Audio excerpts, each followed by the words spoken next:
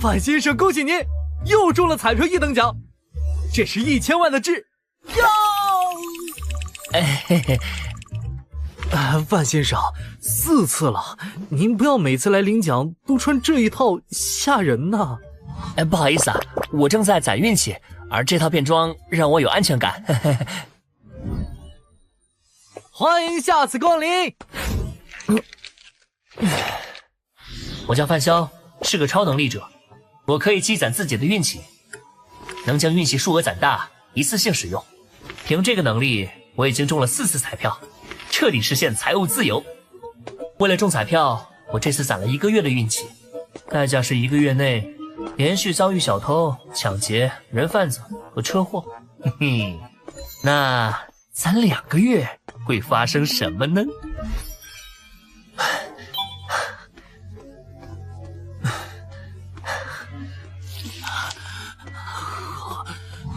好饿！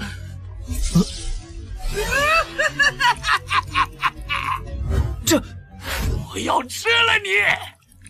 不好，是进化者，这次玩这么大，还好我早有准备。接招，防狼喷雾！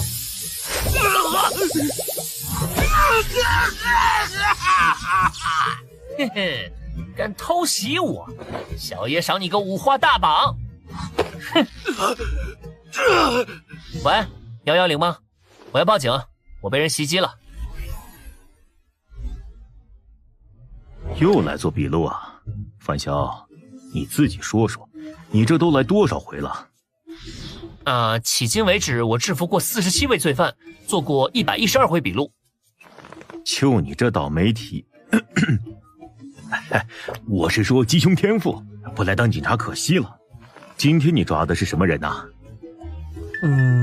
他力气挺大，有点像网上说的进化者。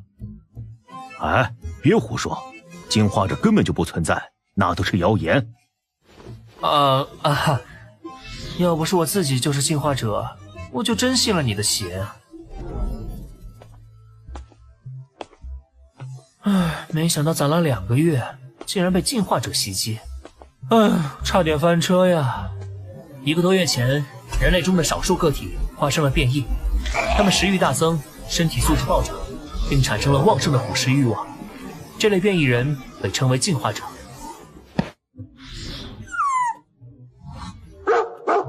是李大爷家的二哈。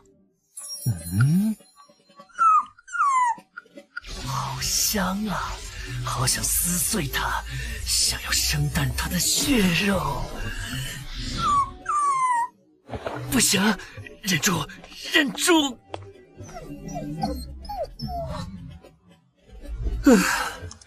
成为进化者后，不管吃多少食物，都无法排解发自内心的饥饿感。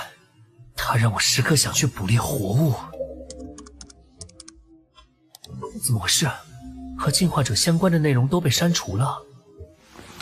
放纵食欲的后果，就是最终变得连人也想吃吗？不行，我可不想堕落成吃人的怪物。这是我攒了2个月的运气，希望能顺利解决吧。嘿，这是检测到进化者，恭喜您获得进化游戏预备玩家资格。由第9维度联合公司开发的进化游戏，致力于促进所有人类进化，期待您的表现哦。人生轨迹检测中，检测完毕，以下为适合您的游戏职业，请选择。解决方法好像自己凑上来了。扫把星，不吉利。黑暗骑士太中二了，还是选刺客吧。恭喜您获得游戏职业刺客。天赋开发？运气是实力的一部分。真巧，我刚攒了2个月的运气，使用天赋开发。天赋开发中。拜托了，一定要开出最好的天赋啊！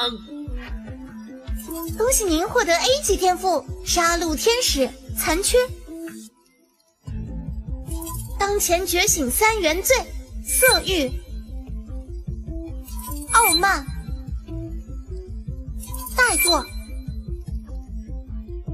看面板是个召唤系天赋，能从自己的负面情绪里召唤出挥舞7大原罪的杀戮天使。不过目前只觉醒了3项原罪，但也相当于身边多了一个能隐形、能瞬移的打手。嘿，消耗我2个月运气才开出来的，按理说应该很强吧？玩家面板生成中。作为预备玩家，您需要参与遴选副本，通过游戏副本考核才能成为正式玩家。考核将于5秒后开启。5、遴选4、副本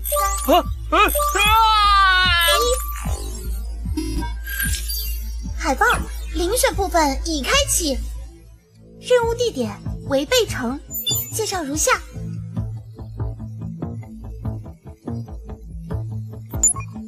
提示如下：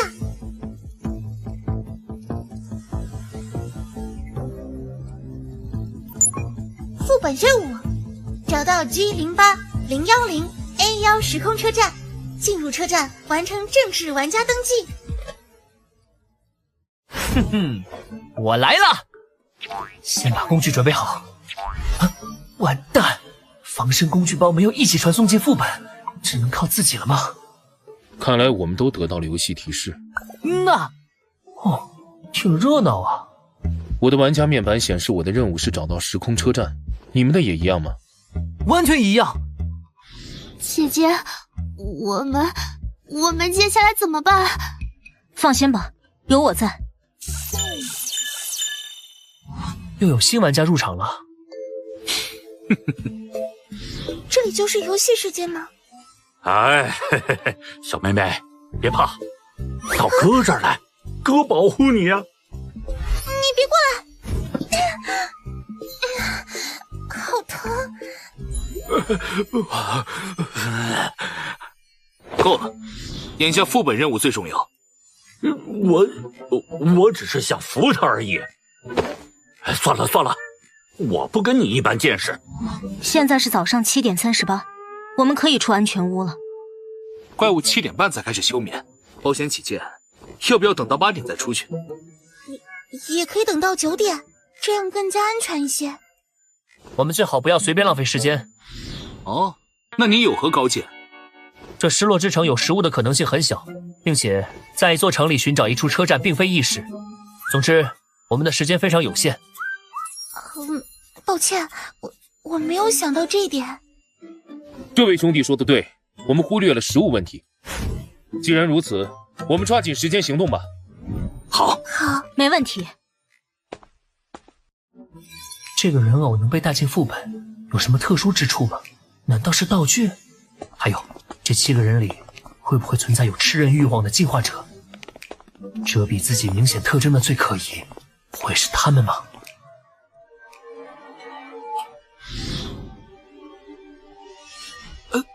这个世界怎么会变成这个样子？麻烦了，这座城市面积好像不小，想要完成任务，也不知道得耗费多少时间。哎，我们要不要直接去违背城的车站碰碰运气？运气好的话，说不定就是我们要找的时空车站。你这也太想当然了，而且我们也不知道违背城的车站在哪儿。也是啊。从之前的讨论来看，这个人的思维活络，他的意见不能忽视。这位兄弟怎么称呼啊？范坚强。范坚强？范兄弟啊，你看我们下一步该怎么办啊？我们需要地图，可以去地铁站之类的建筑找找有没有。可每个地铁站的地图涉及区域很小，要拼全整个城市的地图太难了。我们不一定要拼全，只需要知道部分地点怎么去就行了。除此之外，我们也没有其他办法了。那还等什么？咱们出发吧！行动时你们跟在我身后，我保护你们。姐姐，滚开，离我们远点！找到了，这里就是地铁口。里面好黑啊，说不定怪物就藏在下面。我害怕。哎，范兄弟，这些东西都是哪儿来的？路上捡的呀，大家都跟在我身后吧。等等，先别下去。嗯，有呼吸声。3，不是4个，下面可能有4只怪物。这就是你的天赋吗？太厉害了吧！天赋？什么天赋？啊，你不知道天赋？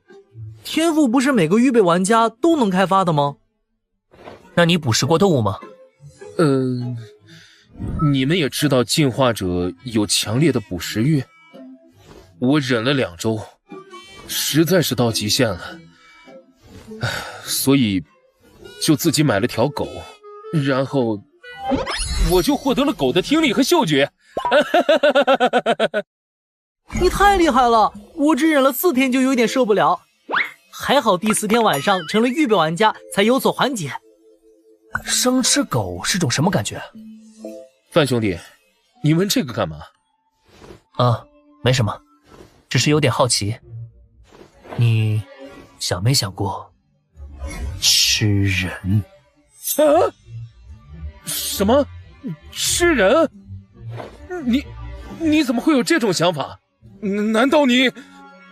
看来高管男没说谎，除非他演技很好，否则微表情骗不过我。啊，开个玩笑而已，毕竟人也是动物，也许有进化者会吃人也说不定呢。你说的还怪吓人的。哎，范大哥，你吓死我了，我还真以为有人会吃人呢。别玩了，现在怎么办？我们要不要换个地铁口？肯定要换，这里可是有怪物。继续走吧，地面探索这么久，一只怪物没见着，地铁里却一下出现4只。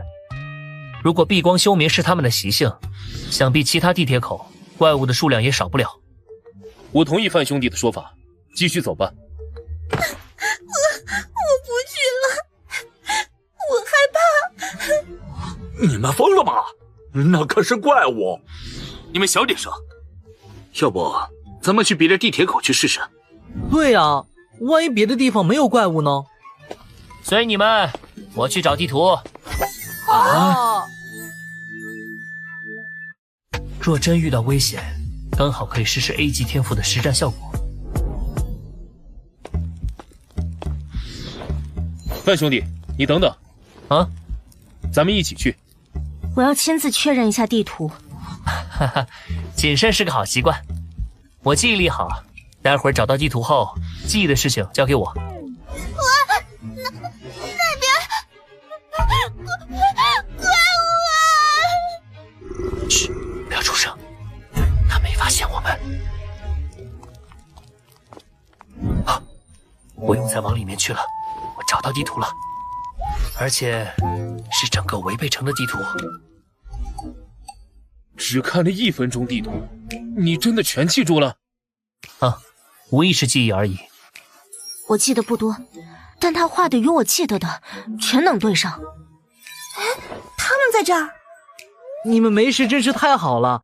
哎，不好意思啊，刚才我们被吓懵了，才……大家一起行动是为了相互配合，完成副本任务。你们遇到危险就退缩，这样没法组队。怎么？我觉得危险，不想下去难道不行啊？那你就别想要地图。行啊，你问问其他3个答不答应？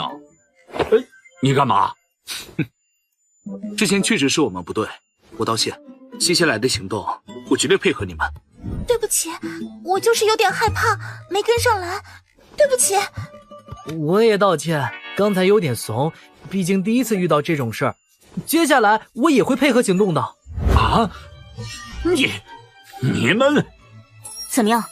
你还有什么要说的？我道歉。贱人，我迟早弄死你！都省点力气吵吧，能不能活着出去都还不一定呢。这里是2份地图，我们接下来分头行动。哎，要分开啊！恐怖电影里面的分头行动，可是要立死亡 flag 呀！违背城有3个车站，一起行动太浪费时间，我们分成3队，效率更高。那这怎么分队呢？我和妹妹去探索东边的车站，你们随意。我和你们一起去吧，我也对东边的车站比较感兴趣。不用了，你去其他地方吧。嘿嘿嘿，我想去哪儿就去哪儿。小姑娘，你可管不着。我再说一遍，你去其他地方。小屁孩，你管好你自己就行。你想做什么？探索呀，想去哪个站不是都随便吗？我想去东站，不行啊？我也想去东站，那咱们4个人一起去吧。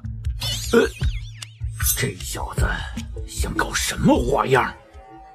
地图我们就不用了，我都记得，你们拿去吧。行，那边有范兄弟在，应该不会出问题了。范兄弟他们4个去东站，剩下的人里你和我年龄最大，我们分别带一队吧。没问题。我去北站，你们谁跟我？我跟你一起去。那我们俩一起了，请放心，接下来的搜索工作我会好好做的。走吧。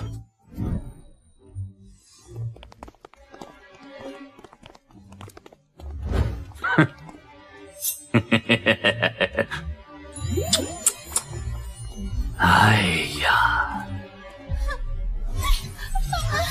大叔，我们错了，放过我们吧。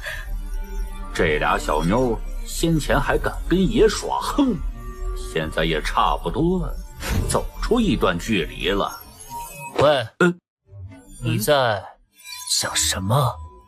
你在想她们2姐妹都很香，很诱人，对吧？你在说什么？别装了，这2个女孩子一看就很嫩，你难道不想吃了她们？哥们儿，原来你也吃过呀？没错，人多的时候得装一装嘛，不然被围攻咋办？不过食欲难耐，我已经快忍不住了。果然被炸出来了。哎呀，都一样。我要不是忍不住了，也不会强行跟过来啊。说起这个我就来气，我们连天赋都没有，好不容易获得的动物能力，吃完人后也消失了。要不是吃人力量会变大，我都怀疑游戏在搞区别对待了。就是，原来吃人的话，进化者会失去获得的能力，但是体质上会优胜吗？哎，话说哥们儿，你获得过几种动物能力？我获得过5种，现在全没了。5种？不是最多3种吗？你竟然能吃5种动物？你确定？我当时吃了狗猫后，又吃了一头猪，猪变异太快，差点就没了理智，本能的就去袭击人了。你们在说什么？你们吃过人？姐姐被发现了呢。好了，我们一人选一个，如何？我喜欢姐姐，她让给我好了。好吧，这样也行。就按你说的，姐姐归你，不过你别急着吃，2姐妹我都要先玩一遍，配合点儿，会少受点苦头。你给我想清楚，对我们出手，你们回安全屋后没法解释，到时候被围攻，你们同样没好结果。放心吧，就说探索时不小心吵醒了一只怪物，把他俩拖走了，把一切甩锅给怪物就好。大家素昧平生的，你觉得其他人会因为2个死人对我们出手？简直搞笑。哥们儿，还是你脑子好使啊！栀子，去找人帮忙，我先拦住他们。姐姐，快走！拦住我们，狂妄！我看你怎么拦！收！姐姐，快走，快去找他们过来！臭婊子，贱货！哇！我要让你后悔来到这世上！糟了！看我怎么对付你们！不好意思了。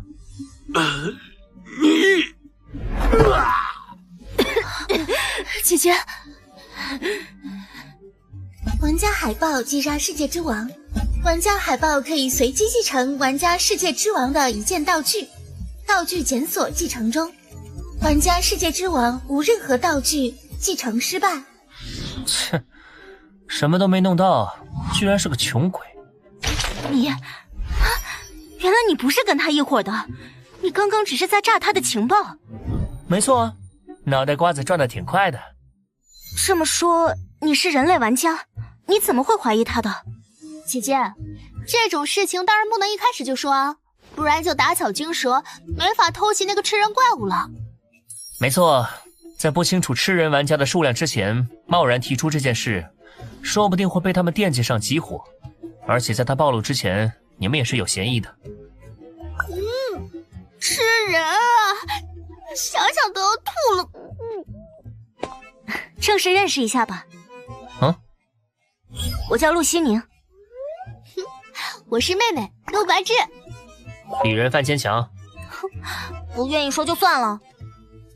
之前你提议大家分头行动，是为了制造机会，提前让吃人玩家露出破绽。不分开的话，吃人的怪物又怎么会露出獠牙？队伍里肯定藏着定时炸弹，对谁都不好。范大哥的意思是，除了这个油腻男之外，还有其他的吃人玩家。不错，我们去追兜帽青年和柔弱女那一组。兜帽青年，柔弱女，很贴切吧？我怀疑他们有可能是吃人怪物。那你怀疑谁？兜帽男还是柔弱女？只是猜测而已，具体是谁还得去确认一下。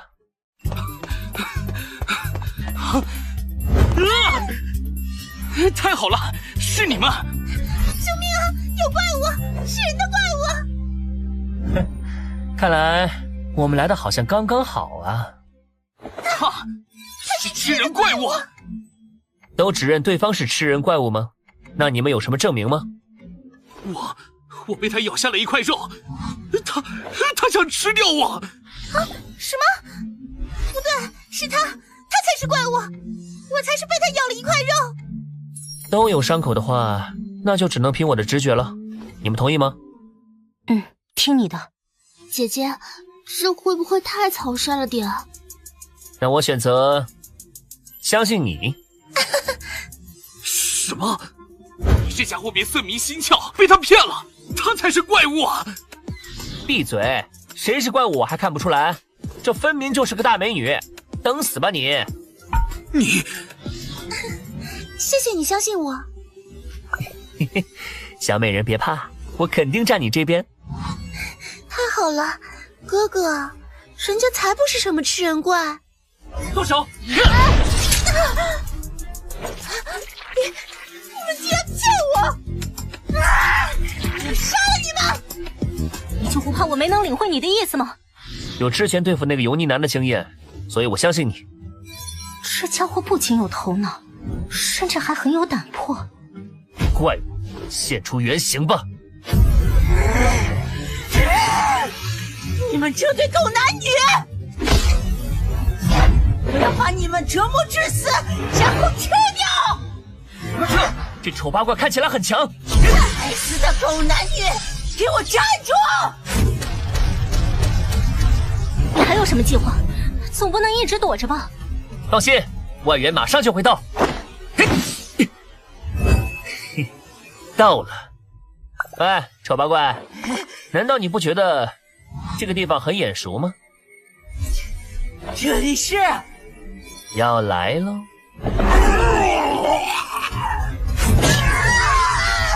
该死！你这个狡猾的家伙！好残暴！这些怪物也都在你的算计之中吗？滚开！看来他们之间也要分出胜负了。那么，也是时候该收尾了。出来吧，杀戮天使！好了，被召唤了，让我看看什么个事儿。哇，好多玩具呀！你们这些杂碎！杀戮天使，上吧！好耶！不好！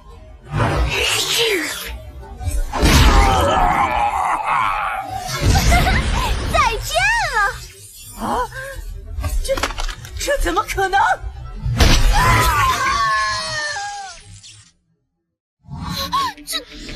太强了！到底发生了什么？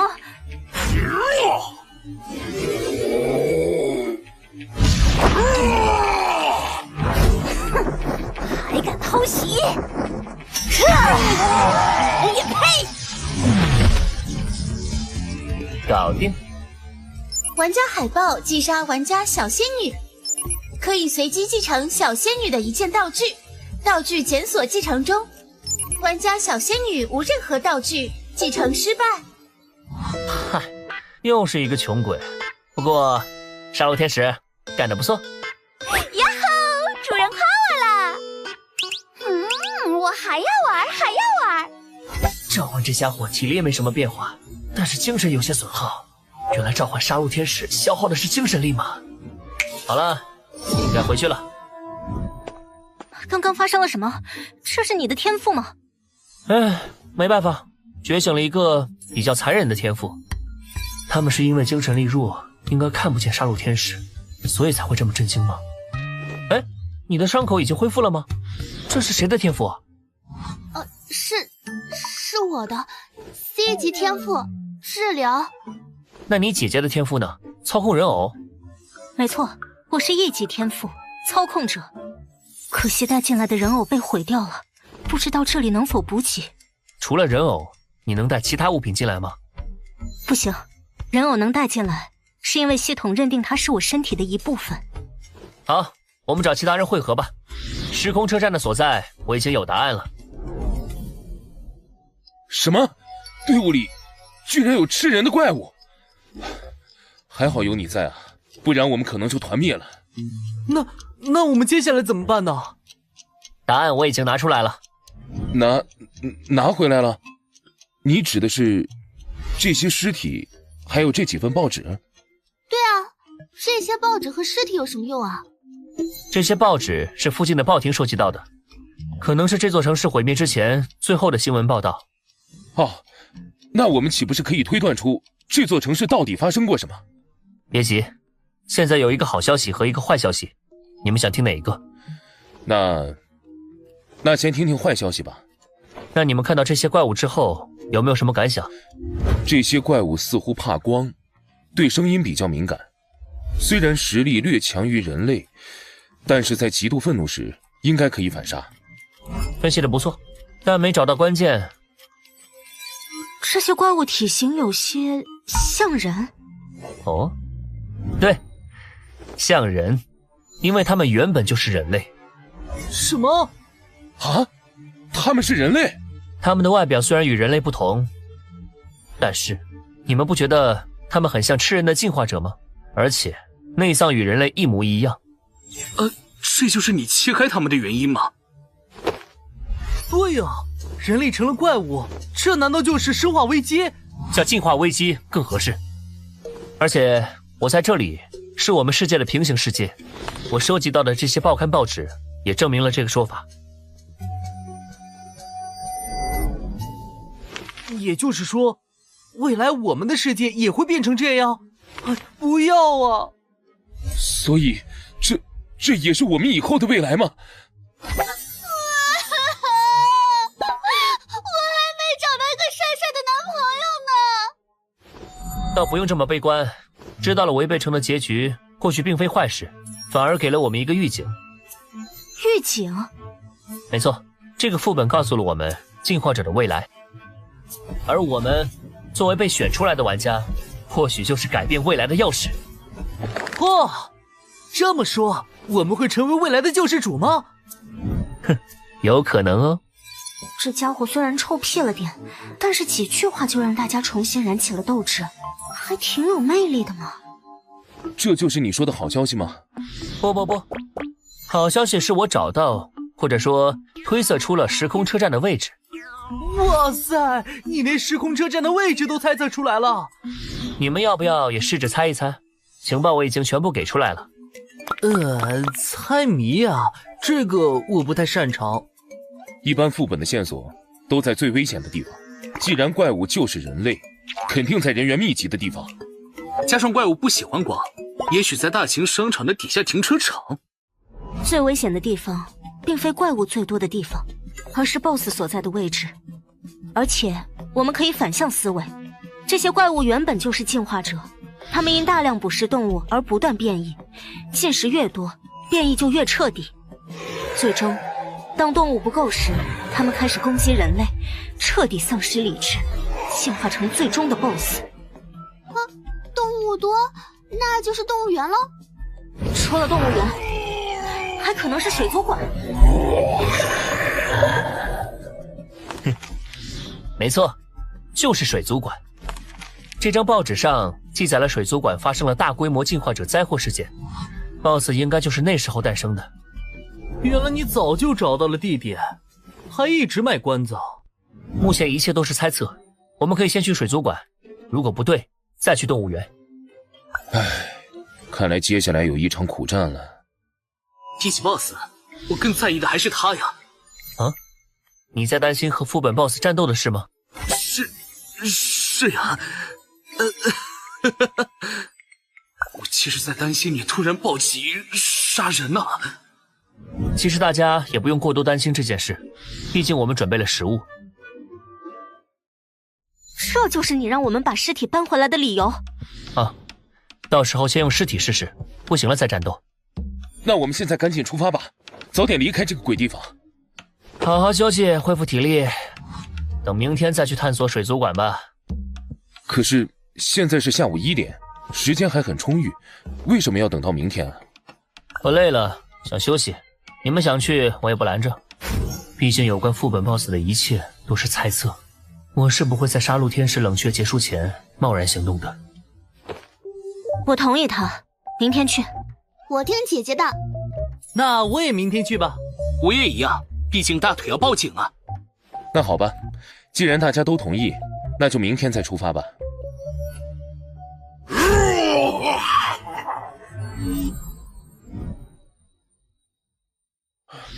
已经休息1晚上了，该出发了吧？再等等。啊？还等啊？都已经天亮了，难道还打算在这里待上1天吗？我们搜集的食物可撑不住了。你要着急，你可以先出发。在杀戮天使 CD 没有彻底刷新之前，我不能冒一点险。你们呢？怎么说？我听范哥的。反正时空车站的位置已经被推测出来了，只剩下探查工作，不用急于一时。你们，可恶！他那个恐怖的天赋果然存在冷却时间，但也可能是他在故布疑阵。好狡猾的家伙！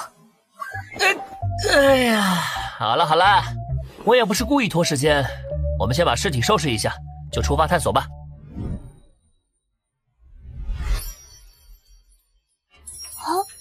这里就是水族馆啊，怎么变成这样了？还好能找到一只玩偶，不然光是搬运这几具尸体，恐怕就要耗费不少时间了。哼，还不都是因为某人非要拖到日上3竿才出发，要是天黑之前没能赶到，就完蛋了。里面看起来有不少阴暗的区域啊，也不知道时空之门在不在里面，会不会有危险呢？危险肯定还是存在的，不是还有大 boss 吗？走吧，我们先进去探索一下吧。看起来荒废好久了。这里是什么地方啊？挂着好多照片啊！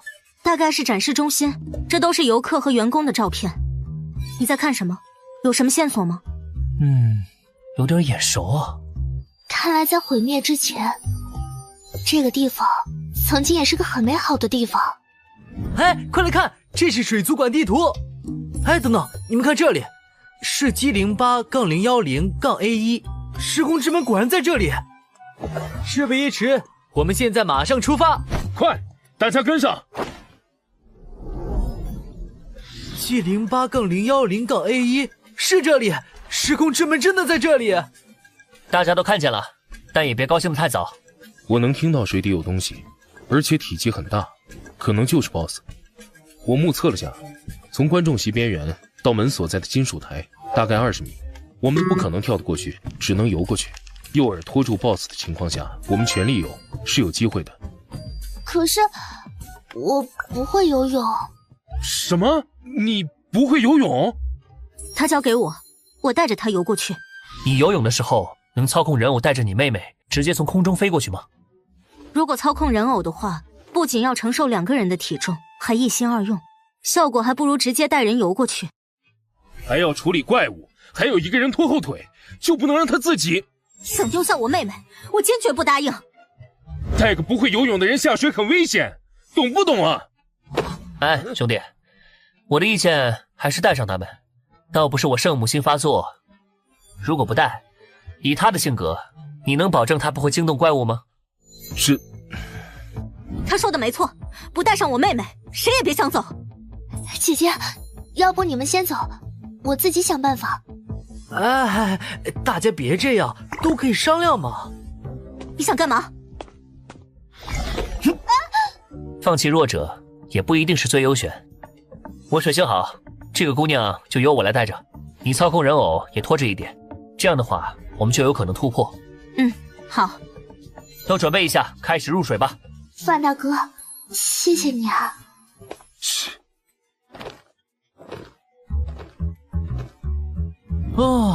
还挺沉。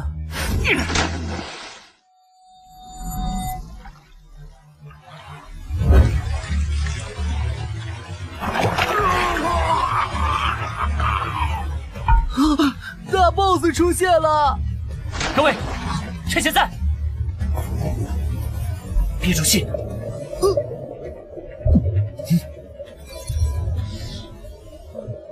不对，少了个人。你说的没错，我想通了，你有你的选择，我也不例外。这个混蛋！怎么了？发生什么了？你说的没错，我们之中只要有一个想闹事，大家就都走不了。与其这样，不如我主动出手。怎么办？这家伙想牺牲我们，换取他逃生。你这个王八蛋！就是现在，一鼓作气冲过去。坑我们，你也别想走。别管他，利用你的能力戳下怪物眼睛，快！可恶，就这么放过他？看我的！范哥，这家伙要不行了，你还不出手吗？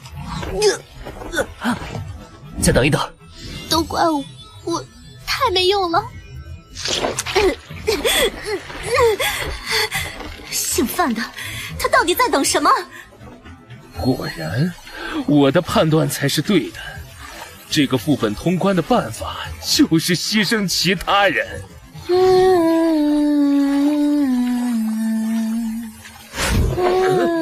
怎么回事？我的手脚怎么不听使唤了？歌声，是谁在唱歌？难道这才是真正的副本 BOSS？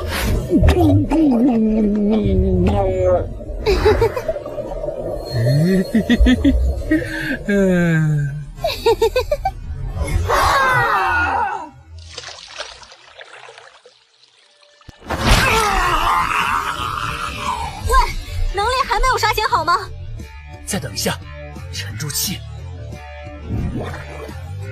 找到你了，出来吧，杀戮天使！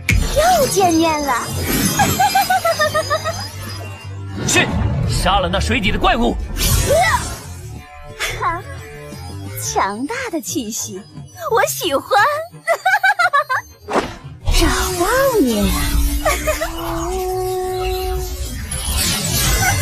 唱的好听有什么用？搞定！给我死吧！交给我！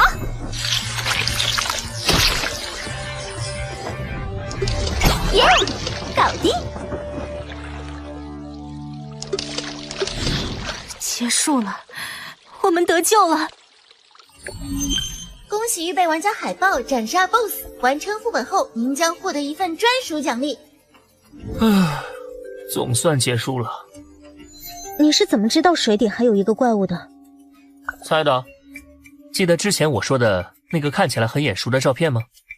我在之前收集的报纸上见过那对情侣。另一个版面有恶性进化者吃人事件，所以我特意关注了一下。加上那个男人少了一只手，这让我印象很深刻。又因为进化者吃章鱼会变成章鱼怪，进化者吃人会变成变异人类所推断，说不定还存在一个吃人怪物。所以你早就知道有2个怪物，你还暗示那个男人背刺我们？话可不能这么说，在这种地方，大家最阴暗的心思都会暴露出来。我不敢说自己绝对正义，但是也别指望我一点私心都没有。而且就像我说的，如果我们不带上你妹妹，你也不会善罢甘休吧？这……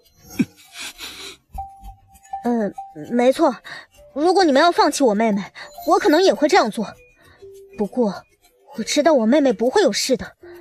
你哪来这么大的信心？因为她的运气一直很好，像今天这样绝境逢生，也不是第一次了。哦，运气好，能有多好？难道她……这件事之后私下再说吧。好吧，我的运气值并不是特别的，是否还有跟我一样的人？自从来到这里，我发现，即使在安全屋待着不动，运气值积攒速度也是过去10倍。这意味着难度越大，幸运值增长越快。就算有性命的威胁，只要消耗幸运值，怎么也能活着通关。好了，我们也该离开这个倒霉地方了。等下，怎么了？谢谢你，范坚强。范大哥，要不是你，我死定了。多谢范哥救我狗命。没必要这么郑重。还有，我的名字叫范潇。果然，这家伙连名字都是假的。范大哥，我之前好像在电视上听过你的名字。之前见义勇为，被媒体报道过。能准确地找到副本每一个线索，还能预测人心加以利用，再加上强大的异能，这是个可怕的家伙。还好不是敌人。那范大哥，我们能留个联系方式吗？我给姐姐要的。你们不是要私下说？好啊。自己想要就说自己想要，说上我干嘛？范大哥再见。美女居然主动要联系方式啊，真叫人羡慕啊。好了，我们也该走了，后会有期。恭喜预备玩家海报通关遴选副本，成为一名正式玩家。正式玩家分为3类，分别为白名、灰名以及黑名玩家。玩家海报无任何外来基因摄取记录，获得高贵的白名玩家身份。时间才过去了4个小时，看来进入游戏后，外面的时间是压缩的。成为正式玩家后，那种饥饿感也消失了。由于玩家此次副本表现优异，副本评价 S， 副本奖励3张时空车票，1级净化药剂，1级治疗药剂，1级解毒药剂，各3瓶，5000游戏币。斩杀最终 BOSS 奖励贫血的耳环，1级道具。领取奖励，先看看这个耳环的效果。贫血的耳环效果如下：佩戴时，玩家可将血液凝练为武器，强度由付出的血液数量决定。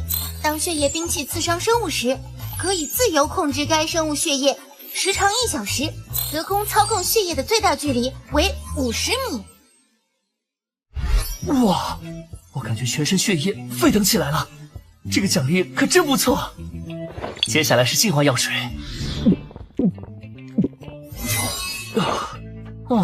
净化率居然提升了11%。恭喜玩家等级提升至1级，获得1次天赋提升机会，是否使用？嘿嘿，正好给杀戮天使升级一下。喂，哪位？是我陆心宁，我们已经回家了。今天谢谢你了。特意打电话来，就是为了这个吗？你不是想知道我关于我妹妹运气的事吗？对，你说你妹妹运气好是怎么回事？很多事情，例如从小到大遇见各种离奇的致死事件，周围人全都遭殃了，唯独她没事。姐姐，你说的有些夸张了。所以这是你们猜想，没有什么像任务弹窗之类的东西展现出来？弹窗？什么弹窗？没事没事。我有点好奇，你的天赋到底是什么？难道是操控空气吗？哎呀，这才是你找我的目的吧？要是想打听我的情报，我们就不用谈了。当然不是，任务奖励想必你也看过了。我猜测，如果玩家持有同样的车票，同时使用，估计就能一起进入副本。狡猾的家伙竟然还对我没有戒心。我和白之有星翼回廊站的车票，你呢？我有玫瑰街站吉祥酒店、星翼回廊站疯狂动物园、星翼回廊站祭祀岛3张车票。既然我们有2张相同的车票，那到时候我们一起合作吧。不过得稍微等几天，我要定制几个特殊人偶。我不急，那2个副本我可以等你们，到时候这个号联系。如果跟他们组队，有2个信得过的队友，还有1个会治疗，还算不错。好了，接下来终于可以给杀戮天使提升战力了。提升天赋，杀戮天使。杀戮天使提升中，升级完成，获得武器愤怒。该武器可将攻击概念化，避开所有防御体系，造成真实伤害。升级后外观也发生了改变，不过老是杀戮天使杀戮天使的怪难听，是该给它取个名字了。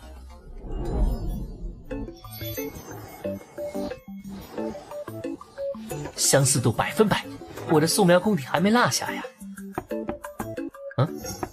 总算来了吧？你们好啊！你小子一点也不意外，好像知道我会过来啊。昨晚的袭击案牵扯到了进化者，早晚的事。进化者，这只是网上的传闻罢了。你为什么会相信这种传闻啊？而且还肯定袭击你的人是进化者？因为我也是进化者。什么？我在副本里遇到过2个吃人玩家，他们已经死了，这是他们的画像。画得很好，你们调查下他们的身份和人际关系，也许一些命案就能破解了。是。好，认识一下吧。我叫杜若，他叫吴延青，算是我的助理。所以你们是有关部门人士？准确来说，应该叫特事局，专门负责与进化者、玩家和进化游戏相关的事宜。王队长是知情人士，他刚知道不久。你小子总是能跟一些奇怪的事情沾上边。那个，方便透露下你们的玩家类型吗？白名玩家。你还记得遴选副本里其他人的长相吗？记得。不过我和其余几人也算共患难过了，相处融洽，不好直接透露。不用试探我们，特事局没你想的那么小气。当然，你们若是对我做出强制要求，我也只能配合了。进化者是战略性的重要资源，每一位玩家都是我们拉拢的对象。不强制？不强制。不过背靠国家，能享受到的情报和资源，可不是孤狼玩家能比的。那我考虑一下。想通了打我电话。这张名片上面有我的号码，以及特事局的内部网站，网站上有我们分享的一些情报。期待你的回复。谢了。范潇这家伙可是十分稀有的白名啊，如果能拉拢，日后必能为我们带来巨大的帮助。这小子好像有些傲，我看拉拢他加入的可能性不是很大。去调查一下他下次副本信息，我要考察下。是。另外，让狙击手和作战小队撤退吧。行动取消吗？是。大镰刀，割肠子，戳心脏，砍脑袋，一舞一挥，大家都变小可爱。既然他们准备撤退，那你也回来吧，别调皮。坏范潇，为什么不让我杀了他？多好玩啊！范七七，别天天想着玩。既然他们没有恶意，我们就不能先出手。哼！好了，我们先准备准备吧，开去下个副本了。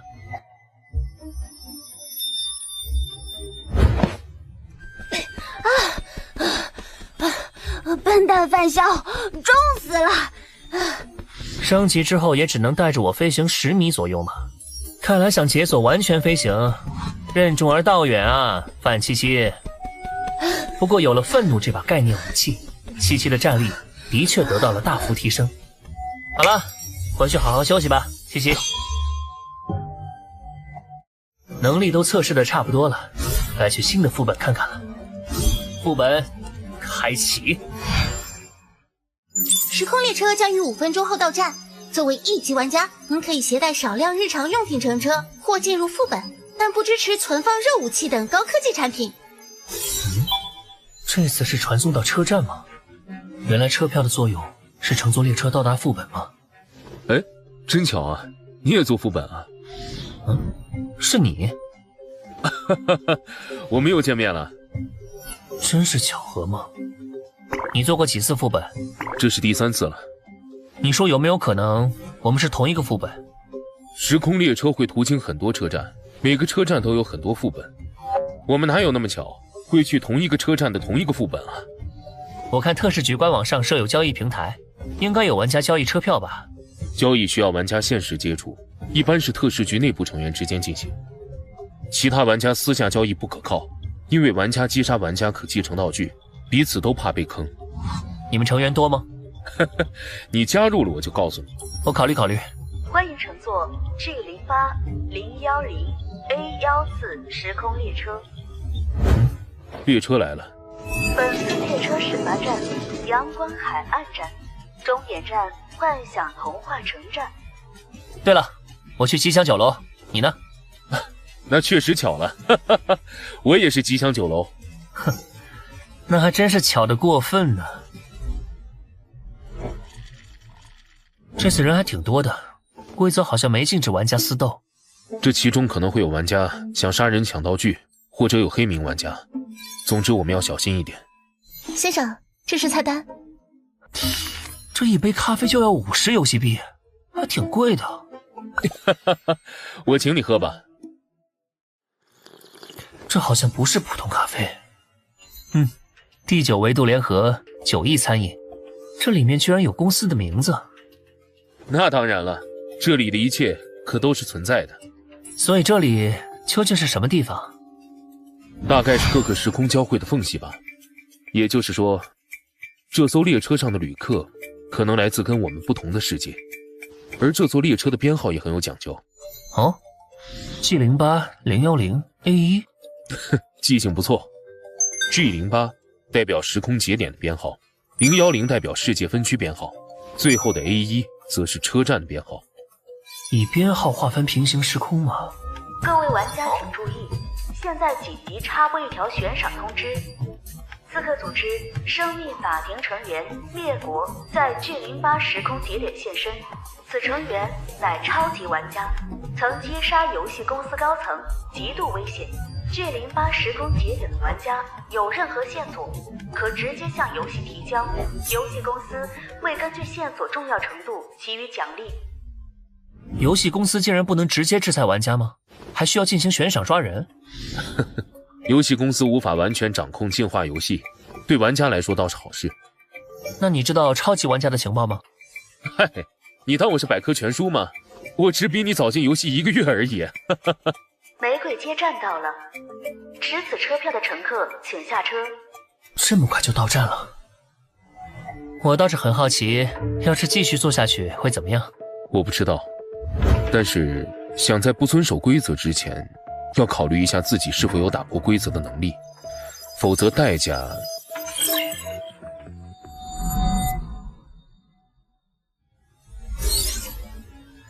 副本名：藏尸凶杀案。任务背景：一位红裙女子被杀后藏在床垫内部。虽然尸体快速被处理，但是酒店的客人开始诡异的陆续消失，最后都会在其他客房的床垫里发现受害者的尸体。就这样，恐慌迅速蔓延整个酒店，所有人都坚信是藏尸案的受害者化作了恶灵，复刻自己的遭遇。副本任务：入住吉祥酒楼3天。老掉牙的恐怖故事罢了。任务提示：1. 晚上9点到早上7点是恶灵活动的时间。2. 同一楼层只允许入住1名客人，违反者将率先受到恶灵的袭击。看来人都到齐了。你们是最后一批进这个副本的玩家，这次参与副本的人数是12人。那还等什么？快进去吧！等等，现在不能进去，谁知道你们这些人里有没有吃人玩家？你们得先证明自己不是怪物才行，否则我是不会进酒店的，谁爱进谁进。你丫的谁呀？我需要向你证明。丑人多作怪呗，谦哥，咱别惯着他臭毛病。你说谁丑？我看你们就是吃人怪物吧。你们也听见了，这2个人不愿意证明身份，很有可能是吃人玩家。你们不想被吃掉，最好现在抓住他们，提前排除危险。干嘛要我们上？你2个头，我们保证一起上。你什么意思？我看你也是吃人玩家，跟他们一伙的。我们没有清理吃人玩家的义务，就算找出来也会有伤亡，谁都不想死。而且，就算我是吃人玩家，那谁先上？你吗？听到没？他已经自曝身份了，你们还不上？当前的主要威胁还是恶灵，吃人玩家大家就自己注意吧。喂，等等我，你明明是白名玩家，何必一开始就得罪所有人呢？白名玩家不像黑名那样有明显特征，与其被误解，不如主动站出来建立威信。恶灵还在，他们不敢轻举妄动。而且这女人的目的是想把水搅浑，弄清楚大家的能力，保全自己罢了。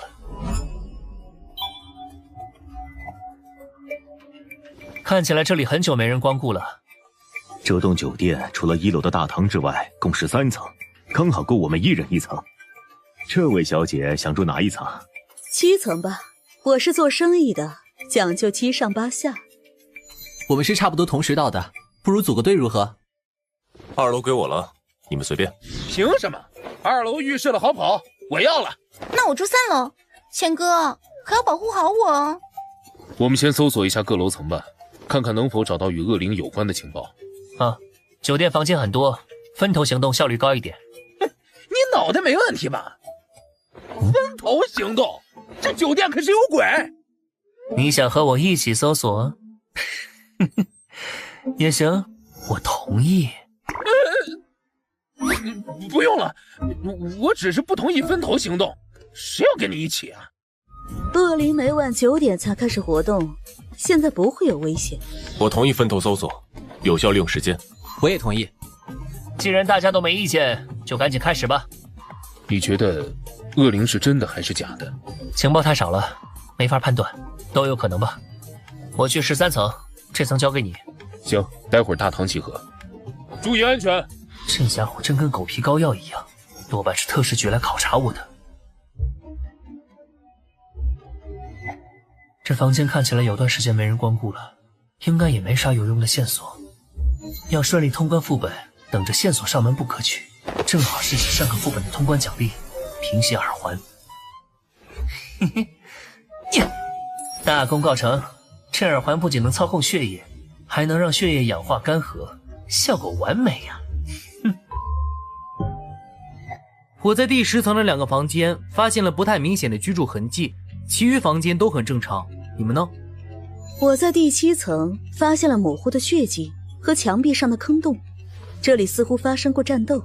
这个副本应该不止开启过1次，可能是以前玩家战斗的痕迹。话说人都到齐了吗？怎么感觉少了个人啊？我这里发现了不一样的线索。啊？有新的线索？应该是之前的玩家留下的，大家请看。这个他不会指的就是恶灵吧？应该没错了。副本介绍里提到过恶灵的形象，是个穿红裙的女性。啊，以前进入副本的玩家不会团灭了吧？应该没团灭。从字面意思理解，只有被敲过门的人被砍了头。也就是说，恶灵可能是通过敲门锁定目标的。据刚刚的调查，拥有血液的房间很少，说明只有被敲过门的人被杀害了，其余人都能安全度过3天。我去，这不是完全凭运气吗？靠运气也太不靠谱了。我们得想想办法才行。我提议大家组队住在一起，联合起来，一同对付恶灵。不行，同一楼层只允许住1名客人，违反规则可是会率先被恶灵攻击的。大家都注意一些，一起反抗规则不就行了？恶灵总不能杀光我们吧？哼，想拉别人一起下水，你们想的还挺美的。你什么意思啊？住在一起，恶灵来了好一波端是吧？而且单独遭遇恶灵，并不一定就是死局。我们发现的战斗遗迹，有可能是玩家反抗恶灵时留下的。这，我自己住，你们要违反规则，你们自己违反。我也自己住，我相信自己的运气。那大家还是遵守规则，自己住吧。既然你们都想通了，那就赶紧回自己房间吧。违反规则的也请自便。这家伙这么想大家单独行动，肯定是个吃人玩家，你们别听他的。闭嘴，想找死别拉上我们。真是一群乌合之众，违反规则怕是不用等恶灵来，游戏规则就能抹杀他们。这个楼里有没有恶灵还是个未知数，但我身上可真有个恶灵啊。你住第7层，我住第6层，遇到危险时发出些动静，及时支援彼此，你看如何？当然可以。我住你上层，遇到危险时我们也可以相互支援。好，大家都可以有个照应。哎呀，这小子真是碍事。还有我选第9层吧。我没意见，合作嘛，人越多越好。2个舔狗，一个少妇，还有个小屎棍，以及一对精神小伙，危险程度好像都不大。剩下这几个话虽然不多，但是看不出底细，得多加提防。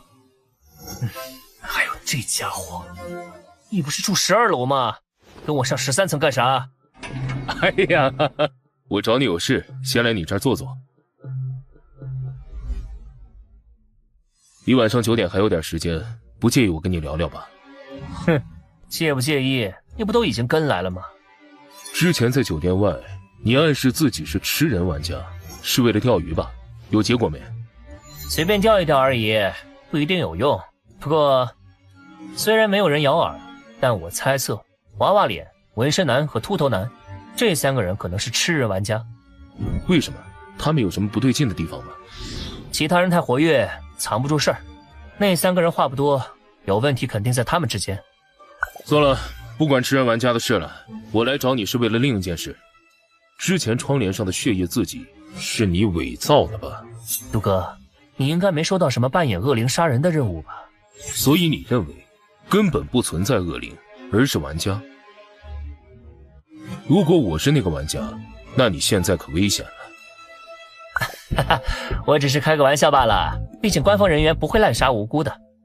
距离10米以内有愤怒加持，范七七应该能够秒杀他。你要是不信，可以随便测试我。不必，我还是放心杜哥你的。根据副本介绍，恶灵会在规定的时间内把人杀掉。现在又添加了恶灵必须要敲门和砍掉要杀之人的头2条伪造情报。恶灵如果真的遵守了规则，就证实了恶灵是人扮演的。而恶灵玩家知道床单是我伪造的，为了排除威胁，必然会率先攻击我这个不安定的家伙。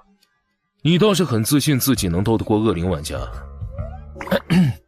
当然，这一切有个大前提，恶灵是人假扮的。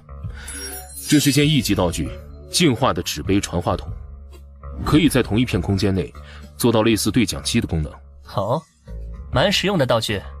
如果你遇到危险，可以用它通知我，我会第一时间赶到。别人对恶灵避之不及，他居然主动撩拨，有意思。对了，你为什么这么肯定恶灵就是假的？我只是认为这种可能性比较大而已。感觉这种神神鬼鬼的东西不太可能出现在1级副本。希望你运气好点，能顺利钓到，记得一定要通知我啊。放心吧。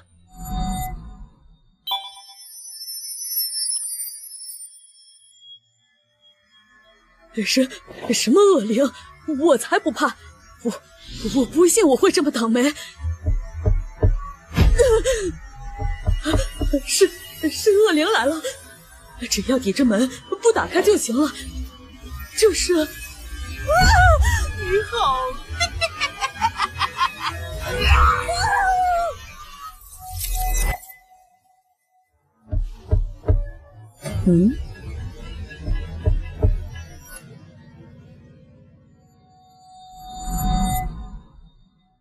昨晚没情况？没有。可能恶灵并非玩家假扮，而是真货。我们安然无恙，不代表其他人也有这好运。先下去看看吧。他们起的倒是挺早的。只有你们吗？怎么还缺人吗？还差那对精神小伙和那个一直嚷嚷一起住的女人。他们不会出意外了吧？他们出没出意外我不知道，反正我昨晚是差点出意外了。我昨晚被恶灵敲门了，第一时间摔东西发信号，你们为什么不下来支援？可是我昨晚也被敲门了。我也是被敲门了。胡说八道，这样的队伍还不如不组。你的信号是在我被敲门后的2分钟才响起的，我不知道这是不是恶灵在伪装，所以才没行动。你这是不想帮忙的借口罢了，撒谎就不能编一个像样一点的吗？只是敲门而已，你难道不该检讨一下自己贪生怕死吗？好了好了，所以你们昨晚确实听到恶灵敲门了，对吗？当然了，难道还会骗你？看来恶灵真的存在。我得给你们坦白一件事，希望你们不要太激动。窗帘上的字迹其实是我伪造的。什么？这为什么这样做？你有什么目的？目的就是想看看到底有没有亡灵，而现在结论已经出来了，那就是根本就没有亡灵。这没有亡灵？如果是真的亡灵，肯定不会跟着我伪造的线索行动。那么只有一种可能，我们之中有人接到的任务是假扮亡灵杀人。假扮亡灵的人在我们中间？我昨晚可听到了敲门声，不是我，也不是我，我也听到了。原来这么多人听到敲门声了呀！你搞这么多事，说不定恶灵就是你。是我的话，完全可以不用坦白窗帘的事，然后今晚悄悄地把你们都杀了。既然结论是在我们中间，那么我们每个人都有嫌疑。不过可以确定一点，我们的敌人是人，并非恶灵。这个游戏类似狼人杀，但又有些不同。狼人在晚上是必杀人，而这个游戏的恶灵如果是人的话，就没那么可怕了。对啊，只要知道他是人，还有什么好怕的？哎呀，终于可以安心了。先别高兴太早，还有3人生死不明，得先去确认一下状况。哎呀，有什么好确认的？现在还没下来，肯定是被杀了呀。恶灵可是会把尸体塞进床垫里，你们谁也不想自己晚上睡尸体上吧？那你还有其他线索吗？恶灵玩家可就在我们中间，我可不会蠢到直接暴露底牌。睡在尸体上，想想就恶心。我同意搜查。我也同意，反正白天大家都能互相支援。一直装神弄鬼的，谁知道你又有什么鬼把戏？我要说的就是这些，你们爱信不信。有意思，这小子到底打的什么主意啊？上百个房间，翻了大半都没找到，难道没有塞床垫里？你要干嘛？一级道具，傲慢的门把手，放在门上可以彻底隔绝门内外的声音。所以就是你扮演恶灵杀了其他3个玩家？没错，但我只杀了那个胖女人。至于那2个精神小伙，他们是违反规则，被游戏给抹除了。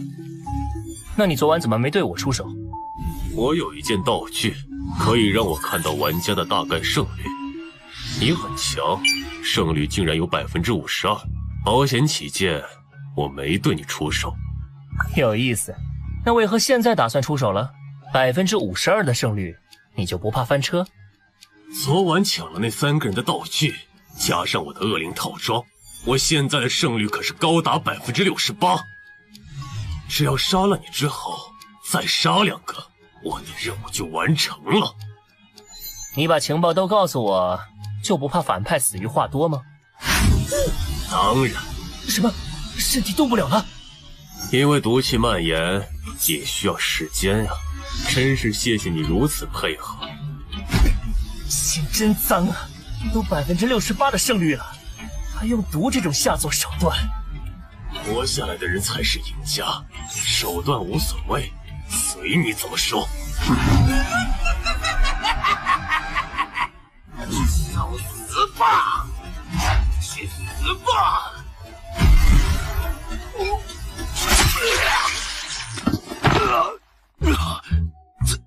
怎么可能呢？明明有68%的胜率，我还专门下了毒。搞定！玩家海豹击杀玩家蚁王。玩家海豹可以随机继承蚁王的一件道具，道具检索继承中。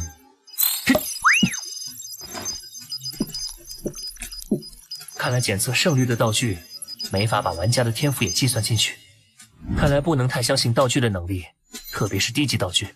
恭喜玩家海豹获得1级道具傲慢的门把手，将门把手贴在门上，不仅可以封锁房间，还能将声音也隔绝在内。他的衣服好硬呀，我都没法把他的肚子撕成花瓣。等我把面具摘下来，你就能鞭尸了。才不是鞭尸，是个玩具玩耍。OK 了，不过别玩得太过火了啊，尸体我还有用。这杀戮天使就像小孩一样，还是得哄着，等他玩够了消失了再联系杜若吧。发动明显的耳环，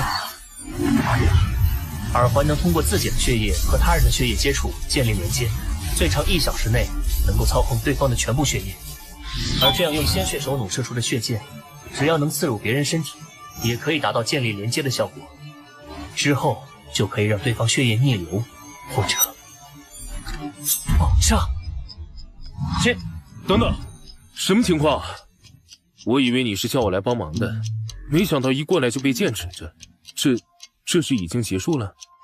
这就是恶灵湾，看来这里刚经历了一场恶战啊！还以为只是刚开始副本的纯萌新，看来实力超乎想象啊！就是精神状态似乎有一点问题，回去后估计得重新拟定一份饭销的档案了。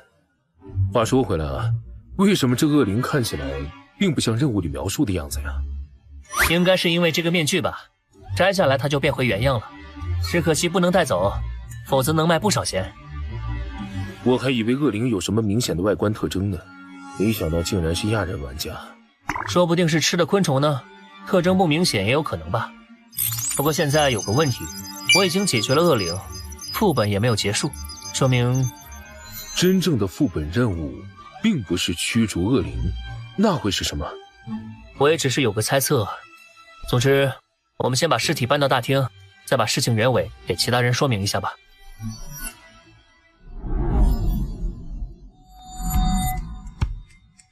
差不多就是这样，我套路了恶灵玩家，然后反杀了他。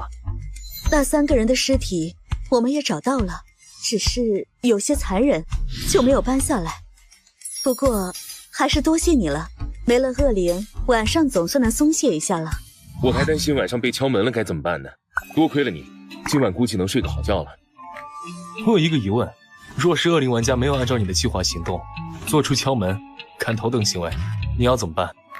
如果那样，大家会怀疑恶灵的真实性，之后如果恶灵不出手，我们就可以安全度过副本。而一旦有人被害，大家就会集体行动，恶灵玩家的任务成功率就会大大降低。如果恶灵玩家识破你的计划，故意制造恐慌，让大家互相猜疑，自相残杀怎么办？又如果恶灵是真实存在的呢？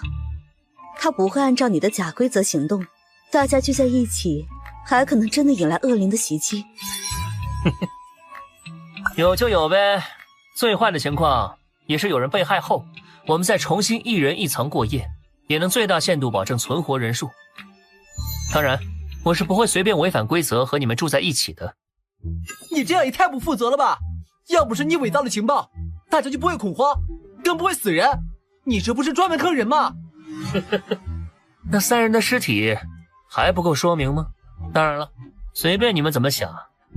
现实就是我已经消灭了恶灵玩家，我也不会希望你们感谢或者相信我，毕竟我也不会相信你们。我信你，既然恶灵已经被消灭了，我们不如谈谈如何分配战利品吧。战利品？啊，你是说这个吧？是从他身上搜出来的。嘿嘿嘿，哎，对，我就说杀死玩家总该有道具掉落嘛，何况是恶灵玩家。你想要？怪不得你的脸那么大，原来是要用面具遮一遮呀。你什么都没做，也想要道具，确实脸够大的。他可是吃人玩家，还用假情报骗我们。你觉得恶灵道具在他手里，我们晚上能安心睡觉吗？谁知道他会不会再设计什么别的阴谋？别激动，他是不是吃人玩家还没有定论。不过在证明之前，得先把恶灵道具交给大家都信得过的人保管吧。大家信得过谁？你吗？我可没说是我，而且我这也是为了大家的安危着想，并没有针对你，希望你能理解一下。我同意，让大家都信任的人来保管最好，那个人最好是最没威胁的玩家。那我觉得你就蛮合适的，给你吧，记得保管好了。该道具为副本专属道具，非特定玩家无法获得使用。你耍我？这是副本专属道具，你这家伙为什么刚才不说？为什么要说？看你们争来争去，就跟看猴戏一样，挺有意思的。恶灵的威胁确实没了，但吃人玩家的威胁还在。各位，他就是吃人玩家。不如我们趁着今天，一口气把危险全部抹除了，如何？没了吃人玩家，对我们所有人都有好处。你在找死！正愁没人惹事把吃人玩家炸出来，我得再添把火。看到没有，他图穷匕现了，我们一起杀了。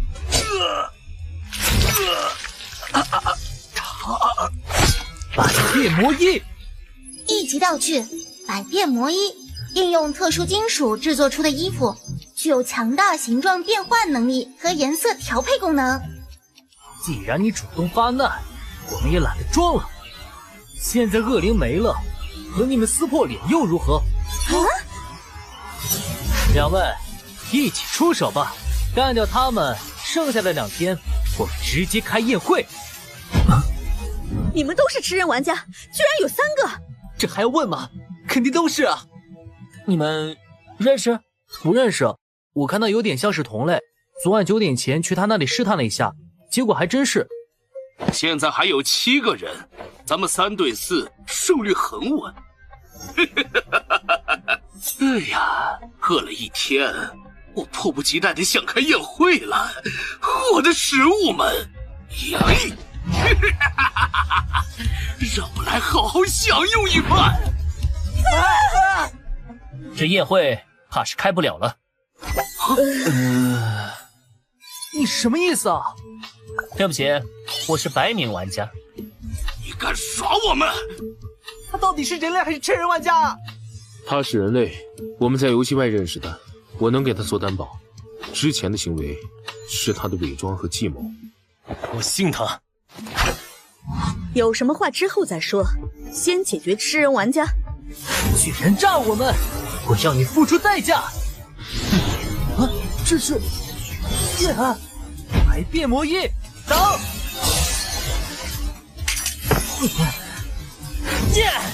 不过如此。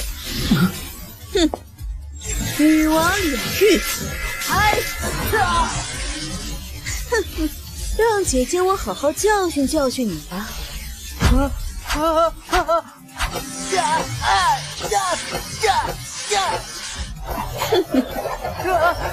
要打了，不要打了！娃娃脸的盔甲能防住血剑，却无法抵消鞭子的击打。看来那鞭子也是道具，而且等级不低。不过如此。臭小子！失我一剑！你的对手是我们。没想到被那混蛋骗了，现在变成了5对2，讨不到好处。看来特事局的实力在线，不用担心那边了。求求你，救我！救不回来了，你马上就要死了。不过，反正你都要死了，道具与其被敌人继承。不要！放心，我会给你报仇的。你在干什么？反正他都快死了，这样总比道具归吃人玩家好吧？我这可是为了大家好啊！我说兄弟，何必跟我们死磕呢？啊，你没办法突破这个磁铁道具，那边还有只老鼠抢了你的人头和道具，不如趁早投降，我们可以放你一条生路。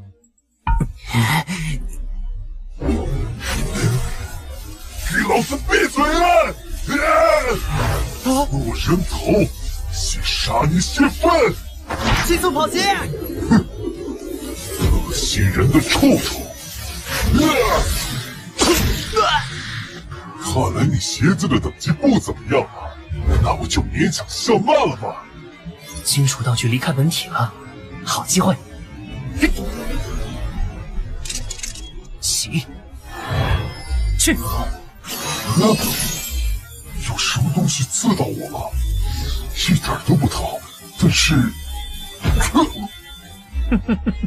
是你对我做了什么？砰！玩家海豹获得继承道具百变魔衣。什么？现在是分心的时候吗？不好！下辈子学乖点吧！这不可能！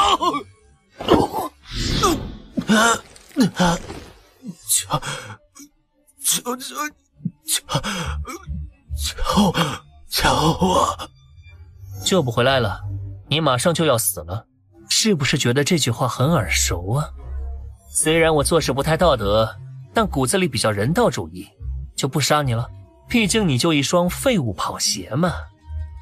人道主义嘛，我倒是觉得你的道德水平蛮高的，至少比倒在地上那位要高出一大截。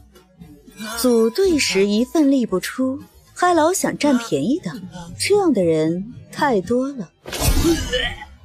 我更喜欢像你这样有谋略、有胆识的人。你果然是亚人玩家。没想到第一天还没结束，所有危险就都解决了。现在就剩我们4个了。副本机制原因占大头，原本以为是躲着找出恶灵，结果是狼人杀。我们得一边防范恶灵，一边找出吃人玩家。恶灵道具给了秃头男也有关系，他解决了3个人后，使吃人玩家的优势变大了，才会在被挑衅的情况下直接跳出来。不过也多亏了你的钓鱼计策，我们才能第一天就抓出恶灵和吃人玩家，估计这次副本的评分不会低了。不客气。那么正式认识一下吧，我叫严可宁，算是个生意人。杜若，许耀，范建。等真？没必要，兄弟，没必要。小气的男人可是会在不经意间错失很多机会哦。开个玩笑而已。我叫范潇，来自010分区。我跟他一样。哼，这倒是巧了，我也是010分区的。我也是，我们几个挺有缘分的。这其实很正常，同一世界分区的人在一级副本里相遇的概率很大。我之前进副本也遇到过这种情况。对了，你们知道特事局吗？特事局？特事局是国家新成立的部门，专门负责玩家和竞画游戏有关的事件。目前为止，我们已经招揽了很多玩家，且拥有庞大的情报和资源，可以给玩家提供很多帮助。如果你们有加入进来的想法，欢迎出去后电话联系我。既然大家都是一个世界的，那就互相认识一下吧。等回去后还可以出来聚一聚，说不定还有机会再一起进副本。话说回来，恶灵和吃人玩家都被消灭了，我们这是通关了。恶灵道具是副本专属，其他玩家无法使用，也就意味着不会有新恶灵了，所以接下来应该待够2天就能通关了。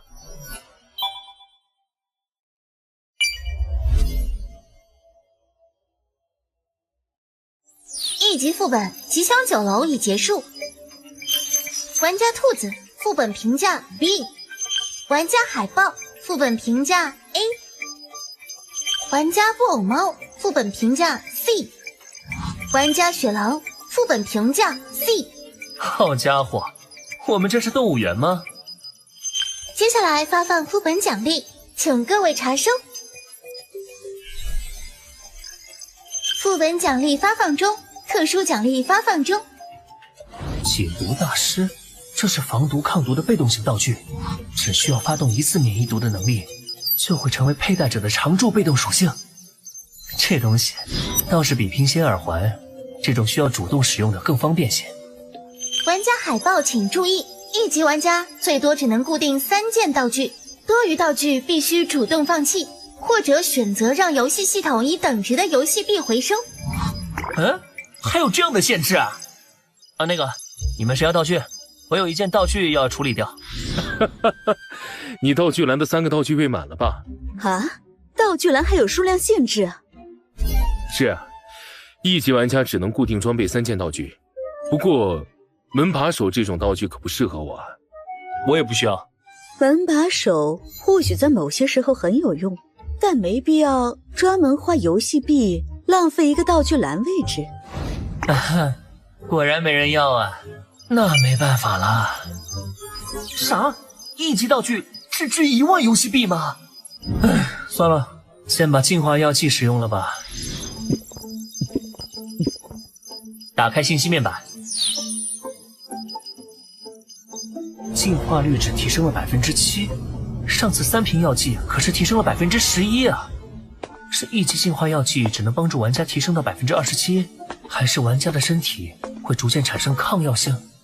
只能等下次得到药剂再验证了。日期与离开时错了2天，和上次不同，看来副本内的时间流速没什么规律啊。不过陆白这小姑娘还挺关心人的。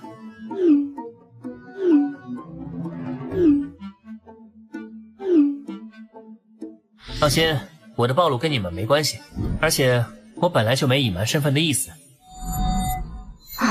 不是我影响的就好。你又进副本了？是啊，刚出来。我想买你的情报，出个价吧。买就算了吧，马上就要一起进副本了，情报我免费提供给你们。这么快？我也看看。原来还存在这种狼人杀副本，玩家要完成杀人的任务，总感觉好残忍啊！居然在副本里钓鱼，还真有你的风格，就不怕恶灵和狼人玩家跟你拼个鱼死网破？钓鱼是想把使坏的人钓出来，等他做了坏事后再干掉他。我当然是有自信才去钓的。对了，你们这会儿在干什么呢？我在锻炼。姐姐说，进化者的进化率只代表身体的基本素质，想要100%发挥所有力量，还得通过锻炼把身体潜力全部榨取出来才行。我的话，在替白纸写作业。不让他自己做，不怕会影响成绩吗？不会，他基础很牢固，而且运气很好。白纸有过靠蒙答案，把不会的选择题全做对的经历。那你妹妹运气不错呀。岂止是不错，我还没见过比她更幸运的人呢。攒了一波运气，在高考时使用的事，还是不告诉他们了，不能带坏小朋友。目前先这样吧，等有机会线下再聊。怎么是特拉锅啊？哇！纸巾！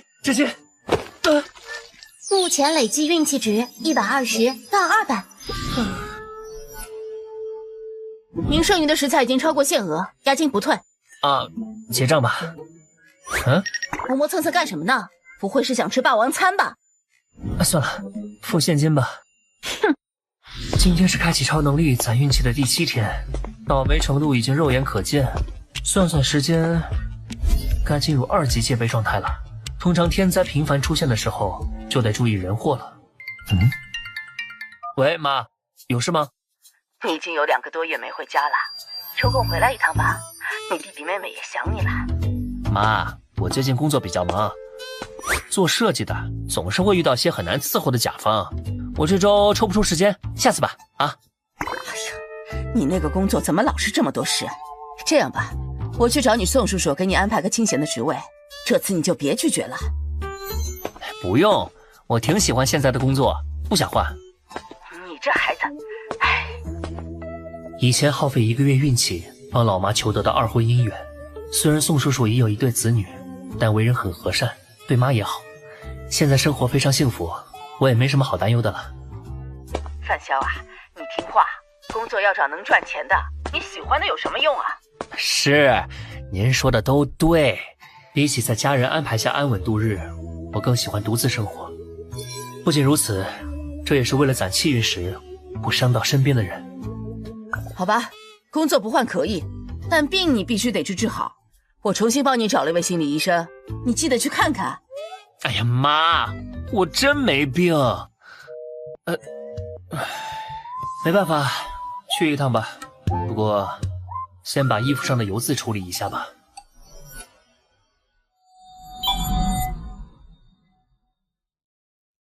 13岁那年，我下楼梯时不小心摔倒，头先着地。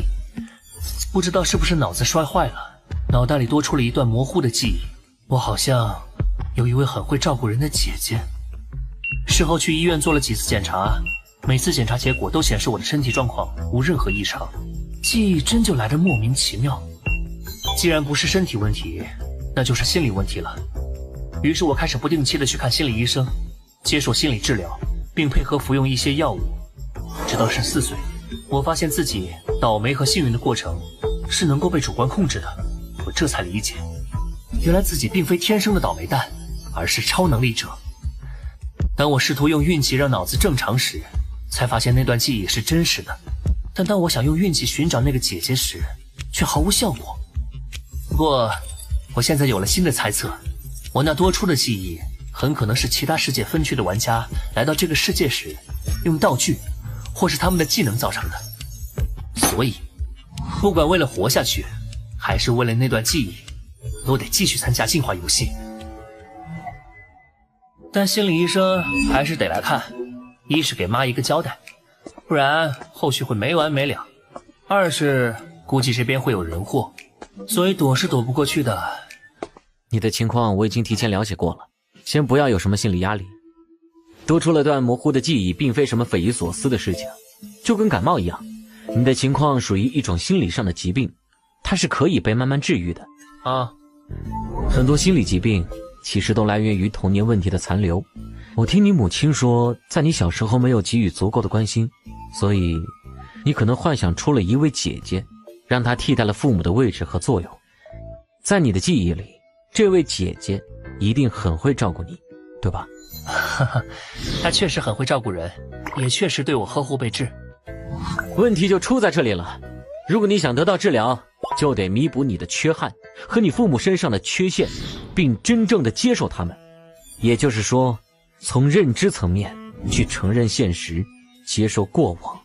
听上去挺简单的，只是总体方向而已。这个过程自然需要一些药物和心理引导来配合治疗。先喝口水吧，然后我们开始第一次引导。刚刚解毒大师发动了，这茶水里被下了药。反正不怕毒，我尝尝是什么。这味道是土真剂，刚好之前试过一次副本奖励里的土真剂。好好的心理医生给我下土真剂做什么？看来还真是人祸，先配合看看他想做什么吧。除了记忆问题外，你还有其他困扰你的烦恼吗？有很多。哦，都有哪些？首先，我做什么事情都特别顺，比如人生中第一次买彩票就直接中大奖了。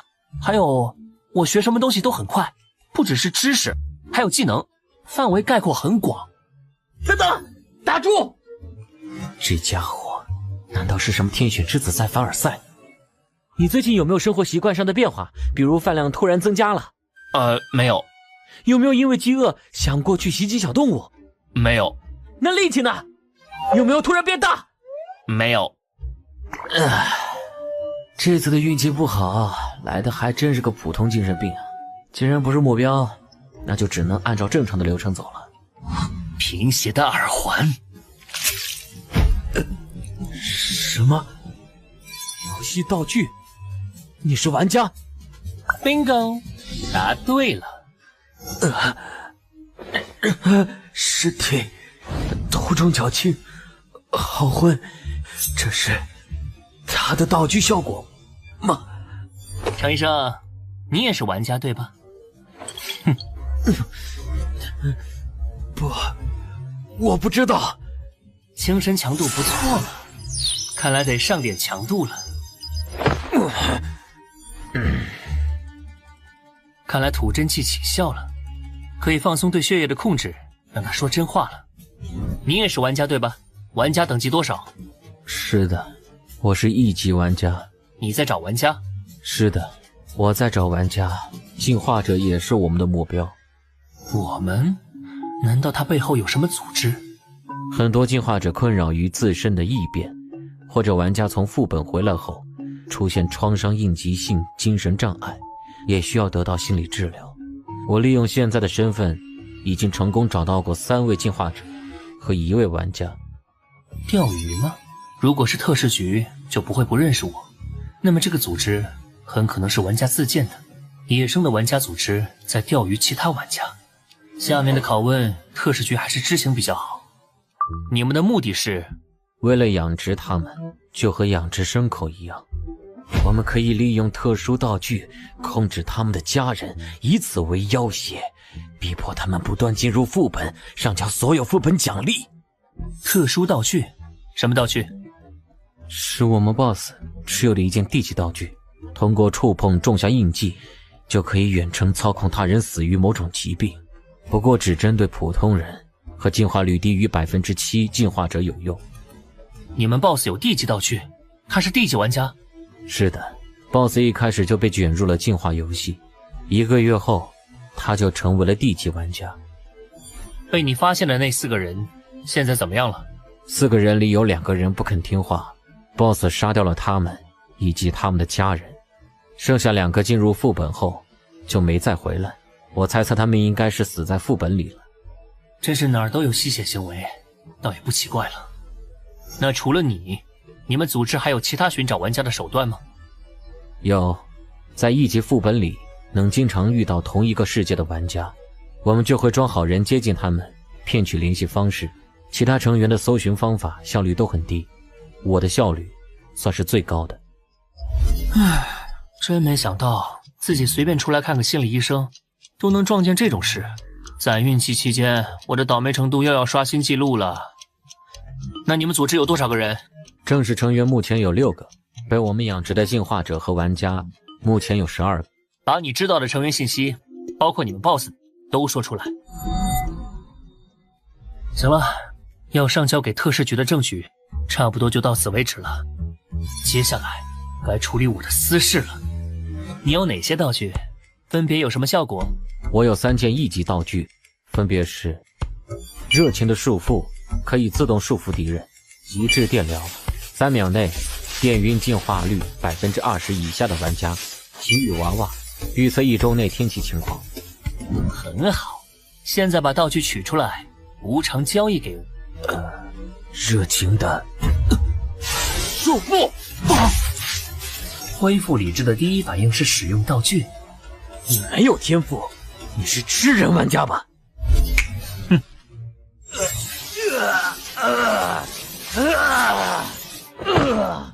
提醒你一句，我现在动一动念头，就能让你砰爆炸，到时候你的血液会溅得满地都是，尸体都留不下个完整的。听懂了的话，就别搞小动作。现在，把你剩下的2件道具拿出来，并放弃道具所有权。你有这么厉害的道具，栽在你手上我认了，但想让我交出道具，不可能！哇哦，居然有个不怕死的，你早说呀！等等，我不是这个意思，只要你能保证让我活命，我可以把所有道具都给你。晚了。等等，不要杀我，我有双赢的方案，真的。你那么紧张干什么？我也没说要杀你。啊？其实你的3件道具我都不怎么看得上眼，给我也只能卖掉换些游戏币，可有可无。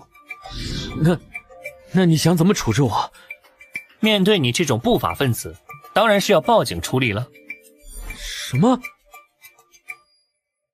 证据和情报刚刚我都拍下来了，你们的事情我会联系特事局的人来处理，所以你不用担心我会直接在这里杀了你。当然，前提是你肯乖乖把道具都交出来，否则我会先杀了你，再举报你们。到时候就说你反抗强烈，我一时失手。可你不是看不上我的道具吗？哼，聊胜于无呗。给你10秒钟的考虑时间，10、9。等等，不要惊动特事局，我可以帮你引荐到我们组织，到时候我们一同享受大量的道具、进化药剂这些资源。你还有6秒钟时间，你难道一点都不心动吗？你想想那些资本家的资产增值的速度有多恐怖！4秒钟，我答应道具全都给你。聪明的选择，现在就死和以后被枪毙，肯定是后者要好点，起码还能多活几天。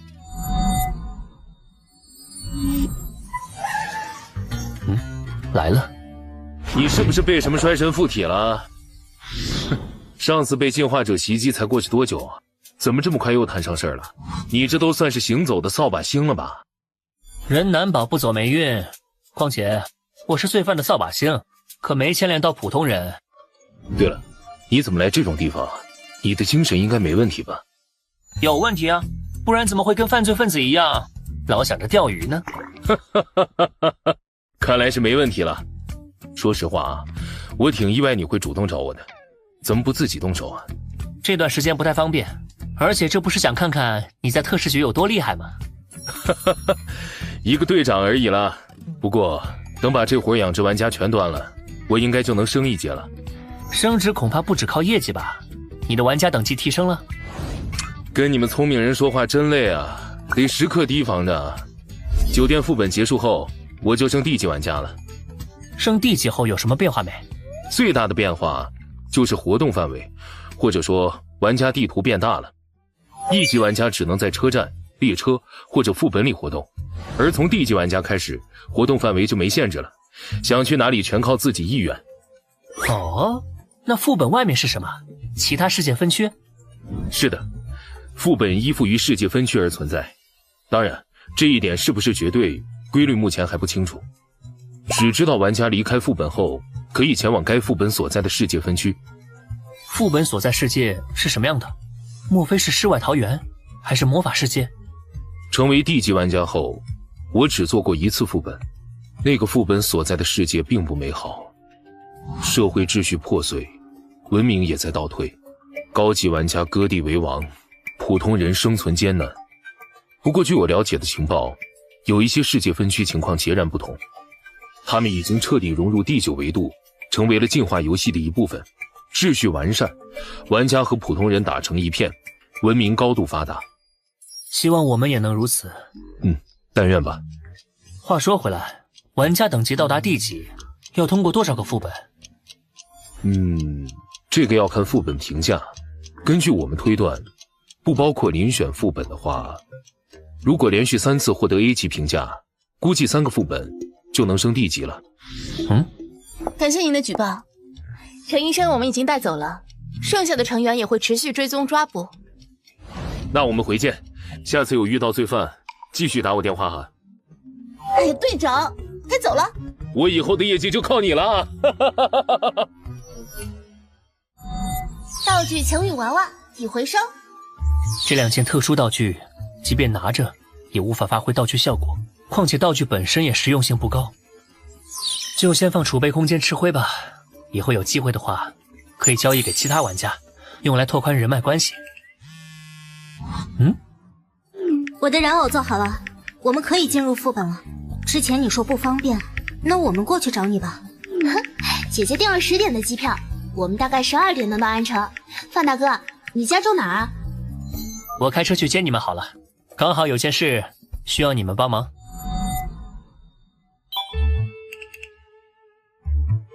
暂时关闭气运积攒吧，反正未使用的运气会持续积累。他们还没到，再等等吧。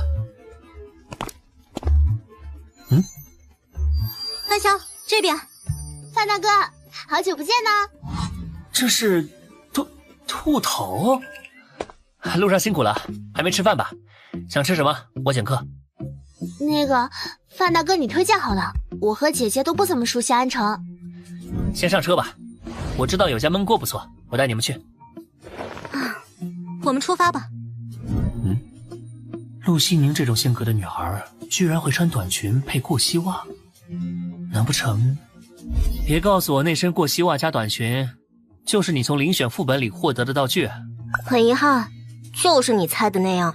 如果可以的话，我也不想穿成这样。但这裙子道具太方便了，自带清洗功能不说，还能将我250多公斤的玩偶缩小成饰品携带。好了，先带你们去吃饭，吃完再逛逛安城。逛安城今天不去副本吗？我需要你们帮点忙，准确来说是需要陆白志你帮忙。啊？什么？你的意思是，你有一件能降下霉运的道具，还想用白芝的幸运体制作对冲实验？这种道具你不扔掉还留着干什么？能影响因果律的道具可是稀罕货，扔掉多可惜，说不定能在遇到一些特殊情况时发挥奇效。算了，跟我没关系，这件事你问白芝自己吧。啊，我当然可以。那个，我具体需要做些什么？只需要最近跟着我，然后在心里祈祷我能幸运一点就好。没问题。你方才还提到2件道具，分别是什么？极致电疗和热情的束缚。啊，这都什么鬼啊？虽然名字不正经，但实用性还是不错的，自己看便是。极致电疗就给我吧，我可以让人偶拿着它来战斗。行，那另一个道具，热情的束缚，应该挺适合我的。我有件叫制毒大师的道具，可以给人下毒。如果能提前把目标束缚起来，就不怕对方在毒发之前趁机攻击我了。白痴，下次别再把道具情报随便透露了，虽然它可以另外。我这点警惕心还是有的。对了，除了霉运道具外，我还有一件道具，需要陆白芝你的能力帮我试验一下。可以啊，是什么道具啊？又跟运气有关的。是一个能靠操控自身血液战斗的道具，但血放多了很容易陷入虚弱状态，需借助你的治疗天赋配合。原来如此，没问题。其实从吃饭开始，我就重启了运气积攒。如果今天能平安度过，那就证明运气和霉运是可以抵消的。陆白志还真是个小福星啊！好了，道具先收下吧，进副本前可以找机会熟悉一下。谢谢你，范潇。谢谢你啊，范大哥。什么声音？该不会是你的霉运道具起效果了吧？暂时还不清楚。这是年轻。你认识？啊，这是特使局的人。发生什么事了？是养殖组织的人，很棘手。特使局就这点本事？那给老子去死吧！先死的是你！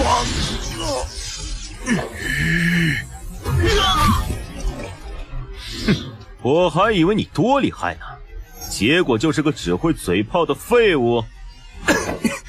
我获得的进化药剂数量远比正常玩家多，而这个人的力量居然比我还要强。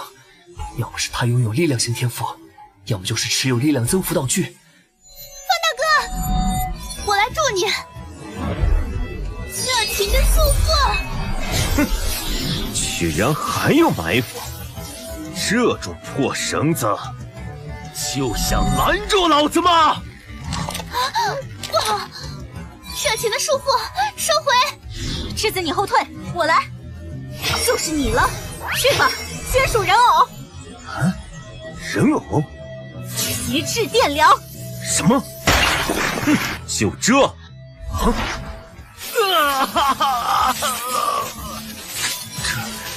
这是程小的道具啊！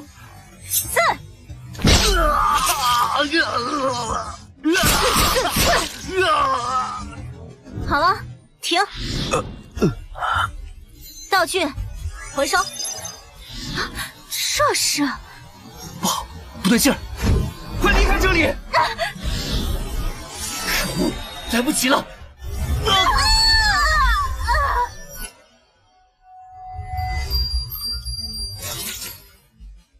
我们的位置转移了，怎么回事？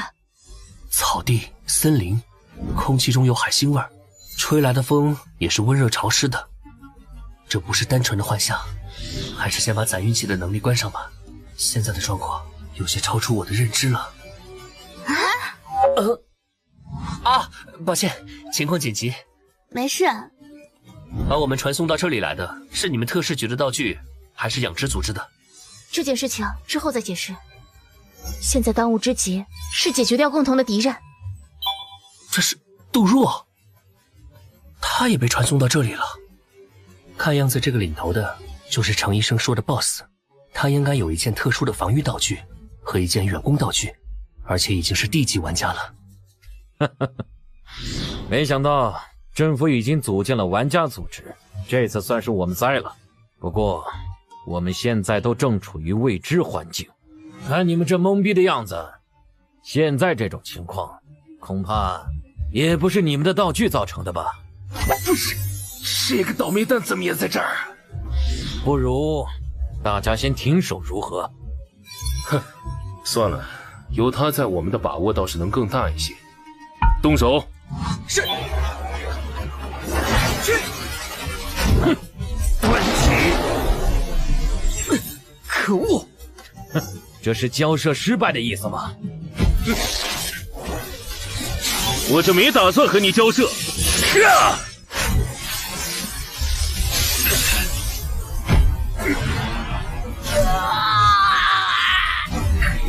不要脸！那是赤之杖，快散开！哦，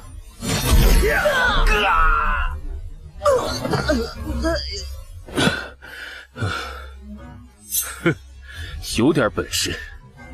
赤之杖，火毒蛇焰。哼，不过如此。赤之杖，炎玉球。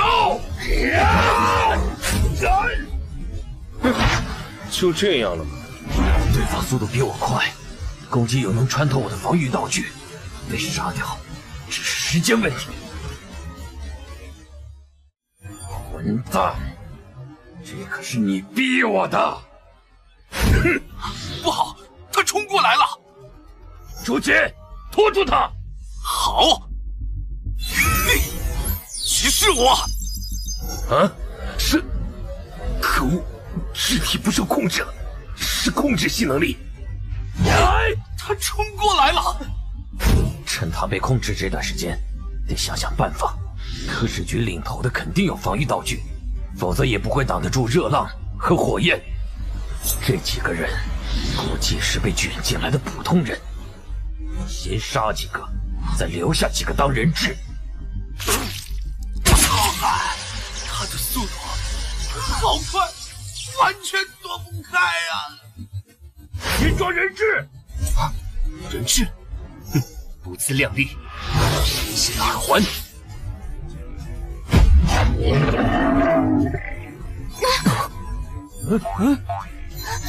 姐姐，那是灵选副本里的怪物吗？正确来说，是进化失败的人类。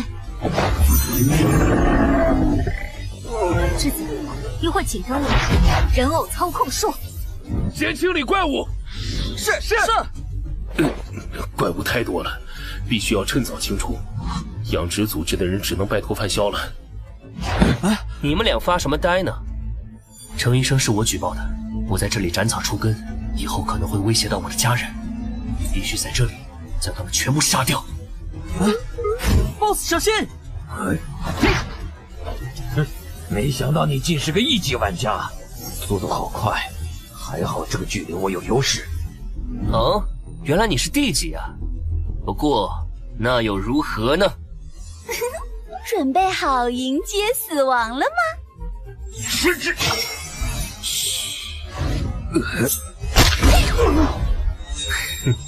嘣！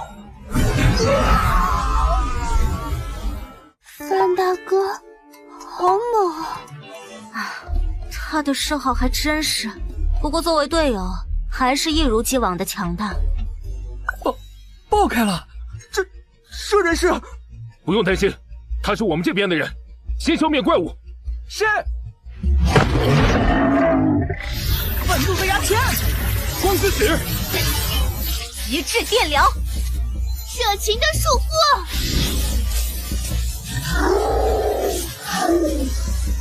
好机会，制毒。清剿的事情先交给我吧，你的毒暂时留着。嘿，让我们速战速决吧。哼，轻轻松松。范萧这家伙，真的只是1级玩家吗？哇，摆开数一数，超过10个了。范萧，你对我真好，我好喜欢你呀。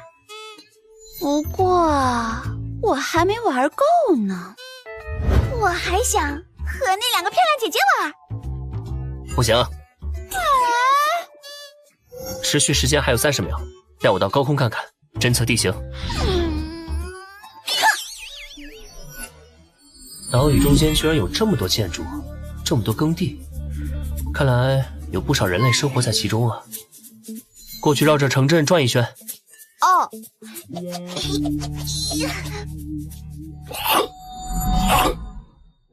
这座岛上到处都栖息着怪物，但人类城镇却很好的存在着，真奇怪。怎么样？这里是座孤岛吗？啊，岛屿的面积还不小，中央位置有城镇，应该有人居住。不过有一点很奇怪，除了城镇，其他地方到处栖息着怪物，到处都有怪物。全是怪物的岛上住着人类，这太不正常了。范萧的实力很强，即便是体型巨大如水怪的怪物，也会被他瞬杀。但他的能力也存在限制，如果再遇到大量怪物，我们就会陷入苦战了。我们去人类城镇吧，那里应该很安全。他们估计有抵御怪物的方法，否则没办法留存下来。我也是这么想的。不过我们得和特使局的人合作，他们应该对目前这种状况很了解。白志，别害怕，这附近的怪物已经被我杀光了，只要不制造出过大声响，其他区域的怪物是不会过来的，放心吧。谢谢你啊，范萧。对了，我们之前道具的费用还没有给你，你跟我们的2件道具分别是多少钱？钱就不要了，但作为交换，你接下来很长一段时间都得在我身边帮我的忙。我真的有这个价值吗？当然，你应该对自己更有自信一点。陆百志的运气能否和我的能力抵消还是未知数，但我需要他的治疗能力搭配贫血的耳环，补足范七七召唤冷却时的战斗力。奶妈技能加因果律被动属性，这都不算有价值啊，什么才算？不仅是在副本里，等出了副本后你也得跟着我。至于具体时长，得看之后的具体情况。当然，我会按照后续雇佣之子的时间长短来算具体报酬。他没意见，我就没意见。之子，你的想法呢？我没问题。合作的事情谈好了，现在来分战利品吧。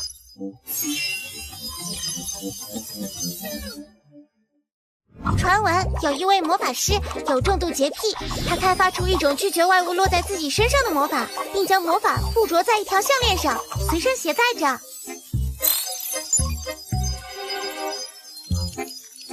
拒绝屏障，真是一件不错的防御性道具啊！还有这件百变魔衣，我从养殖玩家手里获得了新的道具，这件百变魔衣就替换下来了。姐姐，这个我和你好像都很需要，但我没钱买。笨！你现在在他眼里可是个宝贝。这件道具你可以用预支工资的方式拿下来，快去拿！恭喜玩家人物获得1级道具百变魔衣，该道具绝对领域具备共融性，是否如何？具有共融性的道具，花费游戏币就可以融合。哼，总算发现游戏币除了列车购物外的消费途径了。姐姐，既然你刚好有属性契合的道具，这件魔衣你就收下吧。我也没钱，我可以预支工资帮你垫着，而且我也想知道道具融合是什么效果。好，就听你的。童话。道具百变魔衣和绝对领域融合成功，道具等级为D级。融合成功了，道具等级提升到了D级。有什么变化没？融合是以我的裙子为主的，变化能力增幅了，延伸方向有2个，一个是可以将更多的玩具变成饰品挂在裙子上，第2个是可以变为所有者喜欢的样子。姐姐喜欢可爱的东西，她不仅喜欢给可爱的人偶穿上可爱的衣服，自己也很喜欢穿。怪不得。白痴，你的话有点多了。那除了变化功能增幅外，防御属性增幅没？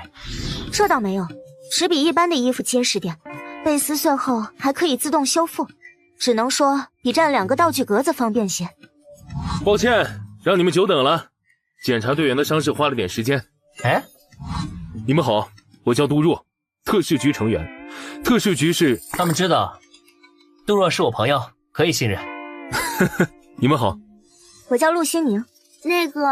你好，我叫陆白芝。吴小姐，你受伤了吧？这是好舒服啊！我的天赋是治疗。陆小姐，可以帮我治疗一下吗？还有我。一个个来。治愈系天赋还真是少见啊。你应该有什么想问我吧？没错，刚才你飞到上面都看见什么了？我可以告诉你，但我需要你的情报作为交换。情报交换没问题，你是想问我们为什么会被转移到这里吧？没错，不如我们先一起离开吧，这里并不安全，不是说话的地方。刚才我在空中探测了10几秒，粗略规划出一条怪物较少的路径，现在就出发吧。岛屿的情况差不多就是这样。你刚刚说这里是副本，怎么回事？就像是某个地方突然发生空间扭曲，将周围的人卷进去。国内已经发生过5次，其中只有2次有人成功返回。我们暂时把这种无规则、无前兆、突然把人卷进异时空的状况定义为随机副本。随机副本？那我们该怎么回去？副本开启期间，时空会封闭，但只要通关，副本原本将我们拉过来的时空通道会重新打开，届时就可以回去了。当然，如果刚好持有这个副本的车票，也能在通关后凭车票乘坐时空列车回去。车票？不过我们现在连副本任务都没有，怎么通关啊？这就需要我们去主动出发了，因为我们是被随机卷来的，所以我们在副本里的位置也是随机的。触发副本任务需要某个固定的位置条件，以现在的状况推测，任务地点应该就在岛屿的正中央，在那座人类城镇那里。如果副本没有限制参与玩家数量的话，也就是说我们有可能会遇到其他玩家。你在看什么？车票，这里是座岛，我刚好有一张岛屿类的副本车票，说不定就是对应这里。应该不会这么巧吧？什么车站？什么副本啊？星翼回廊站，1级副本祭祀岛。星翼回廊站，竟然是这里！我上个低级副本也是在星翼回廊站。等副本结束后，我去外面的世界分区看了看，总之很糟糕。就是你上回跟我说的那个，秩序破碎，文明倒退，高级玩家割地为王，普通人生存艰难的地方。没错，希望你的车票能对应上这里。1级副本难度有限，我们联手通过副本应该没什么问题。但愿如此。1级副本危险度不一定就是1级的，说不定会有高级危险，比如我和陆家姐妹的遴选副本，最终 BOSS 章鱼怪与人鱼的组合，可不是初级玩家能对付的。啊，对了，你们抓捕养殖玩家，怎么大白天的就打起来了？这样不会闹出事吗？行动是很隐秘的，抓捕计划也没问题，但我们低估了游戏道具的多样性。我猜测，那伙人好像持有能预知危机的道具，对方提前有所察觉，逃向了商城。为了避免他们逃进副本，我们只能先采取攻击。白芝，你刚才使用治疗天赋，精神消耗如何？好像消耗了一半了。那接下来别再用天赋了，跟在我身边。你现在可是我雇佣的员工，天赋不能老为别人服务，为我服务才是正事。我知道了。这就是城镇外围了。城墙很老旧，已经有些年头了，根本不可能抵挡得了怪物的冲击。这周边的区域不像有怪物气息啊，奇怪了。祭祀岛副本已开启。开启了。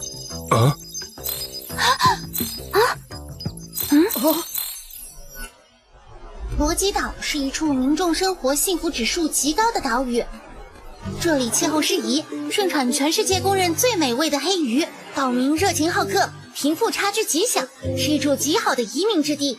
救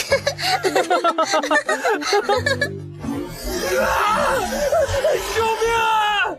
但美好往往并不永恒，怪物们毫无征兆地出现在罗基岛上，繁荣的岛屿一夜之间变得凄凉，岛民们四散奔逃。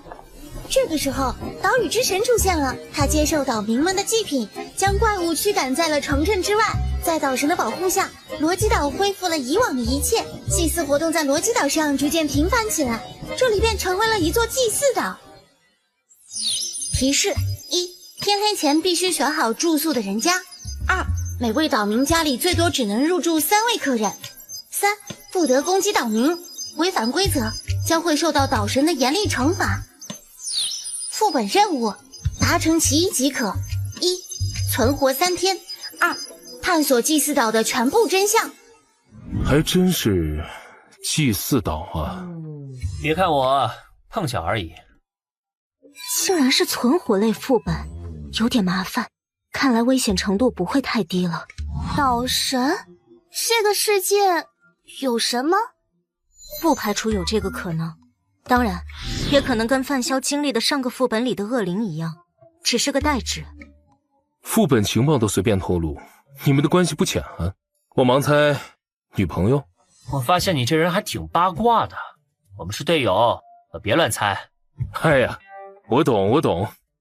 我们的主要危险好像来自于岛神，也不知道神的惩罚会是什么。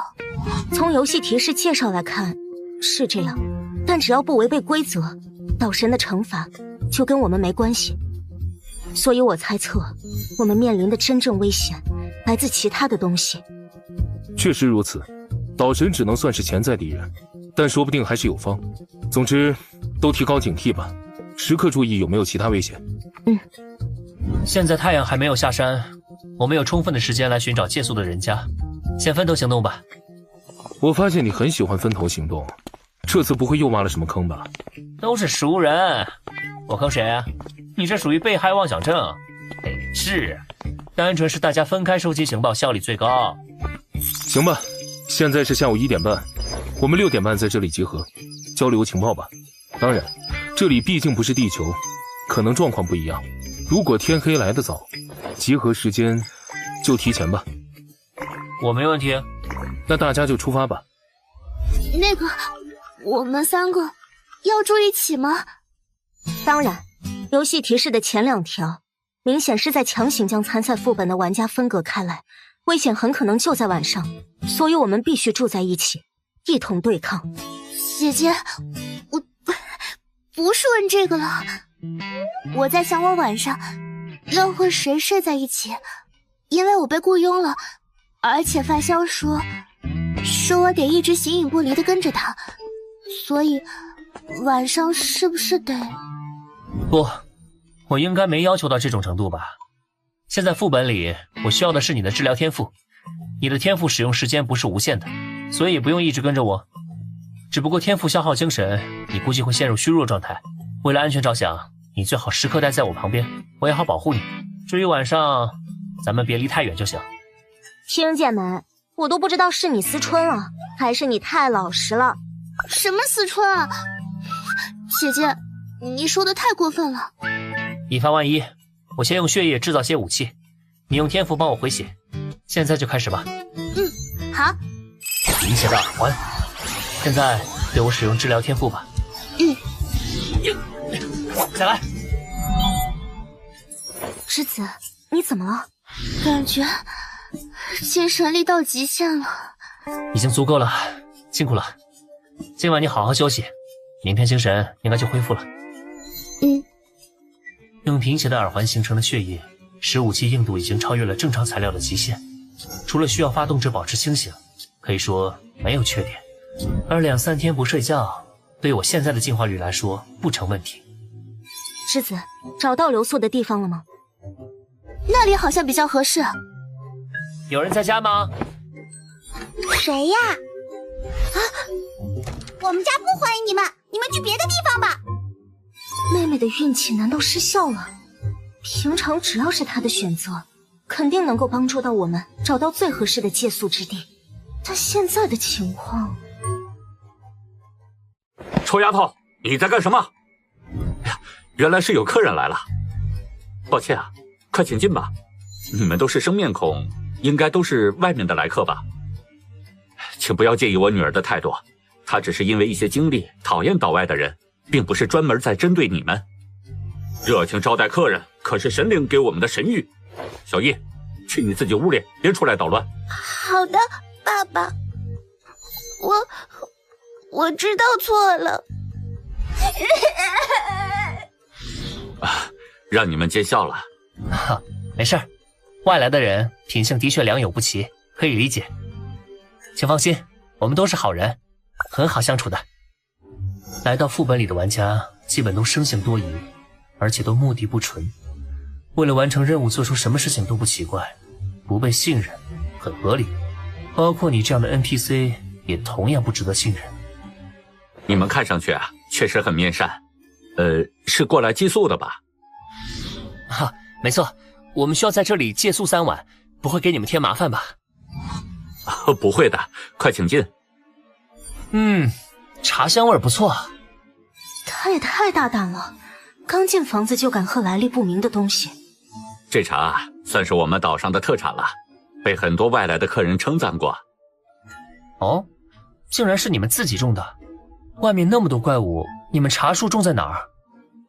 北边，那里有一片平原，除了茶树外，还有很多农作物。我们整座岛的人都靠那边的地养活。外面的怪物多，我们没办法去海边捕鱼。还好神灵庇护我们，让我们能有一片地种点东西。那个，岛上这么多怪物，你们就没有想过离开这里吗？有神灵在，我们不用担心怪物的事情。而且，你们可能不知道，岛外的世界是很乱的，出去了朝不保夕。我们能有这么一块安宁之地居住，已经很满足了，没人想搬出去。请问，真的有神灵吗？您见过没有？你这是问的什么话？神灵大人一直存在，一直在保护我们，还用得着你这个小姑娘来质疑？抱歉，小姑娘不懂事，好奇问一问而已，请别介意哈。算了，不过你们千万记住，在这座岛上必须尊敬神灵，不敬神，迟早会被降下神罚。我们一定记住。我们互相还不知道名字，自我介绍一下吧，我叫范二。叫我栀子就好了。人偶。你们外来人的名字还是一如既往的奇怪。我叫李文栋。你们招待过很多外来人吗？是啊，每隔一段时间都会有一批人到来。外来人是不是有很多会死在这座岛上？那是他们自己找死。明明好好遵守神灵定下的规则，就不会有任何事情，但他们做了很多违规的事儿，还不敬神灵。你们3人最好注意一下，不要违背神灵的规则，否则连我也救不了你们。这样吗？神灵都定下了哪些规则？我们只知道要必须借宿这一条。你们不知道其他规则，其实很简单。第一，夜晚必须找到借宿的地方。第二，每家每户最多只能同时招待3名客人。第三，不能攻击岛上的居民。第四，晚上10点必须到中央神殿参拜，向神灵祈福夜晚的平安。只要遵守这4条规则，就不会出什么问题。你们可要记清楚了。4条规则，比游戏提示多了1条参拜祈福的规则。游戏提示是不可能出现错漏现象的，所以，要么是李文栋在说谎，要么这条规则本就得从岛民口里得知，算是副本考验的一环。到底是哪个？以往来的外来人里，是不是有一些有特殊能力的人？你是指玩家吧？确实有这类人混在外来人群里，把我们这座岛当成什么副本，说是要来通关，还说神灵大人是什么副本 BOSS。 哼，真是一群神经病。你们不会就是这种玩家吧？当然不是，我们是被突然转移到这里来的，然后遇到了一些有特殊能力的人，他们还威胁我们，说要把我2个妹妹抓走，还好最后有人帮我们解围。原来那些有特殊能力的人是玩家吗？真是奇怪的称呼。哦，对了，李大哥，你们是这里的原住民吗？为什么这么问？我在想，你是不是和我们一样，是被突然转移到这里，然后回不去了，便定居下？当然不是，小伙子，你担心过头了。神灵的想法不是我们凡人能揣测的，只要遵守规则，住上3天就能回去了。没这么简单吧？我听别人说，这座岛上有很多……能有什么？那都是杜撰的传闻。只要敬畏神灵，就不会有危险。我听说这座岛上有祭祀活动，我们能参与吗？什么祭祀活动？你听谁说的？外面的人都在说。胡说八道！什么狗屁祭祀？神灵大人是无偿帮助我们的，哪来的什么祭祀？我又没说祭祀是不好的事儿，你自己不也说每天需要参拜吗？你这是什么话？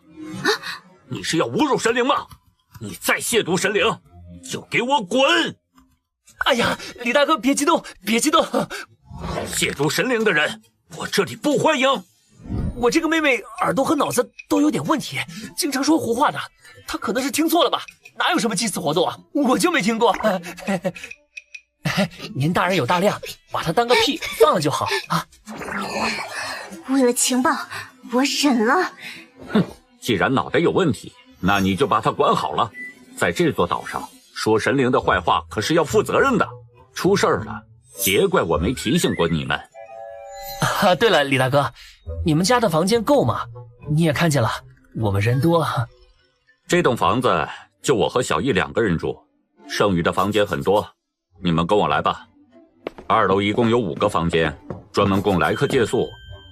接下来3天你们就住这里吧，房间随便选。啊，谢谢啊，那我们就打扰了。那我就选靠楼梯口这间吧。我们2人一间，住你旁边。李大哥，你看这天还没黑，我们想去中央神殿看看，免得晚上不认路浪费了时间。您说一下大致方位，我们自己去就好。哈哈，好说好说。不然我带你们去吧，你们人生地不熟的。再说了，你们不懂岛上的规矩，还带着脑袋有问题的人，我带路能保你们安全。啊，哈哈，不用了，我们顺便逛逛，拜访一下其他住民。谢谢李大哥你的好意。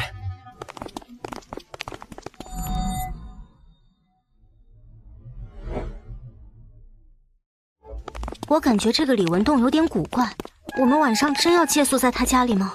可以横向比较一下，我们接下来再去拜访几家试试。不过我估计都差不多，最终我们还是得回来，就看你相不相信智子的运气了。李文栋家是他选的，应该比其他家靠谱点。这就是你的判断依据？靠直觉猜的。好吧，你之前随便喝别人泡的茶水，就不怕出事吗？嘿嘿，茶水没问题，就是普通的茶水而已。你这么笃定，莫非你有能检测毒药的道具？那即便是这样，也有点莽撞了。1级玩家只能够获得1级解毒剂，能力肯定有上限。你这么做有点冒险了。道具只是一方面，正常人面对现在的情况都会变得谨慎。对面只要不是蠢货，就不会刚见面就下药。而且有栀子作为队友在，行为冒险一点也没关系。范少，你放心吧，解毒和治疗的事情就交给我了。栀子的运气，我是相信的。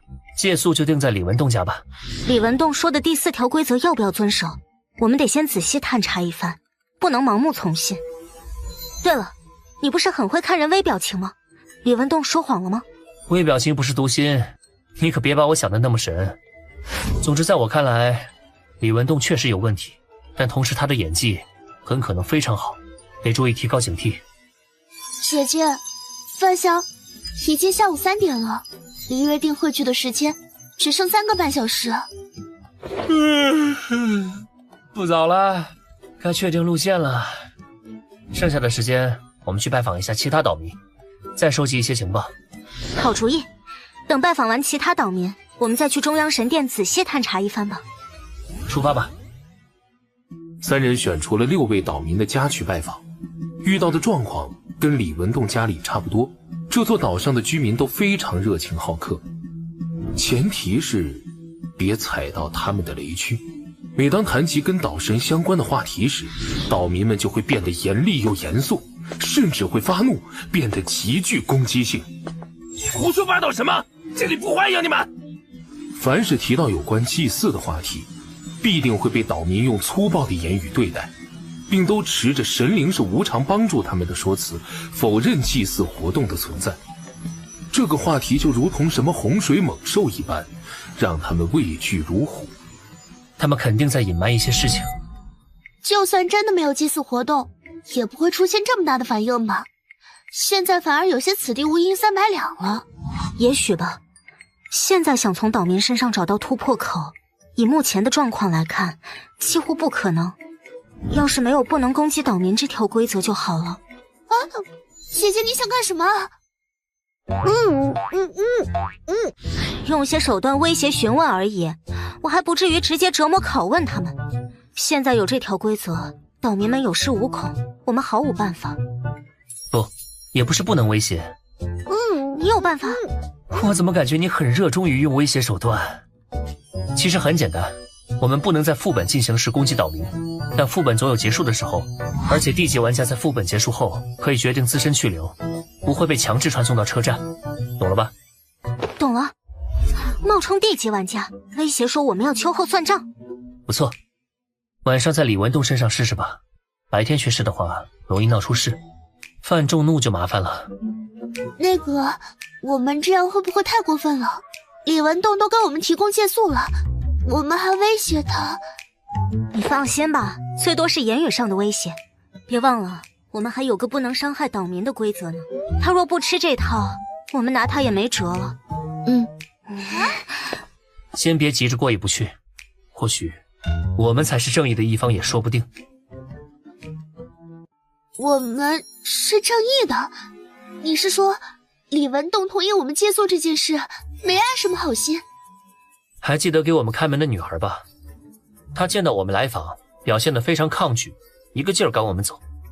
随后李文栋出现，赶走了小易，解释说是以前和外来人闹出过不愉快，所以小易才讨厌我们。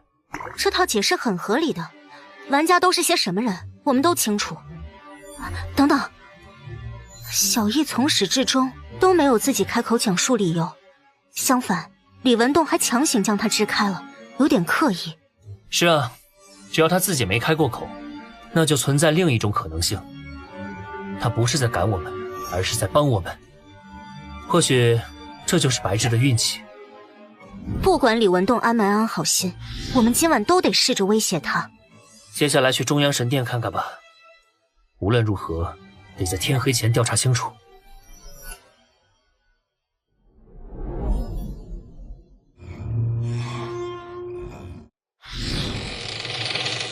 啊，没猜错的话，这应该就是所谓的岛神了。这座神殿看状态估计已经存在30年往上了，岛神最起码是30年前出现的。30年，这期间副本应该开启过很多次吧？这里好像没什么不对劲儿的，就是一处普通的神殿。我们应该没办法从神殿上判断第4条规则的真假了。那现在只能靠推测了吗？我的结论是，晚上最好不要外出。我的也一样。你们的判断依据是什么？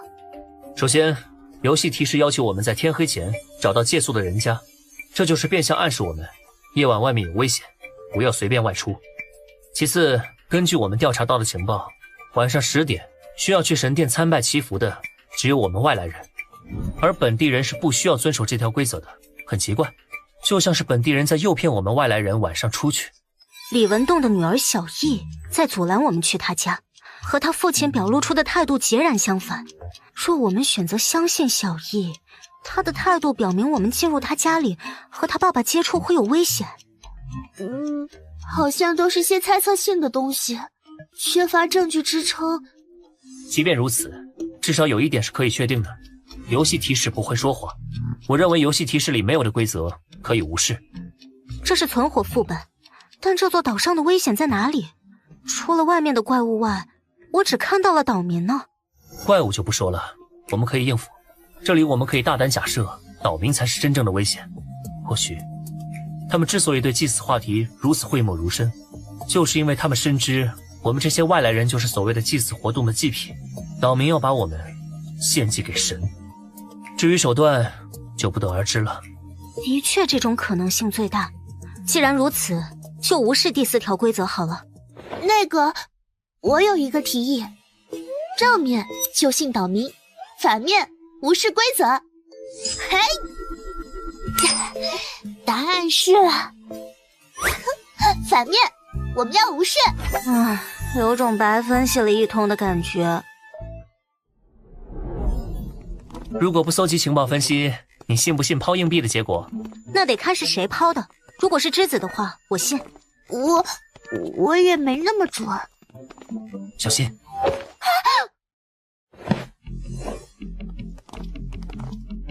穿着不像岛民，而且看不出什么兽化特征，是人类玩家或者吃人玩家的可能性更大。让开！脾气别这么大，小姑娘，你们也是玩家吧？可有找出这座神殿的古怪之处？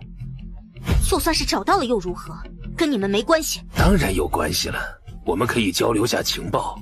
通关副本靠单打独斗可行不通啊！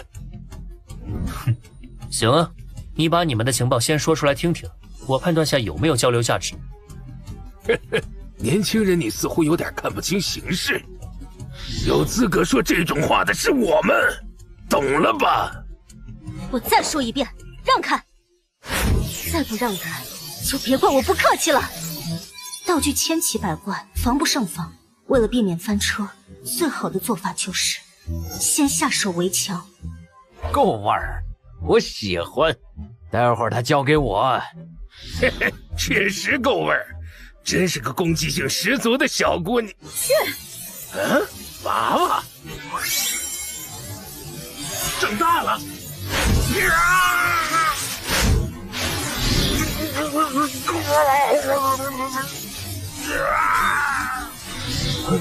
什么？手忙脚乱。栀子，似乎是一件让人手里拿不住东西的道具。是人偶，力气好大。身为吃人玩家的我还要略胜一筹，必须全力压制才行。这里我拖住，你们去处理剩下的人。好，上，抓住他们做人质。是。就凭你们，还想抓我？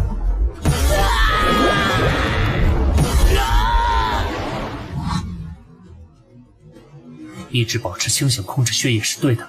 能想在玩家喊出道具前出手解决他们。一群废物！立马关门！不好，快撑不住了！快跑！哼，欺负我们还想跑，门都没有！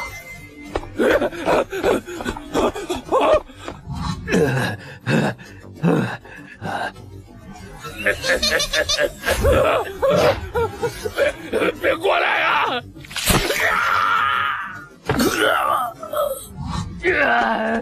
快跑啊！还好我跑得快。这是毒！哼，你以为你跑得了吗？得快点，拿出解毒剂！热情的束缚！不，只要有解毒剂。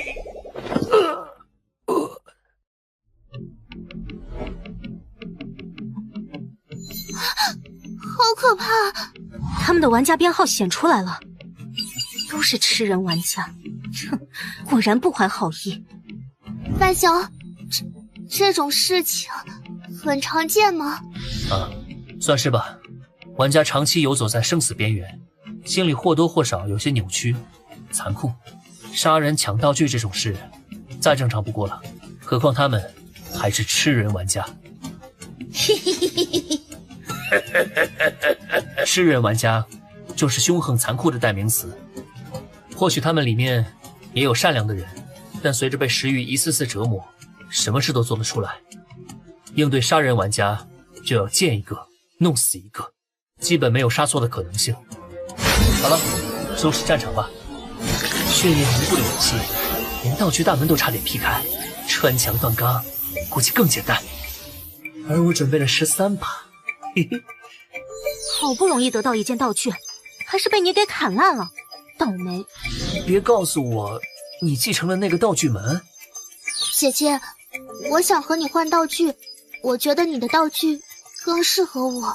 栀子，你不用照顾我，你继承的道具明显更好，让人手上握不住东西，可以废掉敌人的大部分攻击手段。这件道具的效果很强。不是啦，我需要的是防御道具。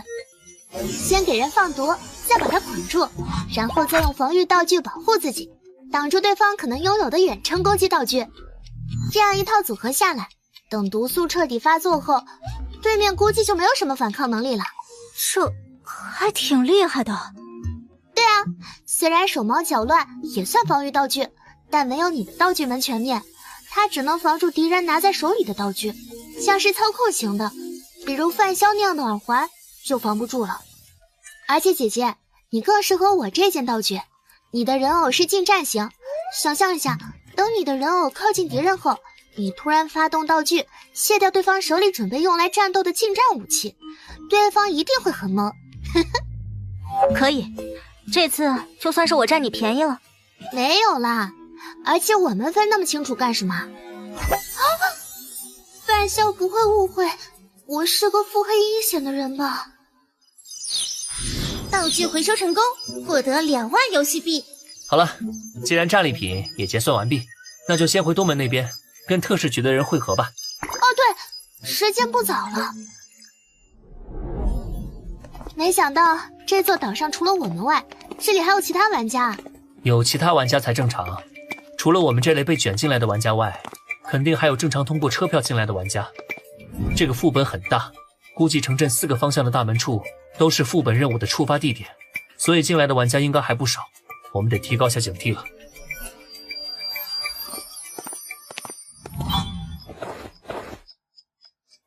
你们到的挺早啊。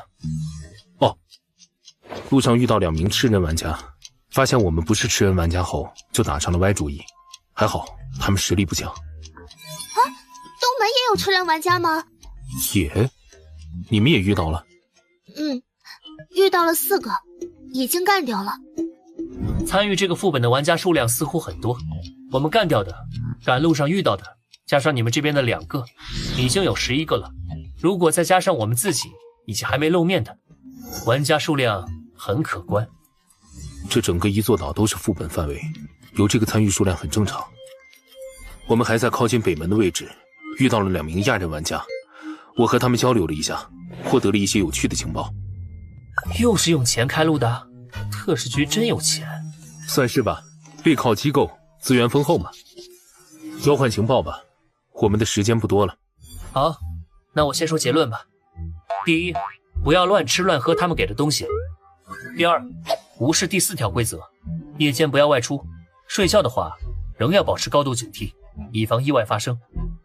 你是说第4条参拜祈福的规则是假的？十有八九，而且我还注意到，城镇里很多民居都处于空置状态，没人住，很可能跟副本背景介绍里的移民有关。我的情报都说完了，你那边有什么不一样的情报没？有，不过重要性得你自己判断。我们从2名亚人玩家那里打听到了有趣的情报。首先是他们的身份比较有趣。祭祀岛这个副本属于星翼回廊站，而星翼回廊站属于 G08004 世界分区。我们遇到的那2名亚人玩家就是来自这个世界分区的，算得上是这里的土著玩家了。除了世界分区所属外，那2名亚人还谈起了有关移民的情报，他们来自于004世界分区的2个不同地区。不过相同点是他们那里都有过祭祀岛是移民好去处的宣传，并且这2个地区分别在5年前和3年前发生过一次移民，每次都有200多人移居到了祭祀岛。以小见大的话，我估计有移民宣传的地区应该不止2个。或许这座岛屿外的世界有很多地区都在宣传祭祀岛移民，并且不断的有移民来到这座岛上。你之前不是说这个副本所在的世界很乱吗？移民在正常社会合理存在，但在这种领主模式的社会，没有领头的高级玩家点头同意，这种事应该不会发生吧？这个嘛，具体细节不清楚。不过如果猜想为真，那些高级玩家既然没追究，应该是默认了这件事，可能他们和祭祀岛有着什么隐秘联系吧。隐秘联系？副本的背景介绍里提到祭祀岛曾经的名字是罗基岛，而罗基岛气候适宜，生活幸福指数极高，是一处极好的移民之地。而后来怪物出现，一切都毁了。直到岛神突然出现，驱赶了怪物，一切又都恢复了平常。既然说是一切，那么移民政策的恢复自然也被包含在内。李文栋说过，岛外的世界很乱，而岛内很安全，没有岛民想出去，这跟杜若的说法能对应上。不过李文栋应该在部分真相上撒谎了。岛内其实并不安全，最直接的证明就是那些空置下来的房子。多次移民不应该啊，人数对不上，城镇里的空房子很多，总不至于一座小破岛上还有什么房产泡沫吧？会不会是人口死亡的问题？比如人口老龄化，或者后续又搬走了？可能性不大。再怎么说，有多次移民进入，这座岛上的居民人数应该不会少，起码住满空屋子是没问题的。估计因为什么事情死了很多人吧，就跟之前怪物降临肆虐一样。这座岛应该还发生过另一件我们不知道的大事，导致了很多人死亡。也许不是大事造成的。啊？你想到什么了？我们可以换一种思路，从结果推原因，并不是有什么大事件造成了岛民的大量死亡，从而出现了大量空房子，而是不断有岛民在持续的死亡着，才需要一次又一次的移民来填补岛上的空缺。不断有人在死，岛外还在宣传移民，这背后不会有什么阴谋吧？确实很像。你们不觉得怪物和岛神相继出现这件事有点太巧了吗？也许祭祀岛一开始就是个阴谋，不，应该说是一个陷阱。比起陷阱，我更认为这是一桩交易。交易？确实有很大可能是一桩交易。岛外的世界高级玩家割地为王，那些高级玩家应该和岛神存在某种交易，他们持续输送移民到这座岛，岛神则满足他们的一些愿望。啊？岛神有这么强吗？连高级玩家的愿望也能满足？岛神的实力应该不怎么样，如果很强，哪需去宣传移民，直接去抢不就好了？而且我估计这个副本连随机传送人进来都存在使用次数限制，否则也不需要移民了。不错，并且会把谁卷进来也完全随机，否则我一个地级玩家卷到1级副本里，这不是送分吗？哼，你倒是挺自信的。不是自信，成为地级玩家后，我就被限制参与1级副本了。手里的1级副本车票全都无法使用了，进化游戏应该不会做出没意义的限制。你觉得理由是什么？我先来说说我的结论吧。好，你来讲讲。岛外的高级玩家想获得什么，完全可以靠进化游戏，不至于求到岛神头上。所以他们和岛神的交易，可能不是为了他们自己，而是为了他们的子嗣。高级玩家的子嗣也成为了玩家，为了这些初级玩家的安全着想，那些高级玩家便和岛神交易，把子嗣送进来，让他们毫无危险地通关副本。作为回报，他们将岛神需要的人口通过移民的方式送进来。子嗣很有可能。副本里的危机对所有人都一视同仁，即便是高级玩家的子嗣也不例外。贿赂副本 BOSS， 间接制造出可受掌控的安全副本，这不仅可以汇集子嗣，甚至能当做一门生意来做。我猜测岛神本身也有高级玩家的实力，否则高级玩家可以通过威胁岛神来达到这种效果，用不上以移民作为代价。既然是猜，好，那我们不妨猜得更大胆一点。岛神不一定有着高级玩家的实力，而移民进来后又消失的这些人，我猜岛神是吃人玩家，他们都被吃掉了。什么？谁也没规定玩家不能成为副本 BOSS 吧？岛神是吃人玩家，那么和岛神搞暗地交易的高级玩家也全都是吃人玩家。吃人玩家的子嗣估计也成了吃人玩家。他们不断把移民送进来，说不定是让自己子嗣在通关副本的时候还能享受一场场吃人盛宴。祭祀岛说不定已经成了这些吃人玩家2代们的娱乐场所。你们这么看我做什么？这太残忍了。你说过你的直觉一向很准，我还没见你猜错过。如果你的猜测成立，那么除了消失的岛民外，也许不必守3条规则的人也会被岛神抓去吃掉。可能这就是所谓的严厉惩罚。答案错误。我试了试用你的猜测提交答案，没成功。你动作可真够快的，提交答案的机会只有3回，省着点用吧。现在玩家2代藏在哪儿？祭祀活动是怎样进行的？岛上还有哪些危险？这些东西我们都还没弄清楚。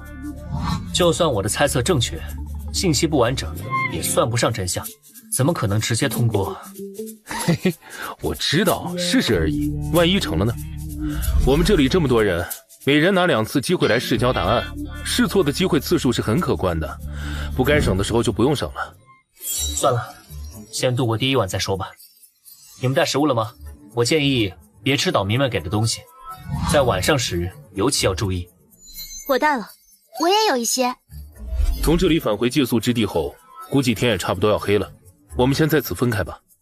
希望明天大家都还在哟。你少立些 flag 吧。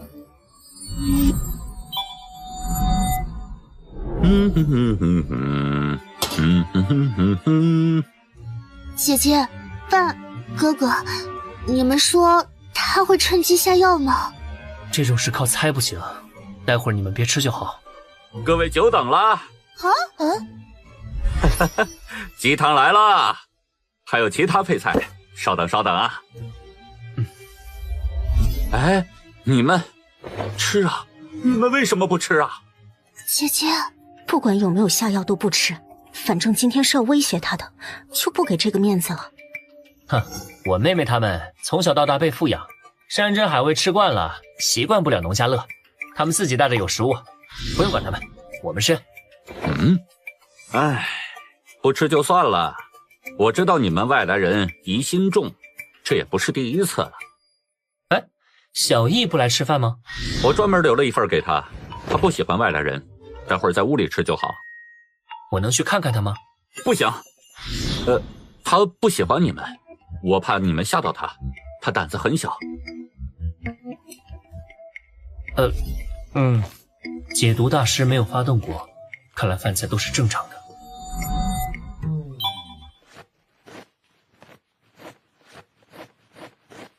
哎，你们不去神殿参拜祈福吗？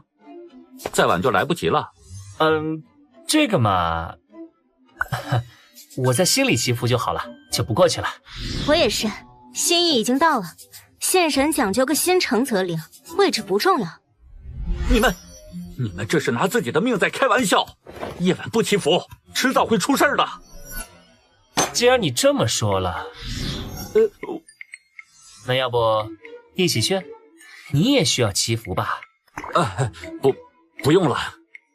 我们生活在这座岛上的人，本来就受到神灵的庇护，不需要专门去夜晚祈福。哎，祈福神灵又不会吃亏，就是多走几步路而已。一起吧，除非你不敢去。我胡说八道！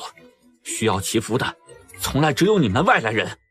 我好心提醒，你们却不领情。既然如此，你们都给我滚出去！我的家不欢迎你们，给我滚！他急了，不过我都27%进化率了，让他推也推不动。你说这是你家就是你家了，土地是公共资源，属于大家。我还说空气是我的呢，你呼吸怎么不给我交钱啊？你无耻！是你自己霸道，还不让人说，你也挺无耻的。我猜晚上外面很危险吧？你着急把我们赶出去，是想我们死呢？你胡说八道！你们3个都是玩家吧？外来人果然不能信，满嘴谎言。哼，你们想住就住吧，反正不敬神，你们迟早会死。小姑娘，你什么意思？我想知道你们的祭祀活动是怎样进行的，祭品又是什么？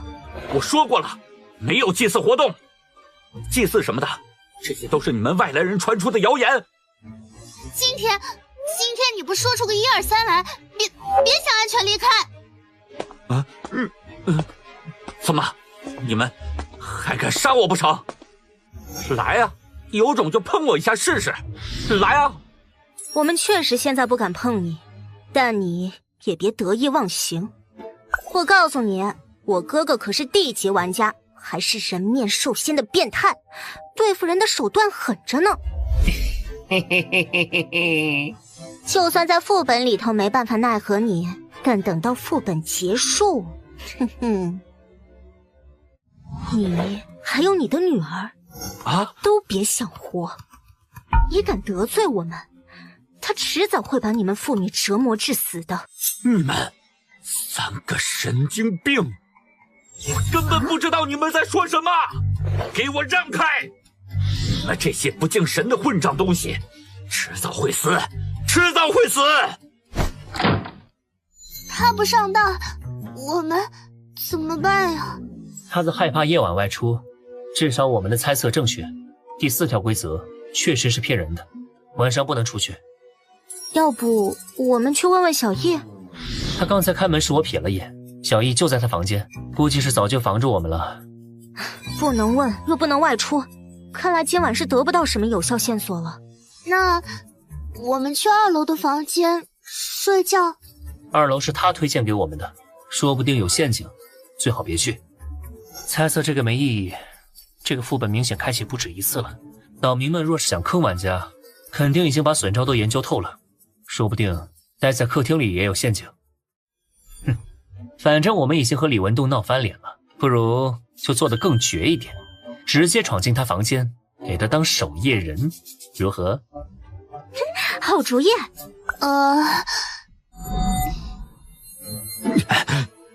别偷听了。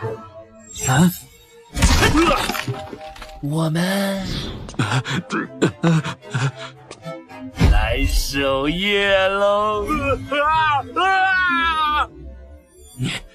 你们这帮混蛋，快给我滚出去！有什么声音吗？听不清啊。混蛋呐！你们要不要脸？滚！快滚！世子别怕，芝麻开门作为防御性道具，不算攻击岛民，他再怎么攻击都碰不到我们的。不是的，是他骂的有点难听。好啊，这可是你们逼我的，这下谁也别想好。解毒大师生效了，熏香有毒，得提醒他们。爸爸，你不能这么做！小易，停手吧！你给我趴开！你不想活，老子还想活。把道具收起来吧。好。得保护小易，但抢夺可能会被算作攻击，怎么办？大哥哥，接住！什么？已放入储备空间。把熏香还给我！没了，你搜吧。没有，这里也没有。为什么要反抗？你们为什么要反抗？你们为什么不肯乖乖去死？为什么？爸爸，你以前不是这样的，爸爸。道神这个混蛋，还神灵，我神你个头啊！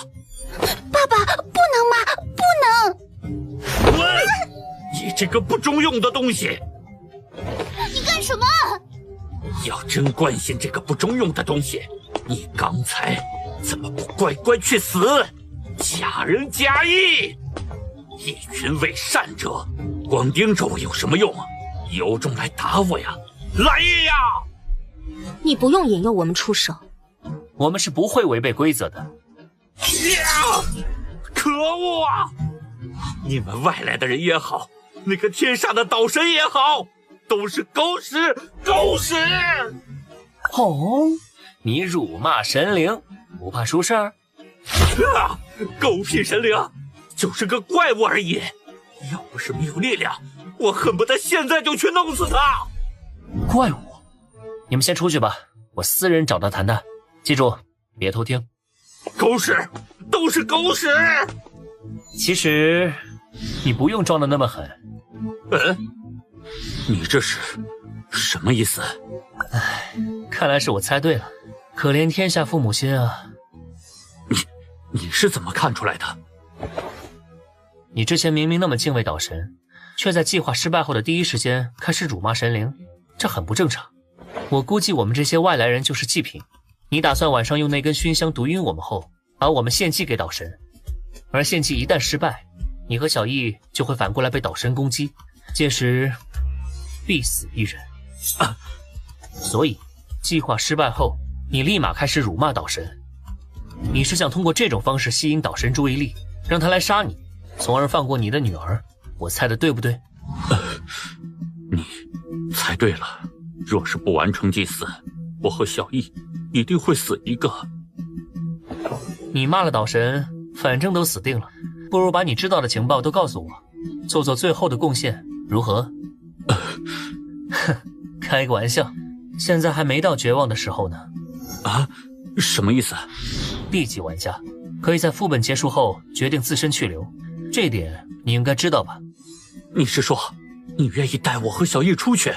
我不是 D 级玩家，但我有个 D 级玩家朋友，也在这个副本里。如果你配合我，我可以帮你。反正副本结束后，我带你们出去也是顺手的事。当然，前提是岛神不会阻止岛民被带离祭祀岛的行为。如果他阻止了，我那个朋友可能会直接丢下你们，独自逃跑。这点你们得清楚。这样，足够了。如果我死了，小易那孩子，他一个人是活不下来的。如果他真的不爱女儿，就不会牺牲自己保护女儿。但如果他真的爱女儿，之前的行为又太假了。说到小易，你好像在刻意惹他讨厌你啊？你的观察力真的很敏锐。这座岛上的人必须不断的害人，否则就活不下去。我们是4年前移民过来的，那个时候我一家老小都还活着，都对即将到来的安宁生活无比期盼。但住下来的第2天，就有岛上的人过来告诉我，每当有外来人到来时，我们必须招待他们借宿，欺骗他们有第4条规则存在，如果他们没有上当，我们就得趁他们夜晚睡着后，用岛神赐予的熏香毒晕他们，把他们从窗户丢到屋子外面。一开始我们是反对的，然后我的小妹就失踪了，像是人间蒸发了一般。我们一家人找遍了整座城镇，也没有发现他的踪迹。就算他被害死了，总得有个尸体吧？可我们连尸体也找不到。半年后，有外来人抵达了，我们依旧坚定不做那丧尽天良的事儿，直接拒绝收留玩家借宿。第二天，我弟弟也消失了，然后是我爸、我妈都没了，他们都没了，只剩下我和我老婆、我弟媳还有小易活了下来。弟媳精神已经濒临崩溃，发了疯的朝城镇外跑，想跑出这座岛。结果他被丛林里的怪物拖走，被撕成了好几块。那些怪物就是我们的囚牢啊！哼，可笑，我们移民过来前根本不知道这些，在虚假的宣传下，还打算把他们当特殊景点去观赏一番。喝一口缓缓吧。谢了，有好几年没尝过这味儿了。上一次外来人到来是在3个月前，我知道这次该轮到我们了。但我老婆不忍小易消失，于是她用熏香害了人。没想到那3名玩家还有一个同伴活着，是地级玩家，他找上了我们。我至今记得他那双瞪着我的充满仇恨的双眼。作为赔偿，他杀了我的老婆。对方恩怨分得很清，放过了我和小易，便离开了小岛。幼童无辜，我不杀你。目睹一切的小易，自那以后就沉默寡言起来。曾经的他乐观活泼，直到母亲在他眼前被人杀害，他一定很内疚。所以，你不想小易再度陷入内疚，一直暗示他你要自保，要为了自保去害人，而不是为了他。李文栋是打算通过行动来加强对小易的暗示，将罪恶归于自己，从而减少女儿的愧疚。是啊，我在让他讨厌我。小易太小了，这种事情他承受不住第3次的。那些晚上去神殿的人，以及被熏香迷晕丢出屋子的人，他们最后怎么样了？消失了，就跟没完成祭祀的我们一样。夜晚，凡是离开了屋子的人都消失了。除了祭祀外，还有其他危险吗？有。第二天天一亮，城镇外的怪物就会进城来杀你们外来人，攻击早中晚各一次，这是第2天的危险。第3天，会有玩家出来杀人，他们专挑别的玩家下手。这些杀人玩家好像是突然冒出来的，在前2天根本不曾出现过。杀人玩家，你的情报很有用，我们的交易成立，我可以带你们离开这座岛。没完成祭祀的岛民家里会随机消失1人，有什么具体的规律吗？比如消失时间、消失方式之类的。时间、地点都没有任何规律，我们也没直接看到过消失现场。也就是说，随时都有可能消失？是的，只要天一亮，随时都有可能。你和那2个小姑娘都是不错的人，你们之前威胁我时是在故意装得很凶残吧？接触了这么多外来人，我其实差不多能看出来的。别担心了，我刚才辱骂过岛神，明天即便天一亮就消失，那也是我消失。万幸小易能活下来，你们保护好他，带走他就好。我的话，听天由命吧。怪物天一亮就会袭击城镇吗？是的。你们岛民能跟我们外来人一起前往我们的世界吗？不行，以前有人试过，行不通的。那就等明天一早驱赶完怪物后，我们直接去海边试试，看能否让我朋友带你们出去，从海洋离开，然后找个相对安全的地方安顿下来。先度过今晚了。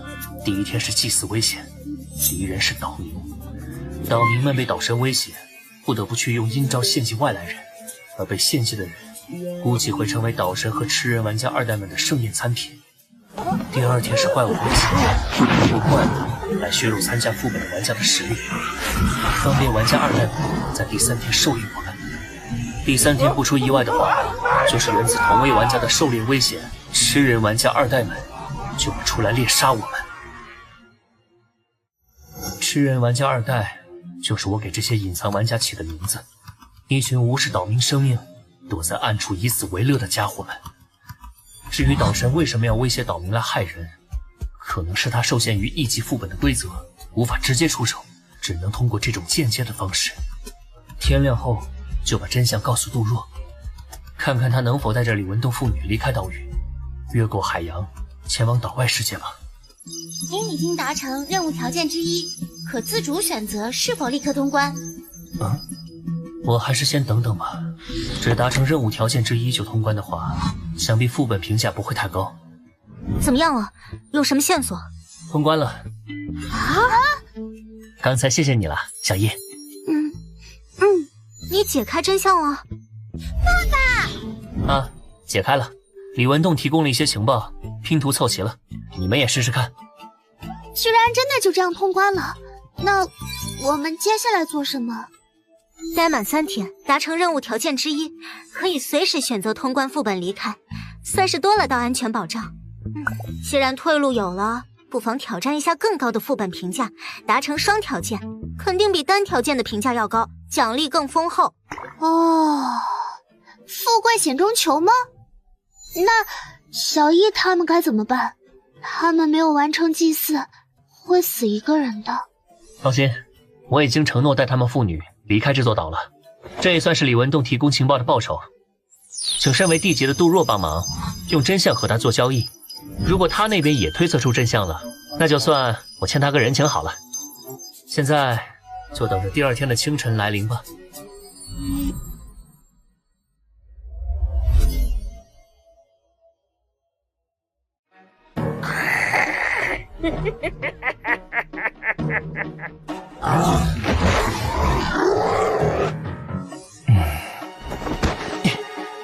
怪物从北门那边冲过来了，做好战斗准备。我们去杜若那里会合，特使局的人相隔都不远，他们这会儿估计也在会合。好，都出来吧。你们也跟过来吧。我们岛上的原住民不会被怪物攻击，你们不需要保护我们。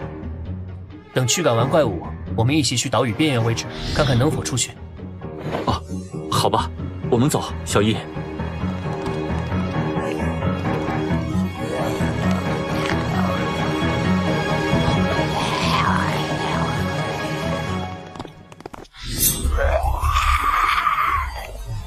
小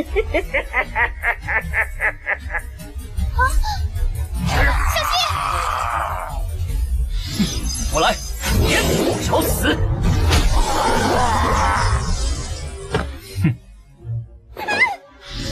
这秒杀了！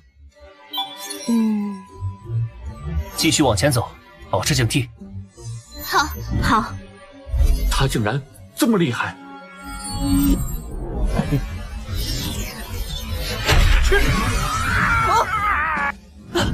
多谢老大。继续防守，不要掉以轻心。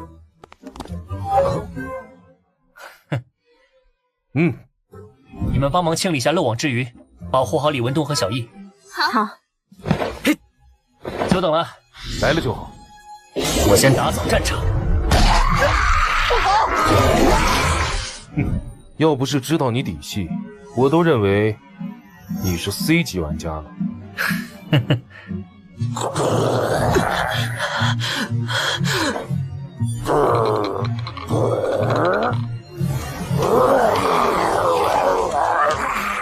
怪物逃走了。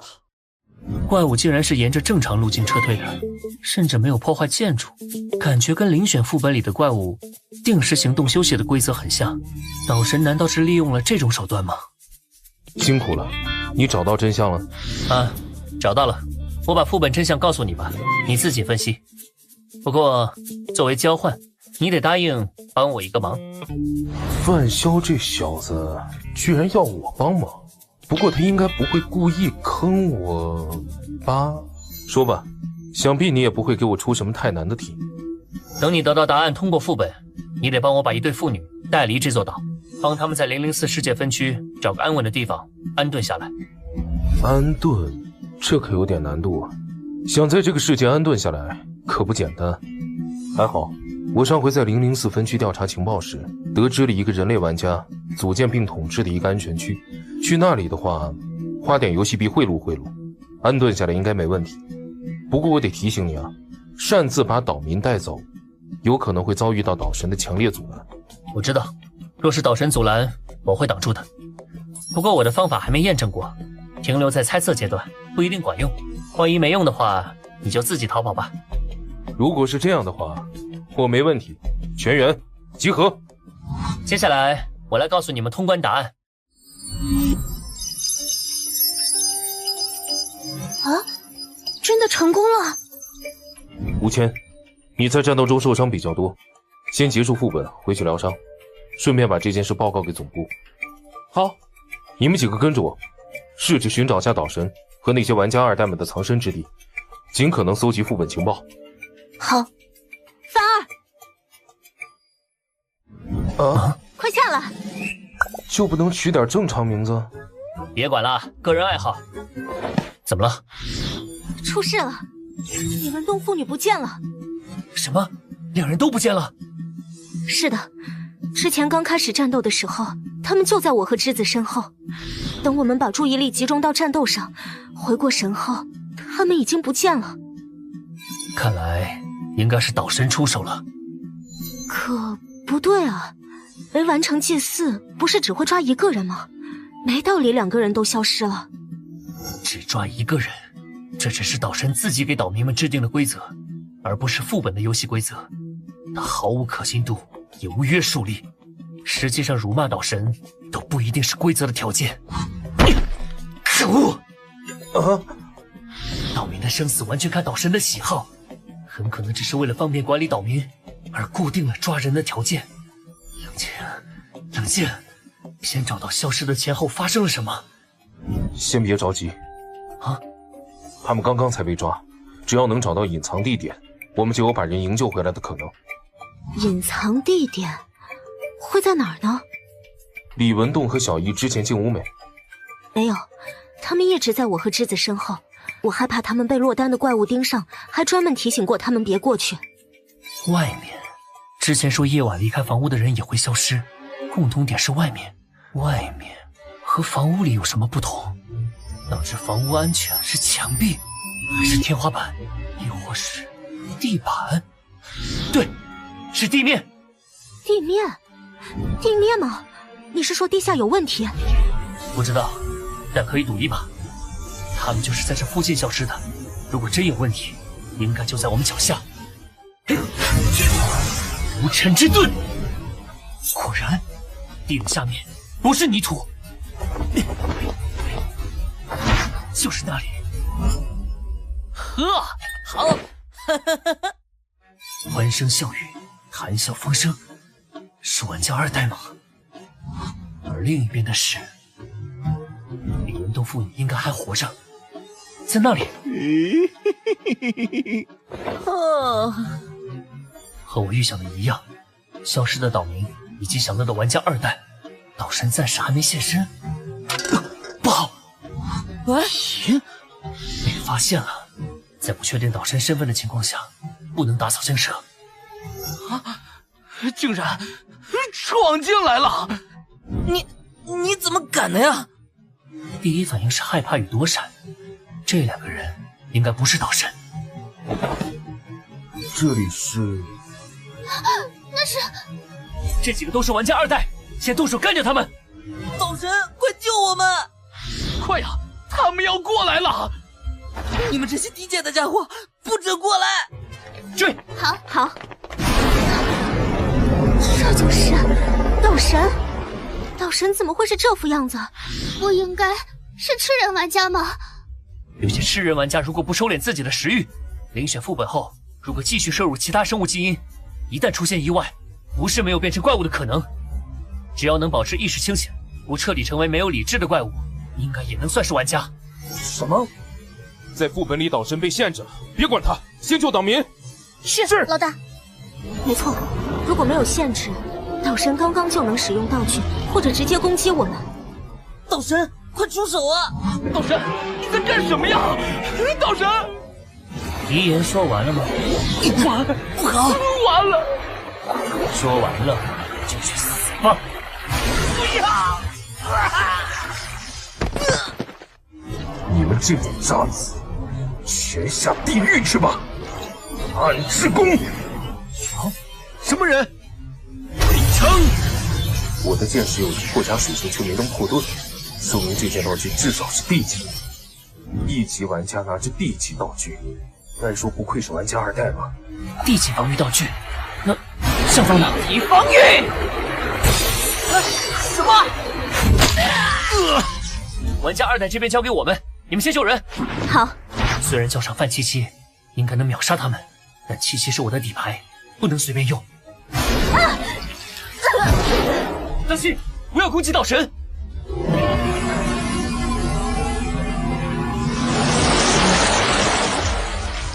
岛神受到副本限制，不能直接攻击，但想必还没到被打了又无法还手的程度。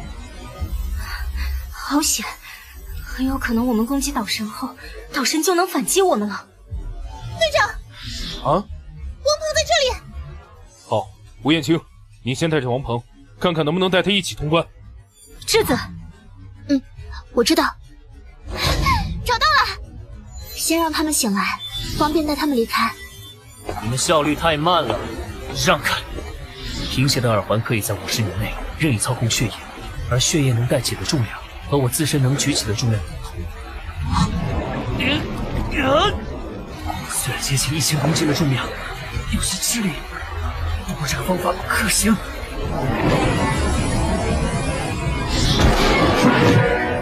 不好，他是要杜若，试着用剑士攻击玩家2代，分散导师的注意力。好，你负责救人，我们拖延时间。暗之弓，岛神！终于吸引到注意力了，不能射入触手，否则会被岛神攻击。质子，快用毒！好，剧毒大师。那什么，过来了！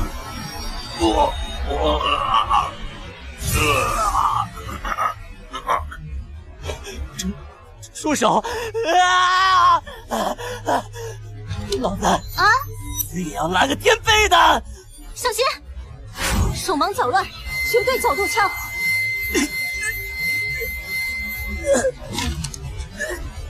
你的手不受控制了。我不行了。喂，坚持住啊！喂，可恶！捡到了！啊！还差最后一个，救我！我还不想死，不想死啊！可恶，这样就完全没法攻击到了。先撤退！你是玩家，应该能听懂我们的话吧？堵洞口，保护人，这2件事，你恐怕只有精力做1件。你确定还要纠缠不休吗？他说的没错，你现在只有精力做1件事，而且我们全都解开了副本真相，逼急了，大不了直接通关走人。你留不住我们，何必做无用功？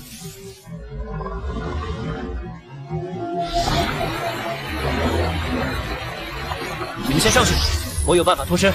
好。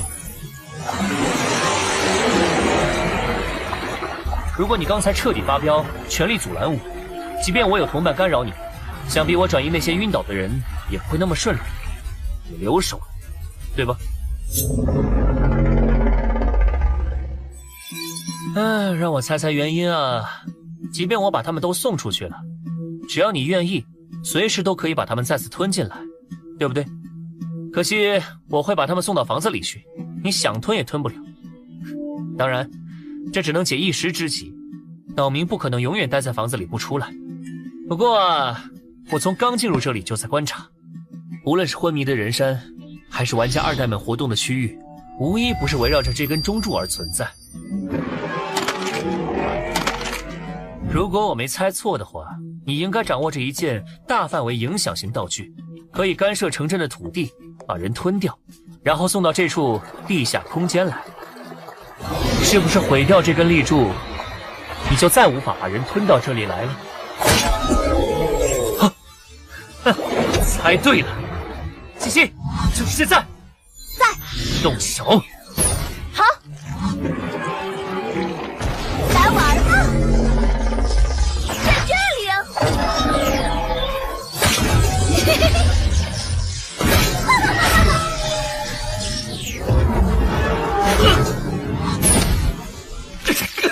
这就是高级玩家的攻击吗？无尘之盾完全防不住啊！伤到内脏了，要不是范七七飞过来接住我，我怕会直接掉到海里。他离开立柱了，啊，不好！好强的水压，还好无尘之盾能抵消一些压力，这不对劲儿啊！难道是道神的高级道具？若是换成人类玩家，脑袋被这么来一下，铁定当场毙命。七七面对大型怪物，威力还是太差了。亦或是射程影响了攻击，这脑洞没能伤害到岛神大脑的中心位置，起不到致命作用。范萧，大怪物好经玩啊，好有趣。我想慢慢的，一点一点的撕开它。攻击机会只有一次，岛神现在意识到了危险，绝不会再让我靠近。去！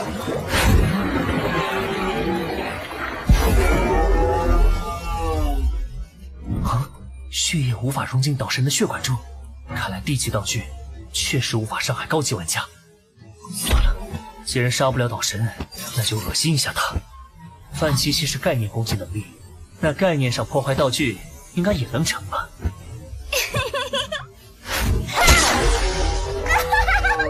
终于被砍出裂纹了！再来！你们在干什么？快住手！好硬啊！砍这么久才坏，不好玩。七七，召唤时间还是20秒，差不多了。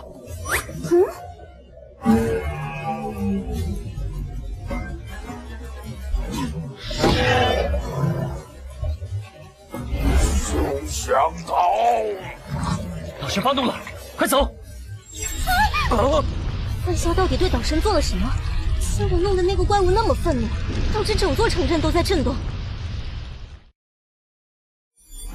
是范萧，他终于出来了。如果岛神追出来了，提前通关副本离开；没出来的话，我就继续待在这里，直等到第3天结束。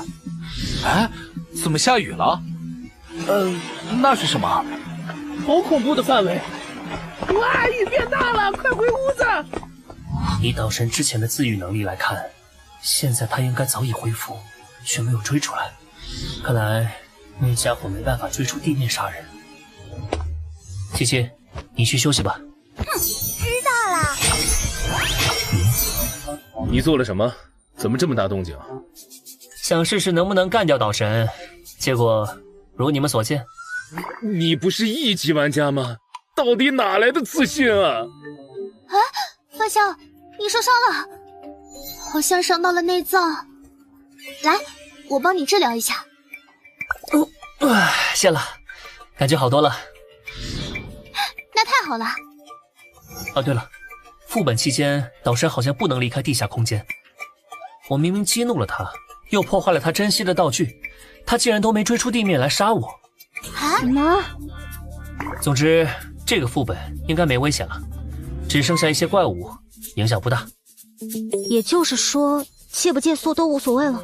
理论上是这样。那个，怎么了？啊？有没有可能是这岛神故意迷惑我们呢？我们一违背规则，他就可以出来攻击我们了。是有这种可能，所以规则还是老老实实遵守吧。若是发生了什么意外，就立刻通关副本离开，不要贪恋获得高评价。是，吴谦和王鹏已经通关回去了。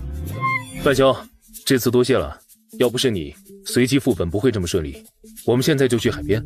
不，第3天再去吧。虽然这个副本没危险了，但我们还是保险一点吧。没问题，我也推荐等副本完全关闭了再走。那时候啊，副本和外面的世界就会重新连通，更容易送人出去。话说，我从地底救出的岛民怎么样了？放心，他们很安全。喏，他们都在这里。如果你方便的话，这群人能带上的就都带上吧，不用考虑后续安顿问题，带出去就行。后续安顿问题我来处理。当然可以啊，不过被你送回来的岛民并不都是好人。经过审问，其中很多岛民都承认使用过熏香害人，只不过没成功才被岛神抓走的。在这座岛上，哪还分什么好人和坏人？真正坏的只有岛神。至于他们，不过是一群没得选择的可怜虫罢了。放心吧，看不惯这种事的可不止你一个人啊。做这种事能恶心到岛神，我求之不得呢。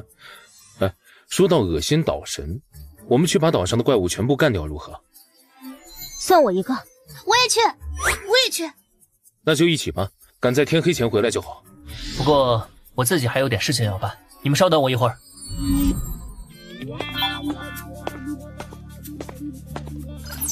玩家海报请注意，第一级道具上位者的面具和敌级道具无尘之盾具备共融性，可消耗1万游戏币将2件道具融合为1件道具。融合道具是否融合？没想到干掉1级玩家能收获D级道具，玩家2代还真是富有啊。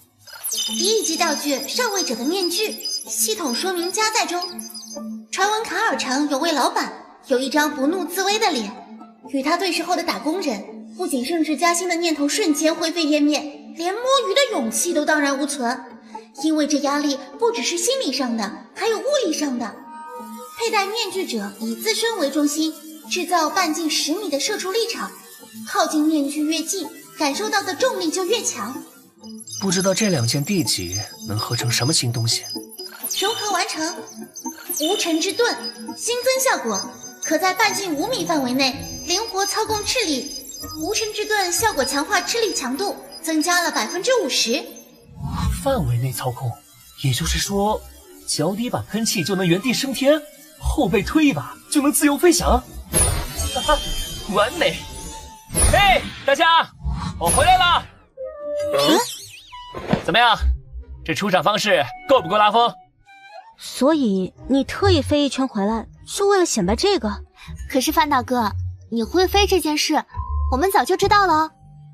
No no no， 此非非彼非也。您老下次起飞前能不能看看场合啊？您这人形自走开饭铃一响，方圆10里的怪物都以为开席了。全员警戒，听着动静，数量可不少。收到。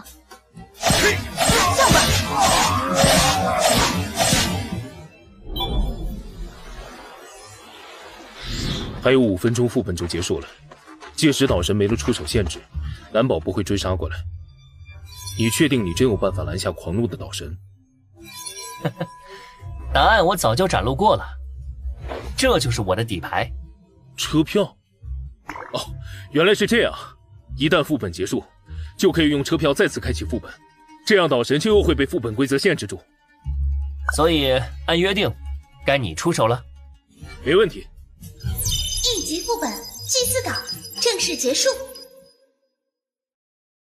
我们先走了。玩家兔子副本评价 C， 回见。玩家海豹副本评价 A， 一路顺风。1级道具自适应龟甲立场。难怪杜若之前不愿透露道具具体名称，乌龟壳什么的，确实有损形象。姐姐啊，姐姐再见，我会想你们的。再见，小易。玩家东方智子副本评价 C， 玩家人偶副本评价 D。范大哥，回见啦。回见。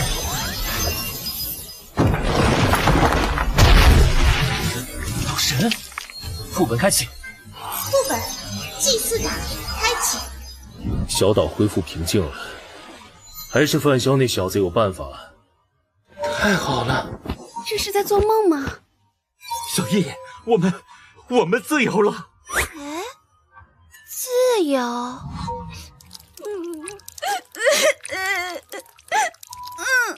爸爸，我们自由了。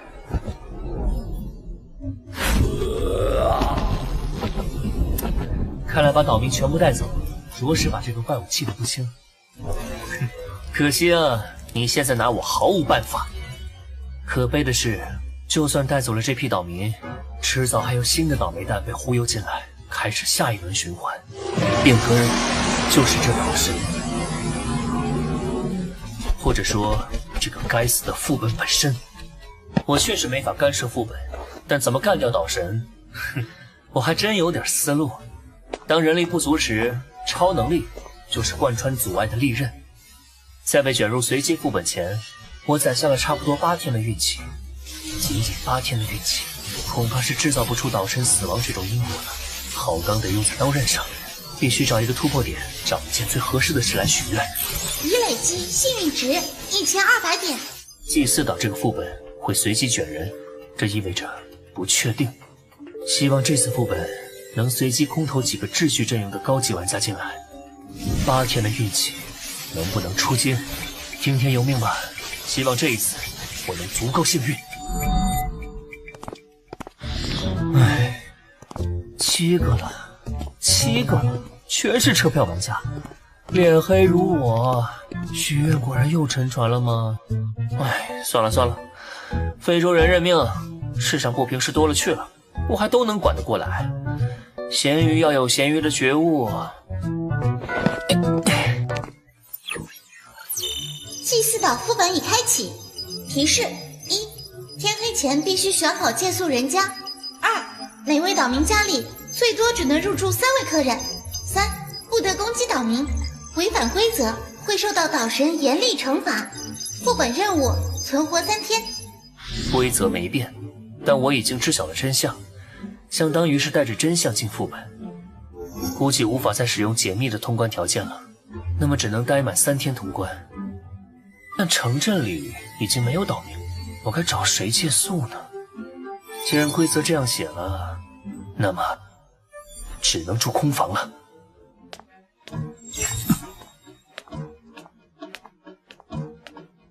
我的第6感不会错的，这个小女孩极度危险。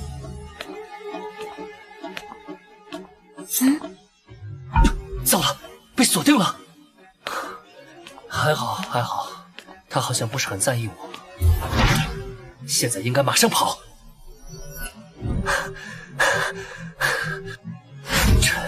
这距离应该安全了吧？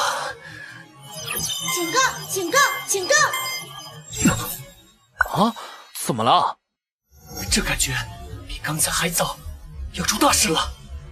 祭祀岛副本空间正在崩溃，所有玩家默认完成副本任务，强制转移开启。怎么回事？这他喵的又是什么情况？不好！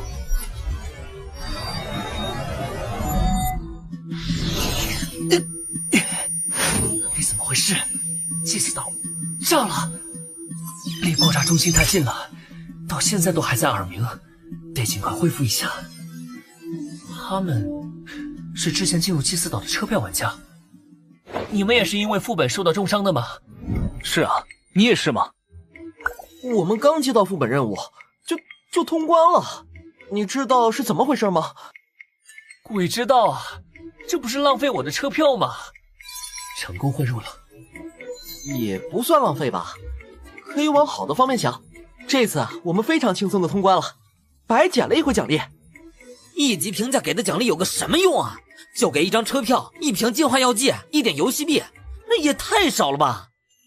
那个小女孩似乎不在，希望不要出什么意外吧。玩家海报间接促成了祭祀岛副本的毁灭，此次副本评价 B 级。净化游戏竟然还能检测到使用超能力造成的间接影响，按理说副本毁灭算是损毁游戏的财产了，不应该还能提升副本评价。除非净化游戏更偏向手续的一方本身也很排斥祭祀岛这类的歪门邪道。以后遇到类似的副本，可以试着去破坏一下，说不定一直没刷出过的 S 级评价就会出现了。啊，你状态看起来没那么差呀。没有，我就是太吃惊了。还好这次评价提升到 B 了，按照这个趋势，再来一次 A， 我应该就能升级到 D 级玩家了。对了，在被转移出来之前，我刚好在城镇外看到看到什么了？看到副本整个炸了！什么？炸了？副本怎么会炸？你在开玩笑吧？别问我，我也想知道原因啊！车来了！唉，算了，总之先上车吧。那个小女孩直到现在都没有出现在车站，想必是没有要过来的意思，应该算是安全了。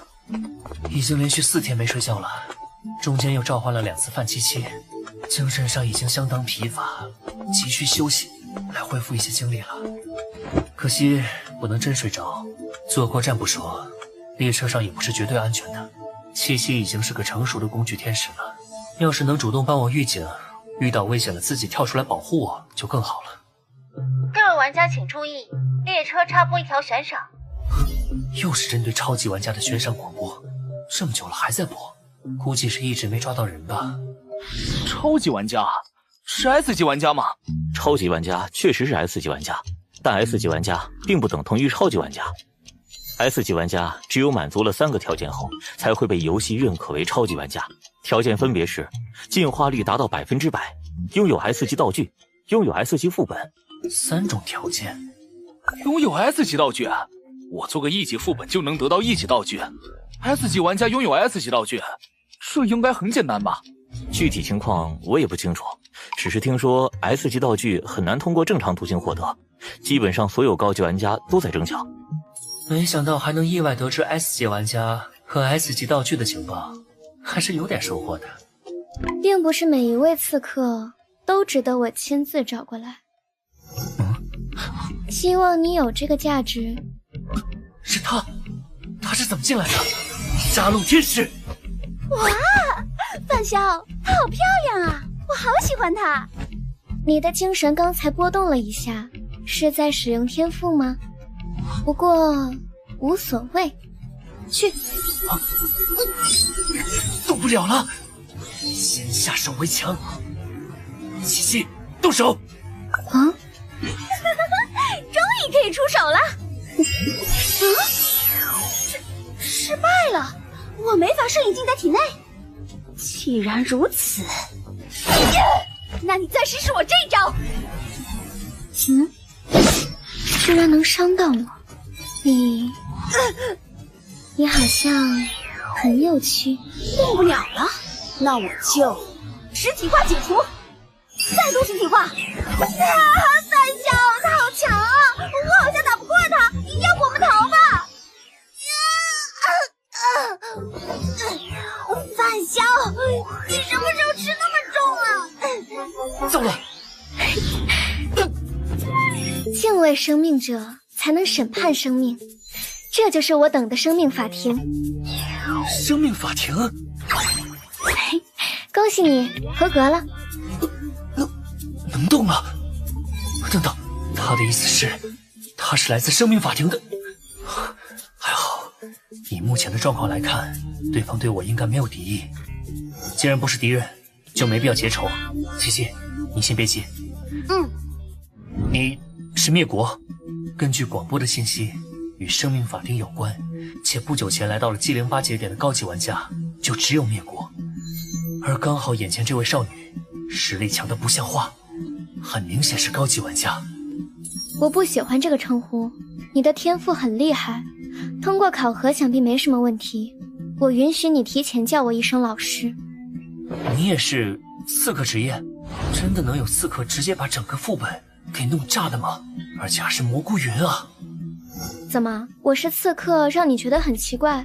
每位刺客玩家都有自己的风格，不要局限在定式思维里。你找我的目的是为了替组织招揽成员？这确实是目的之一，另一个目的，我想看看是什么原因导致我被卷入了1级副本。正常来说，这种事情发生的概率很小。估计是刚好倒霉了吧。哼，那就当是这样吧。有疑惑了，就去这个副本看看。你得到了徽章认可，具备了加入我们的资格。当然，只是资格而已。想要成为正式成员，你还得完成一道刺杀考验。刺杀考验？等你成为地级玩家后，就来001区的罗曼城找我。再会。时间到了，我先走了。这次一点也不好玩。被一个可怕的家伙盯上了。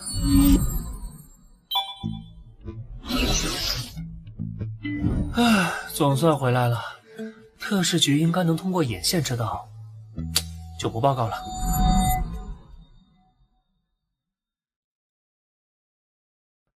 先在车里补个觉吧。生命法庭这种等级的玩家组织，怎么想都不会求着我一个1级玩家来加入。灭国，但少女离开时是近似命令的让我去曼罗城找她，或许是看见七七后对我产生了重视吧。能看见范七七的玩家，他是我见过的第一个，而且还能无视时空列车的规则，甚至列车上的守卫都没有反应，难不成是怂了？灭国似乎是看出了我有些异常本事，那是不是说我能在这张车票对应的副本里找到一些疑惑的答案？算了，既然抵抗不了，那就躺下享受。等成为地级玩家就去看看吧，至于现在，先睡大觉。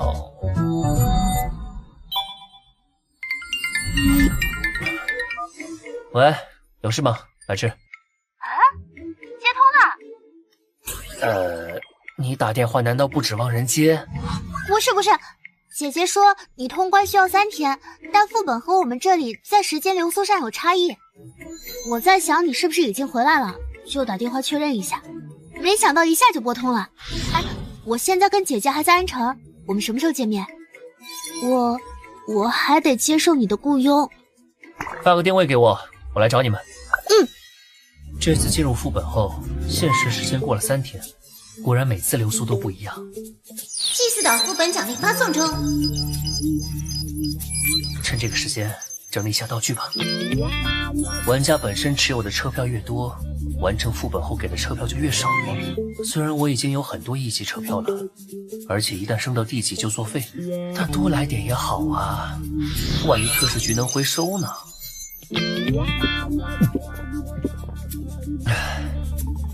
第一瓶从27%升到29%，第二瓶还是29%，恐怕1级进化药剂的上限就是这儿了。再往上得用D级药剂，还是看看新道具吧。1级道具：牛顿的苹果，详细信息如下。牛顿的苹果，下一个。D级道具：初庸刻印，详细信息如下。与血液相关的D级道具。D级道具：初庸刻印和D级道具平斜的耳环，具备共融性，可花费1万游戏币将2件道具融合为1件道具，是否融合？真是运气来了，挡也挡不住啊！嘿，当然要融合。融合完成，恭喜您获得新道具D级道具血族。居然两者效果都保留，看来这2件道具的共融性很高啊，而且还保留了被动效果的能力，跟解毒大师一样，只要喊一次就行。要是所有道具都这样就好了，要喊道具名不光羞耻，还容易错失先机。这个苹果，算了，先留着吧，增加灵感，万一有用呢。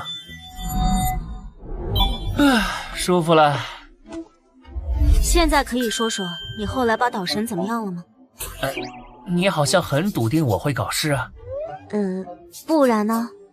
虽然确实搞了，结果就是岛神已经被彻底消灭了。祭祀岛那个地方，以后也不会再有人过去了。什么？你做了什么？连移民问题都被解决了，太厉害了！怎么做到的？这是秘密哦。对了，特事局的人后面没有找你们吗？出副本后，吴延青上报了情况，特事局来了一队人，我们被一同带去蓝城分部做了一些记录。后来吴延青邀请我们加入特事局，姐姐以先考虑为由推脱了。那个范潇，你觉得我们是加入好还是不加入好？有好有坏吧。怎么说呢？加入特事局好处就是资源丰厚，情报充足，能得到更好的发展空间，甚至家人也能得到特使局的庇护，在现实世界生活得更安稳，比当孤狼玩家要好得多。坏处就是危险系数很高，发生了事件得顶上去，就跟这次随机副本一样，权利和义务是对等的。非要我给出个建议的话，我自然是建议你们加入。毕竟有些时候，我们也不能光从利益角度出发，也要考虑一下信仰，或者说信念。什么信仰信念？你说的跟没说一样。那范晓你呢？要不要跟我们一起加入？我现在可算是半个特使局的人，你们难道没发现我一直在和他们合作吗？而且这样挺好的，我自由惯了。说到特使局，杜若回来了没？不知道哎，我们离开特使局分部后，就没和吴延清联系了。那我打个电话问问。Sorry, the number you dialed does not exist. 啊，看来还没回来，估计还得等一段时间。毕竟带人出去容易，但安顿人可不容易。那范萧，我们什么时候开始啊？就是你在副本里说过的要雇佣我的事情。你们急不急去做副本任务啊？不急，刚从祭祀岛出来，先缓一缓。那就等3天。3天时间应该足够验证陆白芝的运气对我是否有作用了。现在就开启载运能力试试看吧。至于后续，等放松完升到地级玩家再考虑。狮子你不做后座吗？范萧在雇佣我帮忙，我觉得坐近一些可能比较好。狮子该不会在想什么有的没的吧？但是看他表情不像啊。算了算了，相信之子。我们先去吃午饭吧，火锅怎么样？吃火锅？大中午吃火锅，出来后一身都是火锅味儿。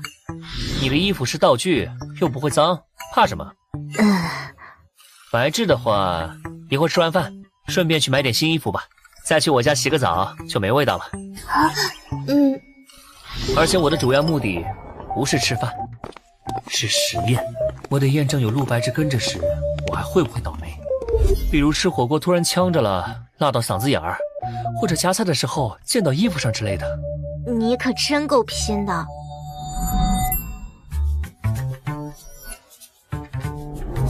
到目前为止，并没有发生什么意外，没有突然降临的副本，也没有被辣子呛到的小事发生。都创造出这种倒霉条件了，开着超能力时却没遇到倒霉事，真不容易啊。当然，仅仅1次成功还无法完全证明我的猜测，还需要多测试几次。即便测试成功了，还存在一个极限的问题。陆白质的运气让他开出了 C 级天赋，说明他的运气是有上限的。他究竟能保护我多少天不受霉运困扰呢？不过极限测试不着急，可以推迟到我成为地级玩家之后。先好好疯玩一阵，缓解我们在副本里累积的疲劳和压力吧。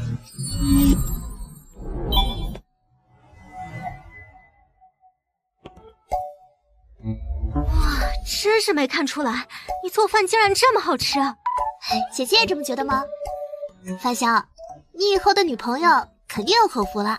那我就谢谢你们的夸奖了。要是我能天天吃到就好了。不是，我的意思是范萧你好厉害，好像所有的事情你都会做一样。行了，别解释了，你这种解释只会越抹越黑。哎，话说，我们什么时候去副本？明天早上吧，毕竟不知道要在副本里待几天，养足精神后一早出发最好。现在是下午1点半，那接下来我们做什么？实验已经做完了，剩下的时间我们找个地方好好玩一下，放松一下，不是为了实验故意去体验极限项目，而是真正的玩。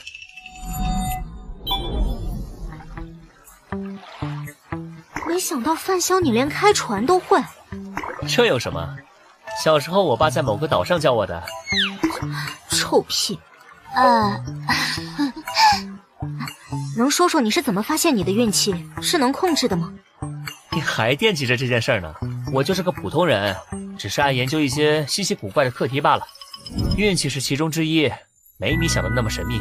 白质可比我要神秘多了。啊，没有啦，我也不是从小就这样的。哦，你的运气不是与生俱来的？不是的，我以前跟大家一样，运气很普通的，甚至可以说有点倒霉。比如小时候和姐姐玩猜拳，老是输。又比如买干脆面收集卡片，姐姐400包左右就集齐了，我差不多要1000包。还有，白芝小时候有点胖，经常被班里的男生骂她是胖妞，欺负她。啊，姐姐！那你是什么时候开始变得好运的？应该是在9年前，从那时候开始，我就没被什么人欺负过了，运气也变得比姐姐好了。9年前，我那一年下楼梯撞到了脑子，回想起了关于姐姐的模糊记忆。陆白痴和我的情况似乎没有什么关联，但又都跟运气相关，会有什么关系吗？那我能看看你小时候的照片吗？虽然之前就检索过记忆，没有发现陆白痴以前和我认识的情况，不过现在得到了新的情报，也许得重新审视一下了。这个一定要看吗？我手机里没留照片，相册都在家里。要不以后再说吧。没关系，我手机里有老照片。啊，姐姐，你可真够主动的。我都说我没什么秘密分享给你了。看个照片而已，哪有那么多算计啊？哼，确实是个小胖妞啊。那个，请不要笑话我。怎么会啊？挺可爱的。那些欺负过陆白质的小男孩，看到他现在的模样，估计肠子都要悔青了吧。不管是现在的样子还是小时候的样子，都在记忆中搜寻不到。难道真的没有关联吗？哦，对了，你们小时候有没有来过安城？来安城？我们就是安城人，只不过家里生意做大之后，和亲戚产生了一些矛盾，之后就搬到海城去了。你们也是安城的？是啊，我和姐姐都是在这边读的小学，只不过好多年没回来过了，对这里已经不熟悉了。以前住的房子也卖出去了。怎么样，想到什么了没？什么也没有，我就是好奇问问。太巧合了，都是安城的，人生都在9年前有所转折，还都跟运气这个概念有关。只可惜情报太少，没法分析出什么，以后再说吧。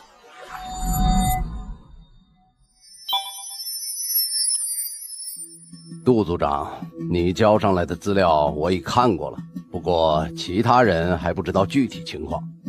你先挑重要的点给大家讲一讲吧。情况是这样的，我们在追捕养殖组织的过程中，具体情况就是这样。此次被卷进随机副本后安全回来，甚至救助了一些人，还要多亏范潇的帮忙，或者说他起到了主要作用。你说的这位范潇是1级玩家对吧？你确定1级玩家能有这么厉害？杜若，你在我们组长中都是比较强的玩家了，你甚至还是比我们大多数人进入游戏晚的。哦，连你这家伙都自愧不如的人，真的是一位1级玩家？你是想拉拢他吗？是的，李局。不过我问过他了，他暂时没有加入特事局的想法，只是说会和我们保持合作。我暂时还想不到能打动他的条件。道具药剂这些他都不要，这未免也……我们特事局虽然道具多，药剂也多，但大多都是1级的。而范潇跟我一起经历过的副本，最终评价都是 A， 再加上他自己经历的其他副本，手上D级道具估计好几件了，根本不缺资源。什么？1级玩家通过副本获得好几件D级道具？这难道是天生的玩家？我们有这么多的同胞，诞生出一些天才不足为奇。其实关于怎么拉拢他，我倒是有个主意，这也是我这次聚集你们开会的原因。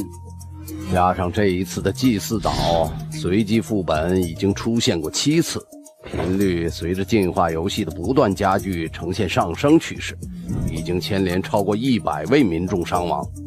之后的伤亡数量肯定会持续增加，我们必须采取措施了。还好随机副本并不是没有办法避免，安全区，我们要效仿其他世界分区的做法，建立属于我们的安全区。根据总局那边的情报，建立安全区需要幻想物质这种特殊材料，这种材料目前只在001世界分区获得，但001世界分区只有地级玩家才能前往，所以获取幻想物质这项工作需要由你们来完成。幻想物质具体是什么？很遗憾，暂时不清楚。只知道有这种材料作为辅材建造出的安全区，才能从空间层面隔绝随机副本卷人，从而保护大家。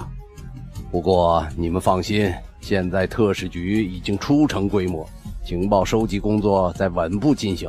获取更详细的情报后，我会第一时间通知你们。从现在开始，特使局持有的001分区的地级副本车票，你们都可以申请分配。大家都加把劲儿吧！只要打造出了安全区，我们就不会再受到随机副本的威胁。特使局成员的家人享有第一批入住安全区的名额。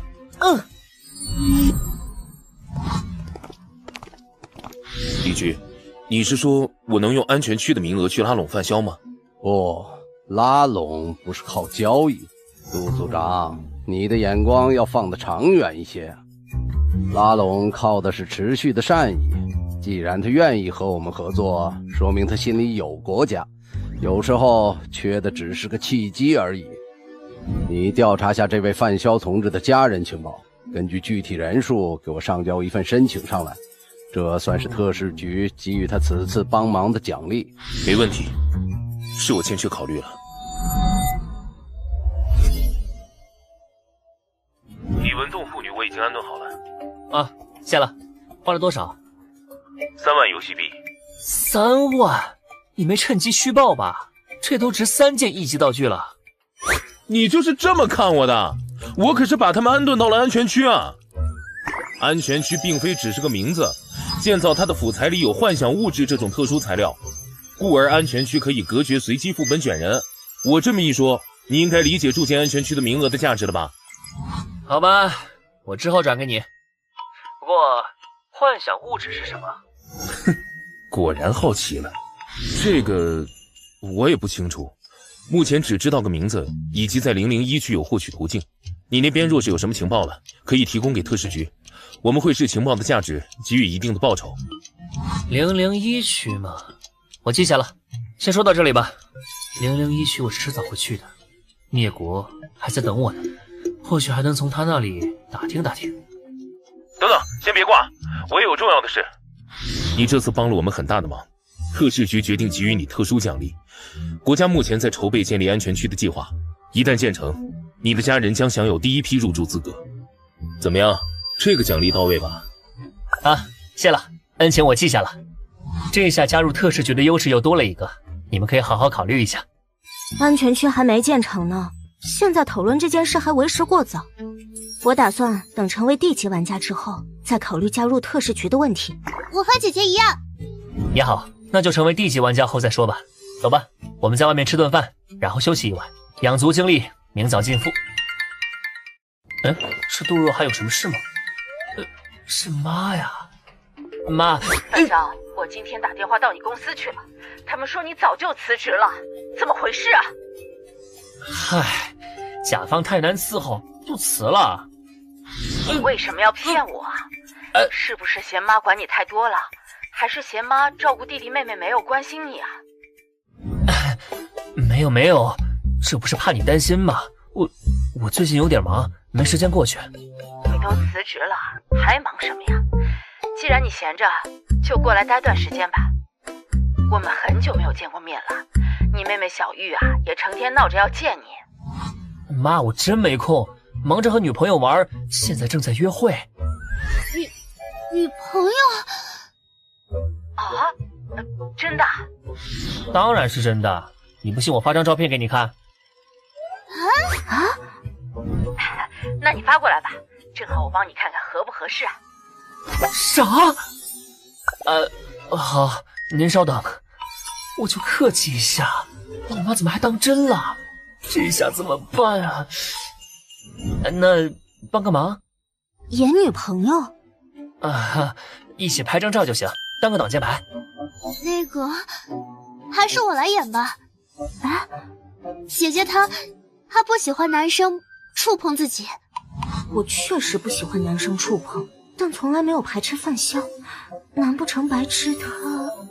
白痴，我来就可以了。还是我来吧，姐姐你的表情太冷淡了，估计不怎么讨阿姨喜欢。白痴，一下就试出来了。那麻烦你拍张照了。好吧。真麻烦你们俩了。那你可得多请几段。姐姐。没问题了。嘿嘿。总算应付过去了。下次我妈再打电话问，就发和陆熙宁的合照，说前一个因为不合适已经分了，这个正在花时间追，如此又能拖一段时间，简直完美。啊！好了，出门吃饭。总觉得那家伙在谋划什么。吃饱后进副本吧。好。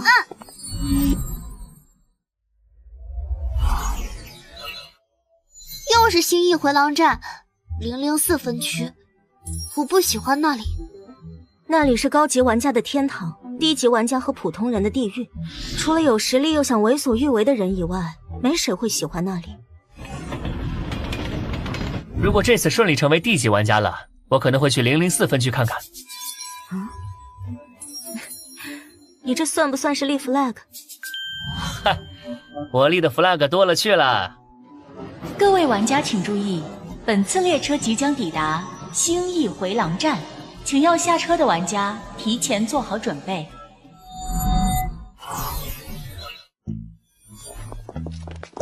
啊，好多人啊！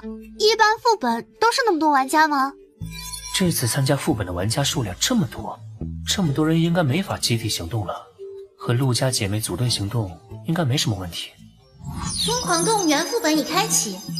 背景介绍：陈院长是位善良的动保协会成员，哪怕是面对会让人产生强烈不适的奇形怪状的动物，他也会一视同仁。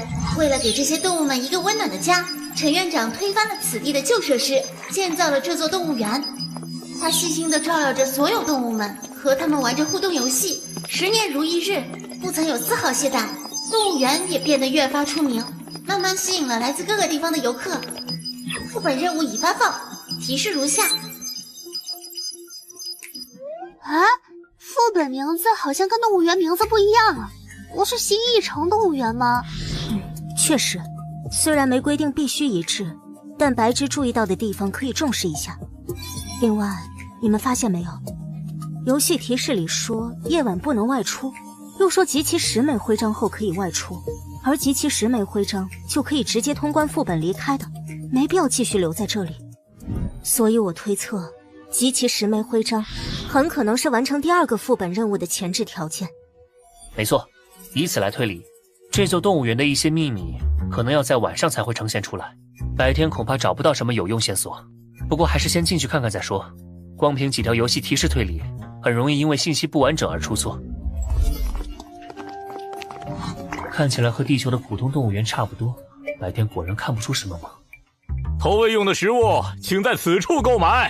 啊，上好的饲料只需要1000游戏币一袋。1000？老头，你抢钱呢？投喂用的食物只有我这里有，其他食物动物们都不会吃的，你们爱买不买。不过我可得提醒你们，好朋友徽章只能从动物那里获得，而想要动物把徽章给你，你必须得先完成一次投喂，让他们舒服了才行。1000游戏币对1级玩家来说可不是小数目，而且这人也不一定就是陈园长，专门骗人的也说不准。你就是陈园长吧？没错。这个动物园内有多少动物？万一数量有限，我们这么多玩家，怎么可能每个人都凑齐10枚徽章？这是你们自己的事，跟我没关系。我只提醒你们一句，每只动物每天上线送出3枚好朋友徽章，能不能抓住机会，就看你们自己了。或者，你们可以抢夺别人的徽章。什么？这抢别人的？陈园长的意思是，副本限制对他和动物出手，却没限制玩家私斗。抢夺他人徽章是不违规的吗？这么一来，很多玩家都会倾向不劳而获。一是不用花钱，二是本来游戏就有吃人玩家存在和继承道具的机制。我们怎么知道你说没说真话？万一你骗我们的钱咋办？对啊，我们凭什么相信你？是啊，是不是真话，你们可以自己去验证。我还是那句话，爱买不买。哼，老头，副本规则只禁止攻击，可没说不能抢你的东西。食物都在屋子里，你可以来抢一个试试。副本规则确实没禁止抢东西，只要注意别误伤到陈园长就好。我们要不要抢？抢就算了，你没钱我先帮你垫上吧。目前来看，动物园的陈园长和动物两方谁是副本 BOSS 还不好说，现在得罪他没好处。是啊，既然可以交流，最好还是先打好关系，这样说不定会收获意想不到的好处。臭老头！赶紧给老子滚出来！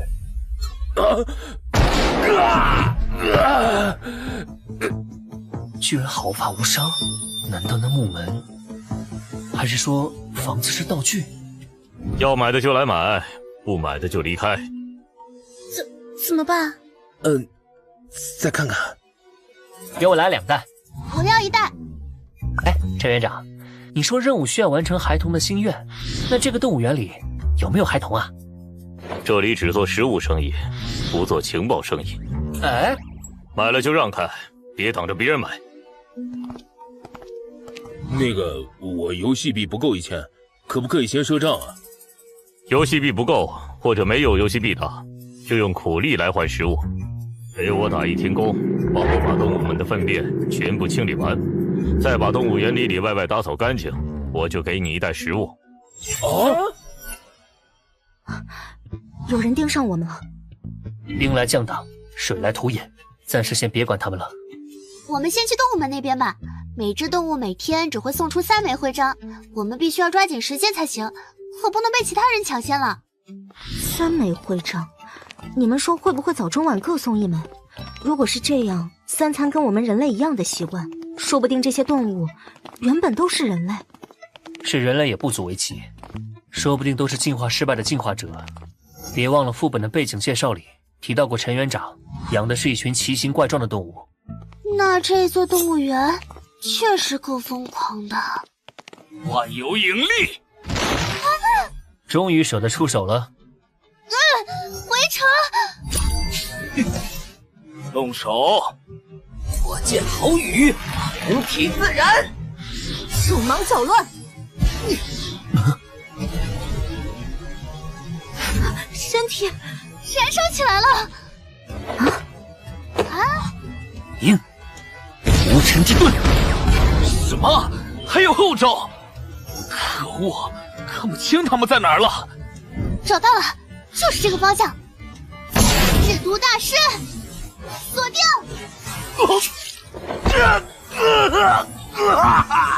老大，怎么回事？质子，把围城收起来。好，围城上吧！金属人偶。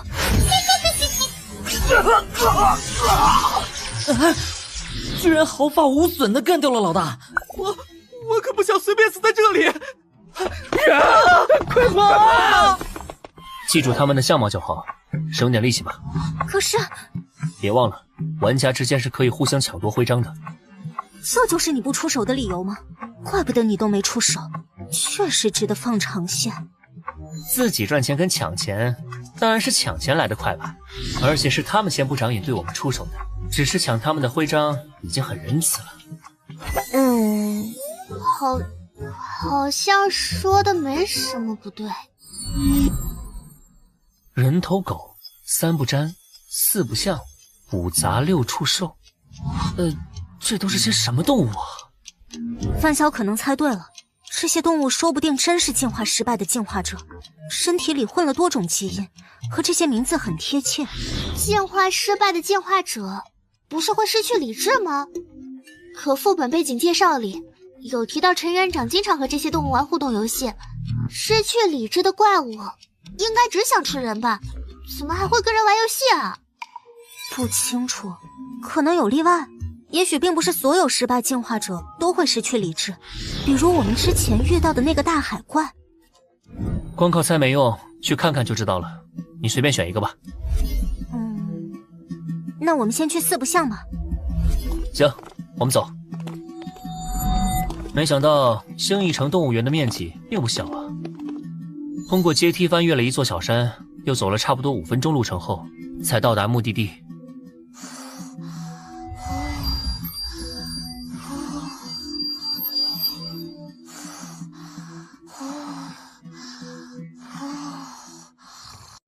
这是什么呀？世界上哪有这么奇葩的动物？绝对是失败进化者没跑了。你们注意一下，离我的距离不要超过5米，我能保护你们。啊？这里有提示立牌。这是什么意思啊？是让我们跟这只猩猩玩游戏吗？估计是吧，先进去看看。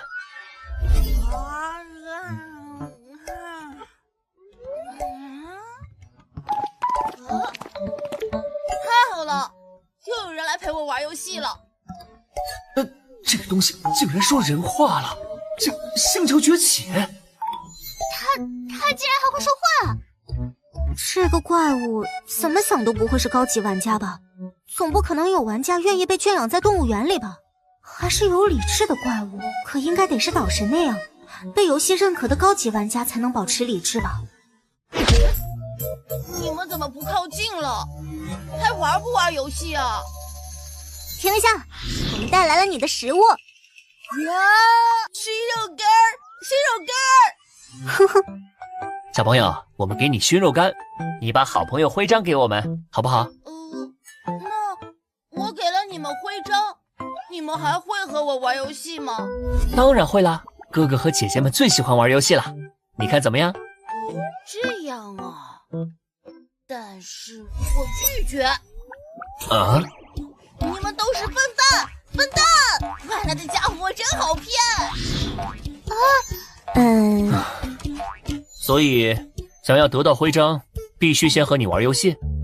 是啊，等你们赢了我，再给我喂完熏肉，我就把徽章给你们。那要是我们输了呢？输了你们也要给我喂熏肉，但我不会给你们徽章。赢了我们，你就别想吃熏肉了，我把它丢掉也不会给你的。不给就不给。陈叔叔说了，有的是人带着熏肉过来，抢着和我们玩游戏。你们要是不给我熏肉，下次我就不陪你们玩了。哼。这狗日的陈园长真会做生意，不光垄断销售，游戏输了居然还要喂食物，反复割韭菜啊！这是。怪不得这座动物园这么干净，估计是很多玩家被反复坑钱和食物，最后只能打工换取一袋投喂食物。这也侧面反映出，想赢下互动游戏恐怕并不容易。你要玩什么游戏啊？猜拳扇耳光，我们先猜拳，赢的人扇输的人耳光，谁能连续打对方5个耳光，谁就赢。这规则明说了黑猩猩可以用力打人，但玩家却不能攻击他，真是毫无公平可言啊！另外，我只和你们玩1个小时，1个小时后没分出输赢，那就是你们输，输了也要喂我熏肉吃。这不公平！你们是大人，当然要让着我吧。好，我来和你玩。智子，有把握吗？猜拳的话，没问题。决定好了吗？我肚子好饿哦。决定好了。放心，输了也没关系，我帮你挡着。规则没说不能用道具，用无尘之盾挡住冲击力还是没问题的。我们开始吧。小姐姐，我得提醒你一句，猜拳输了的人一定要挨打哦。不挨打就跑掉，我下次不和你们玩喽。来吧，石头剪刀布。不好意思，你输喽。好，愿赌服输。嘿嘿。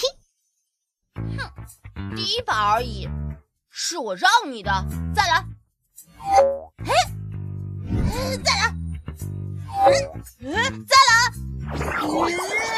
再来！我不信，再来！但你已经输5次了，我们的游戏结束了。为什么不让我？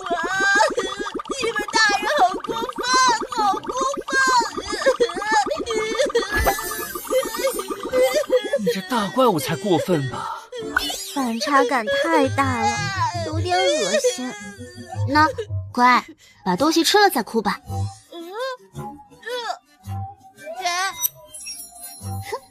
第1枚徽章搞定，我们再来一局吧。好，这回我肯定会赢你。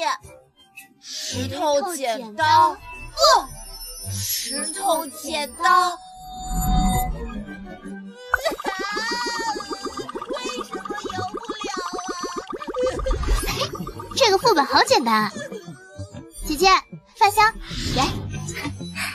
谢谢。我觉得第2个副本任务完成孩子们的心愿，可能与这些动物有关。那只动物的嗓音听着跟儿童一样，会不会其他动物也是这样呢？他们会不会就是所谓的孩子们？我也觉得很有可能跟孩子沾边。目前只有黑猩猩是儿童嗓音了，但要是其他动物也这样，那孩子8成指的就是他们。就是不知道这些动物的心愿是什么。黑猩猩很喜欢玩游戏，如果其他动物也和他一样，估计孩子们的心愿就是和人玩游戏吧。或许我们陪这座动物园里的所有动物都玩一遍游戏，任务条件就能达成了。都玩一遍吗？目前看来，不仅动物有问题，我看陈园长8成也有问题。啊？说不定他表面是动物园园长，背地里却是个科学怪人，喜欢搞人和动物的融合研究。这里的动物，搞不好都是他的杰作。不知道你们注意到没？副本的背景介绍里提到过，陈园长推翻了旧设施，建造新动物园。这里的旧设施指什么？会不会有猫腻？这有可能是游戏给我们的情报暗示。姐姐觉得会是什么？可能是一座大型孤儿院吧。陈园长拿孤儿院里的孩子做实验，搞出现在这些会说话的怪物，这种套路在小说里很常见的。范大哥，这件事你怎么看？你们推测的有一定道理，但是动物等于孩子这个推测有点过于想当然，也有点过于简单了。这里只是个1级副本，本身难度就是有限的，而且需要和所有动物玩一遍游戏，也许是猜起来简单，做起来难的副本考验。我们之前不是还猜测动物园的秘密只会在晚上显露吗？这还没到晚上呢。先别着急下结论，一边收集徽章，一边收集情报吧。那我们先去其他动物那里确认一下吧。这上面的动物和之前的完全不一样，要验证我们的猜想可就麻烦了。那也说明不用担心徽章不够了。怎么样，智子？这次我们去哪儿？这一次我们去6处所。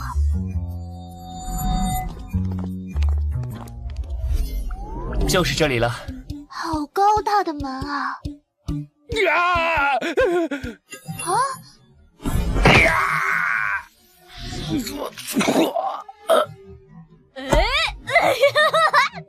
你输了！大人都好弱啊！快给我熏肉干！快把熏肉干给我！我给你个头！你居然骂人！好不要脸的大人！你们给我滚！我这里不欢迎你们！怎么办？就这么离开吗？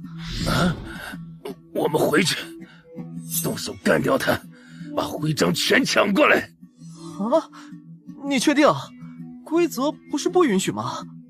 狗屁规则，就是唬人用的。之前我去的那个副本就是，规则很严酷，但有人违背后却屁事没有。副本就是在赌你不敢出手。好，那就一起上！恭喜发财！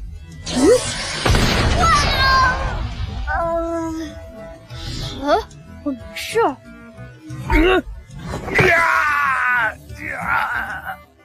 什么情况？救我！救救我！好疼啊！好阴险的大人！我再也不要和你们玩了！好兄弟，救救我！好，我没药剂。好，你等着。是怪我，换你来你也会这么做的。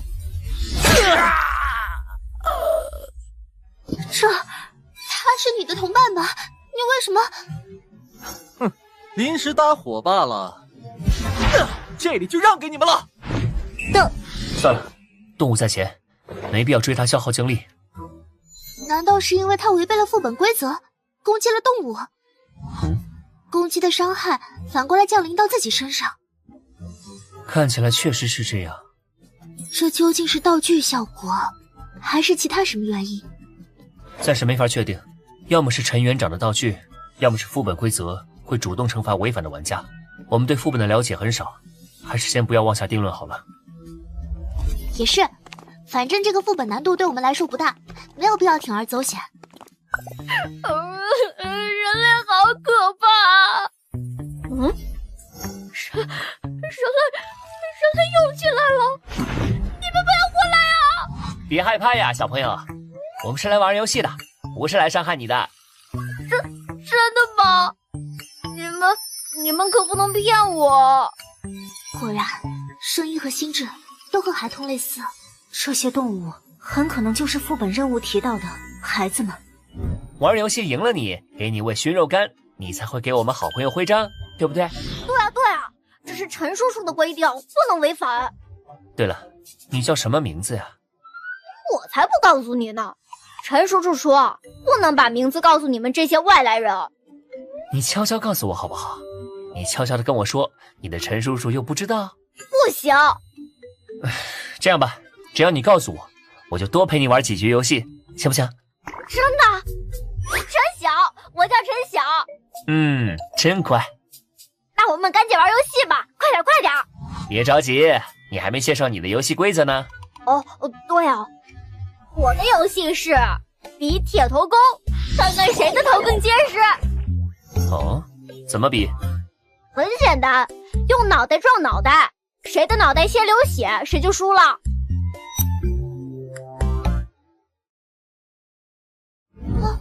跟他撞脑袋，肯定是我们先流血啊！栀子，上吧，交给你了。你之前不是挺兴奋的，一直想和动物玩游戏吗？姐姐，你就别数落我了，人哪能撞得过牛啊？要不我们去其他地方吧？不行，你们必须和我玩，不许耍赖。放心，我来和你玩。好呀！范潇，你放心交给我吧。你很有气势嘛。无尘之盾，血族。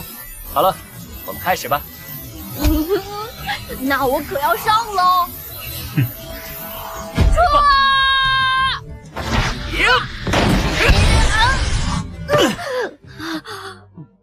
毫发无伤？怎么会？再来！可你已经输了。什么？你流血了。咦，好像真的流血了，但怎么一点也不疼啊？你这么身强体壮的，一点小伤口不会疼的。该吃肉了。嘿嘿，谢了。来，我们再来吧。好，这次我一定要赢。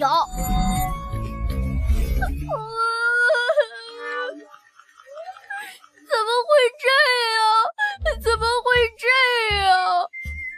下次有机会再陪你玩。我们先走了。拜拜。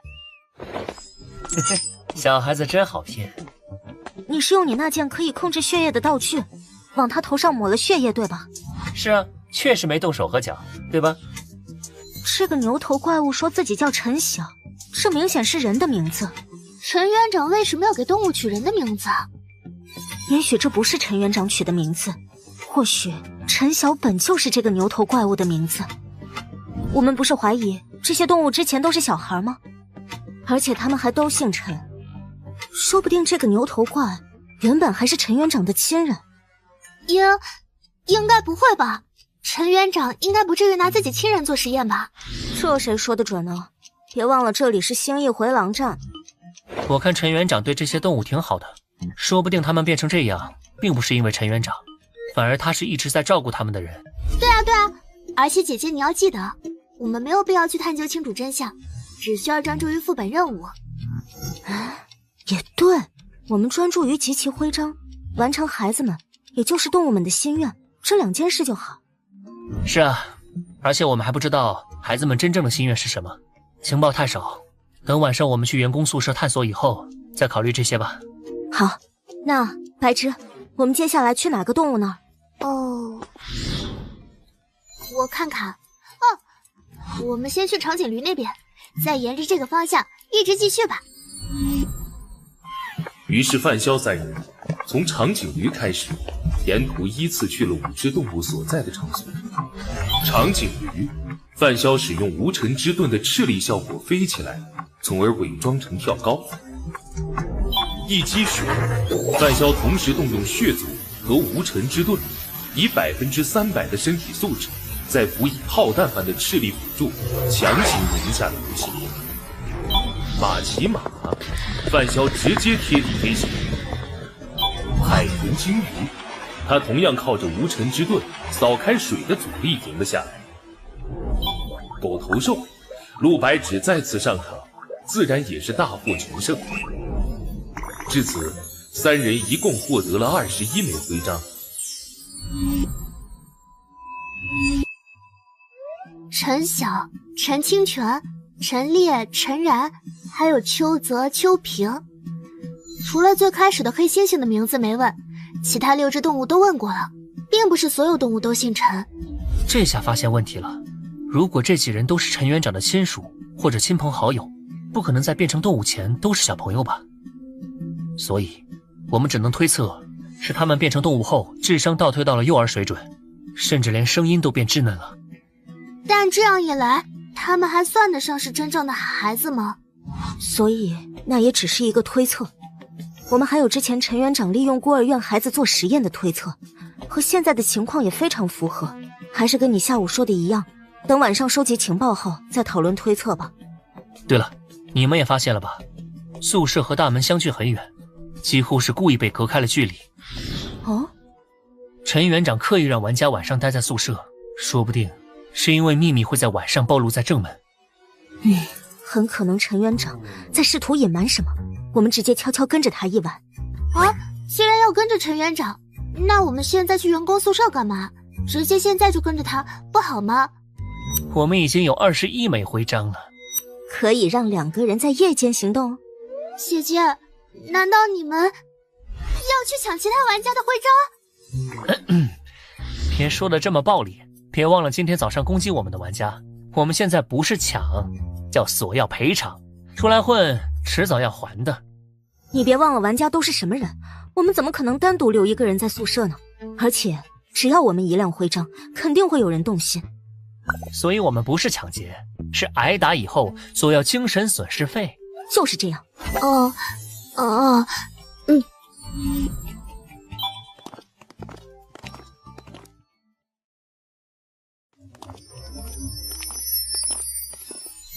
看那边，那2人是上，控制住他们。万有引力。什么头山？身体变得好重。血族是。糟糕！好久不见啊！是你吗？你们已经中了我的道具，现在我动一下念头，就能让你们死。识相的话，就把徽章交出来。你得保证不杀我们，否则你什么也得不到。真要杀你们，白天你们就跑不了了。白天放走你们，就是为了现在抢你们的徽章。只要徽章还没凑齐，就不会动手，明白了吧？怎么了？发生什么了？这是在当众抢劫？好像是那2个人白天抢了他们，现在报复回来。嘿，我提醒你们，我手里有吐真剂，要是敢藏着徽章不交，被我问出来了。好吧。算你们识相。20、21、25，我们快要凑齐30枚徽章了。运气好的话，明天早上就能通关副本了。已经25枚了，这么快？收起来，别那么傻啊！哎呀，太多了，有点兴奋呢。这里不安全，我们快回宿舍。溜了。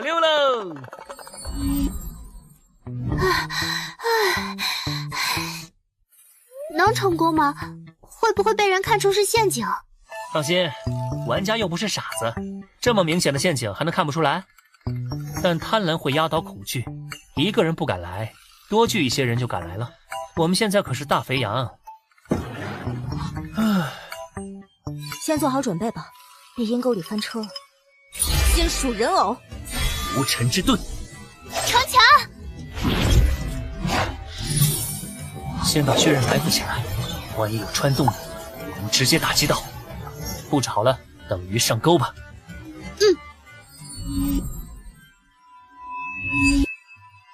随手伪造的请假条，去来了，道具。请假条，精神干涉类道具，但是只影响注意力的集中点，不影响身体的其他动作，那就没什么用了。血刃，又闯进来一个，注意戒备。啊，这是踢踏舞，总觉得这只兔子怎么这么欠打啊！血刃，我的人偶不太对劲。怎么会？我控制不了人偶了。制毒大师，停不下来。控制解除了，来了。我树礼帽，小心，注意闪避。想躲，灰色守则。啊！地面陷进去了。把徽章交出来！不对，快退！无尘之盾向上。窗户进来的交给我。金属人偶。好像有点麻烦了呀。门口的几个，我来解决。血刃。什么？血族，血液控制。不好，那个玩家有闪避道具，玩偶打不中他。快跑！姐姐，手忙脚乱。剧毒大师，糟糕！都解决了吗？还有扔兔子玩偶那个没进来，让他给跑了。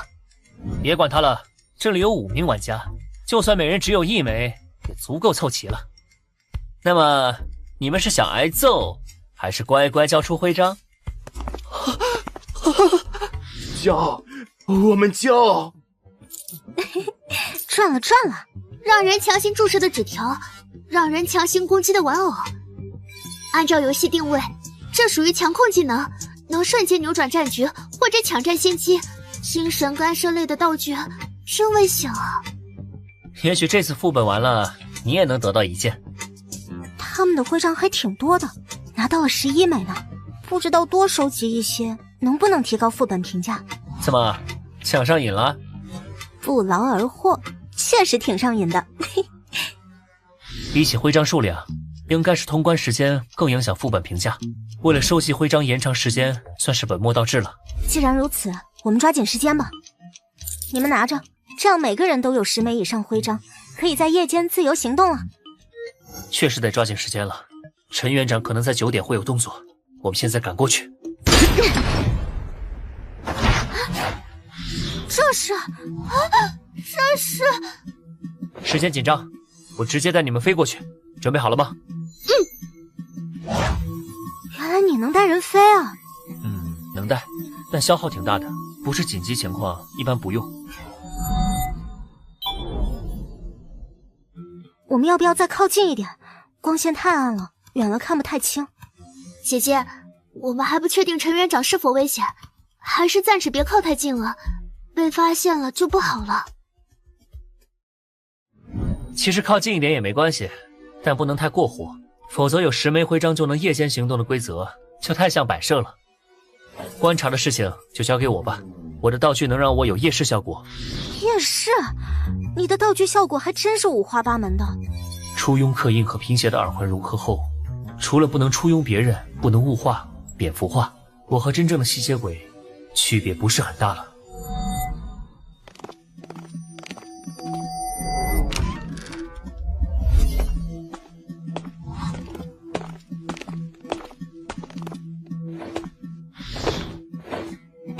这是之前我们见过的玩家。总之，先跟上去吧。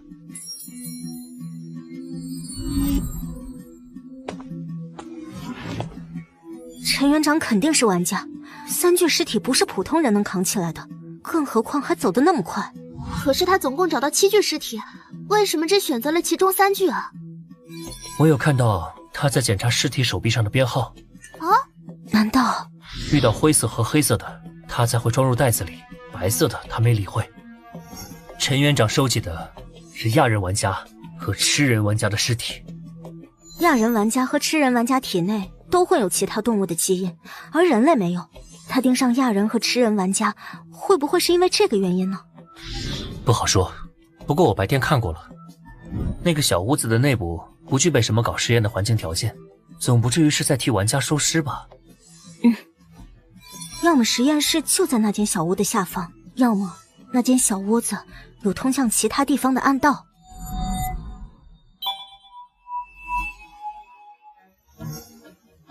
人不见了，我们过去看看。人和尸体都不见了，先进去再说。门没有打开，人也没有从窗户出去，也不知道陈园长是从哪里离开的。既然陈园长有可能是玩家，估计是使用了什么道具吧。要不你挖开地面试试？啊，正有此打算。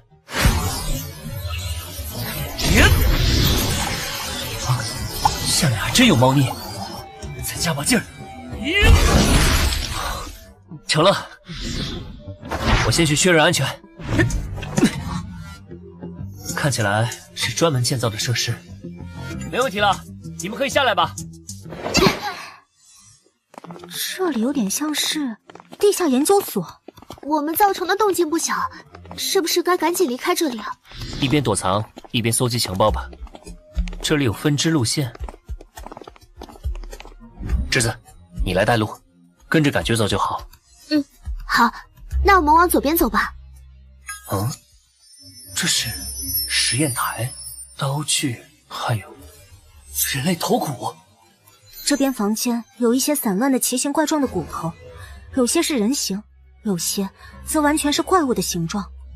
看来陈园长果然有在背地里搞生物实验。这些头骨不出意外，应该是人类变成动物后留下的，有些连骨骼形状都完全改变了，那些还能看出是人类的骨头，从大小判断，应该是小孩子的。不管这里之前是不是幼儿园，根据现状基本可以确定，这处地下研究所曾经在搞很残酷的人体试验，牺牲了很多小孩。可恶！姐姐，啊，那里好像是档案室啊！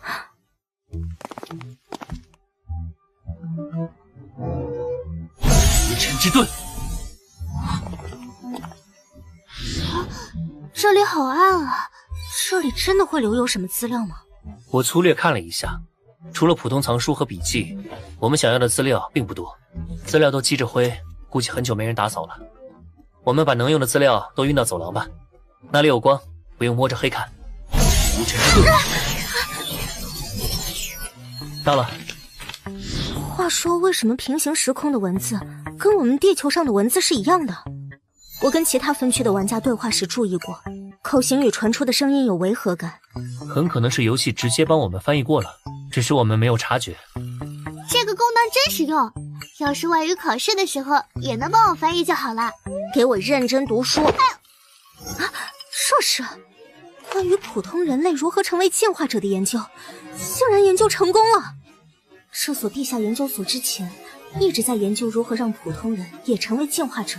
为了实现这个目的，他们抓来了很多进化者，暗地里搞起了违背伦理道德的人体实验。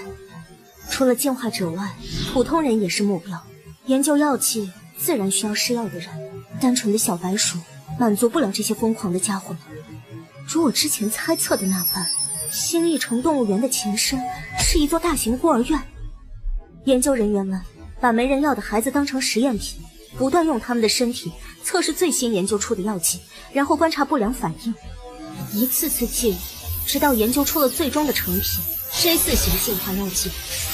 至于服用失败品药剂的孩子们，他们无一例外都变成了没有理智的怪物。我们的猜测算是被验证了，不过还有个矛盾的地方。资料上说，服用失败品药剂的孩子们会变成没有理智的怪物，为何地面上那些动物还残存着理智呢？这个可能得问陈园长本人了。不出意外的话，这位陈博士就是陈园长了。有没有可能是陈园长良心发现，研究出了新的药剂，让他们恢复了部分理智？他们研究出 J4 药剂，让人类变成进化者，再研究出能恢复理智的药剂，也不是没有可能。恢复理智的药剂吗？确实有可能是这样。陈园长收集的是亚人玩家和吃人玩家的尸体，说不定他是想通过研究这两类玩家的身体，找出两类基因平衡的方法，让那些动物们彻底恢复过往的理智。他这算是在补偿那些孩子？补偿？恶魔可不会忏悔。你看看这个，这是什么？这应该是孤儿院的名册，上面全是陌生名字，没有陈晓、陈清泉、陈烈、陈然这些在动物园中的动物的名字。J4 药剂成功研制的背后是多少孩子的牺牲？而主导这一切的陈园长真的会因为后悔或者良心不安去弥补他伤害过的那些孩子吗？这不会吧？换句话说，你们觉得恶魔真的会忏悔吗？可人都是复杂的，不能脸谱化，这话是你自己说过的。对啊，可能他已经悔过了，不然他应该不会主动建造这么一座动物园。副本没开启时，每天照顾这些动物们的饮食、清理粪便，和他们互动的人应该只有陈园长。如果不是真心悔过，应该不至于做到这种程度吧？不要只看上面，别忘了我们刚才看到的那些骸骨啊！一个已经悔过的人会将小孩们的尸骨遗弃在这个地方不管吗？我想陈园长从来不曾在意过这些成为实验品的小孩，就像他从来没在意过这些房间里的尸骨。你是说陈园长帮地面上的那些动物恢复理智是另有所图？看来你还是不认可动物就是孩子们这个结论呢。是啊，看到那些骨头以后，我可以确信了。不过如果要证据还差一些，需要去另一边看看。等等，那这些资料怎么办？这些资料最关键的部分都缺失了，作用并不大。你们想带可以带着，等回去后上交国家，估计能换来丰厚奖励。还是先带着吧，万一有什么疏漏，还可以再检查。那个，我们去研究所的另一边，会不会有危险啊？陈园长有可能就在那边。放心，应该没事的。我估计陈园长和之前的岛神一样，不能主动攻击玩家，否则早上被威胁时就不会无动于衷了。再说，我们已经收集齐了徽章，随时可以通关副本离开，安全还是有保障的。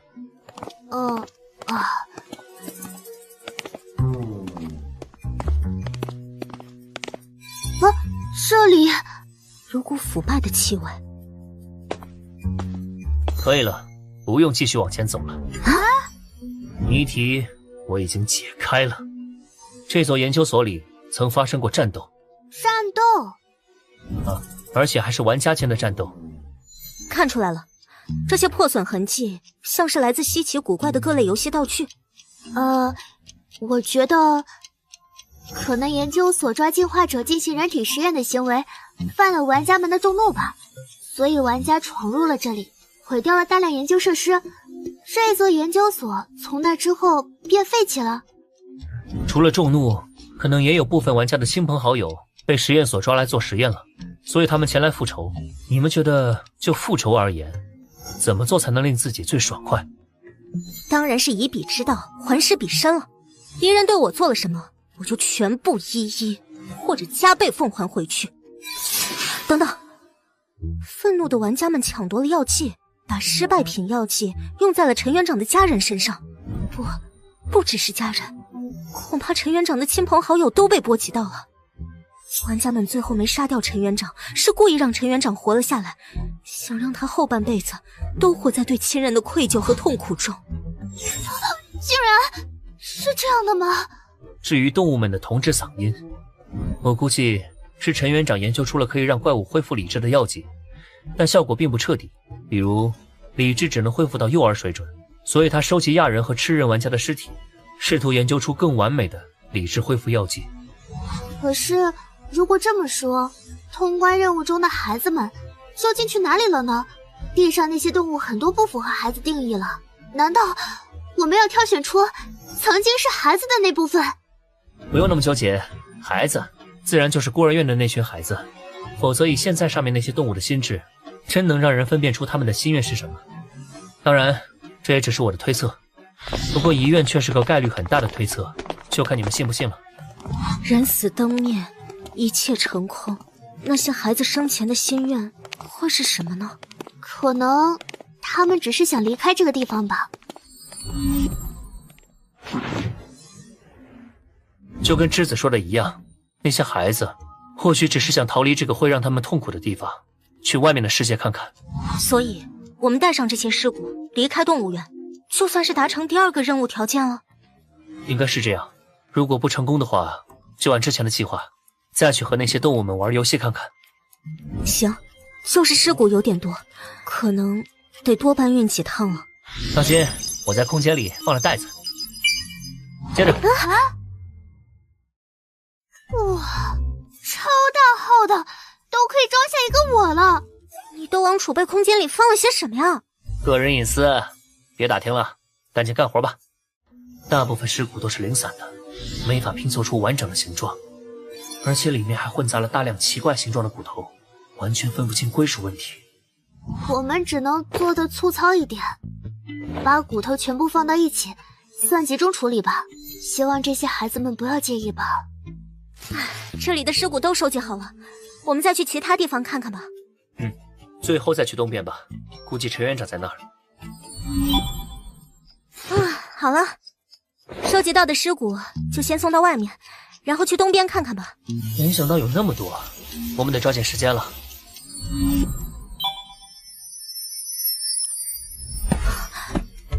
怎么办？要破坏这道封锁门吗？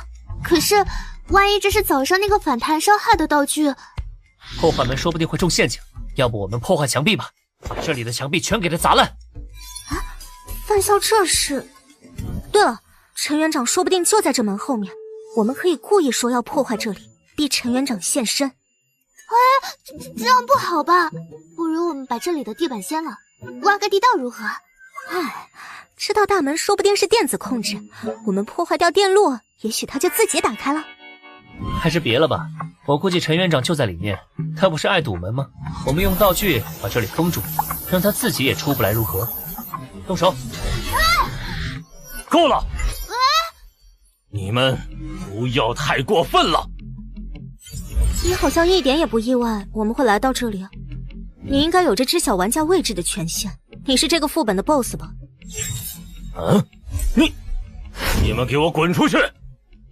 你让我出去我就出去？你在教我做事吗？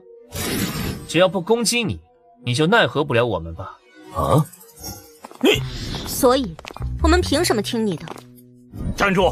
知道我是副本 BOSS， 你们还敢这么放肆？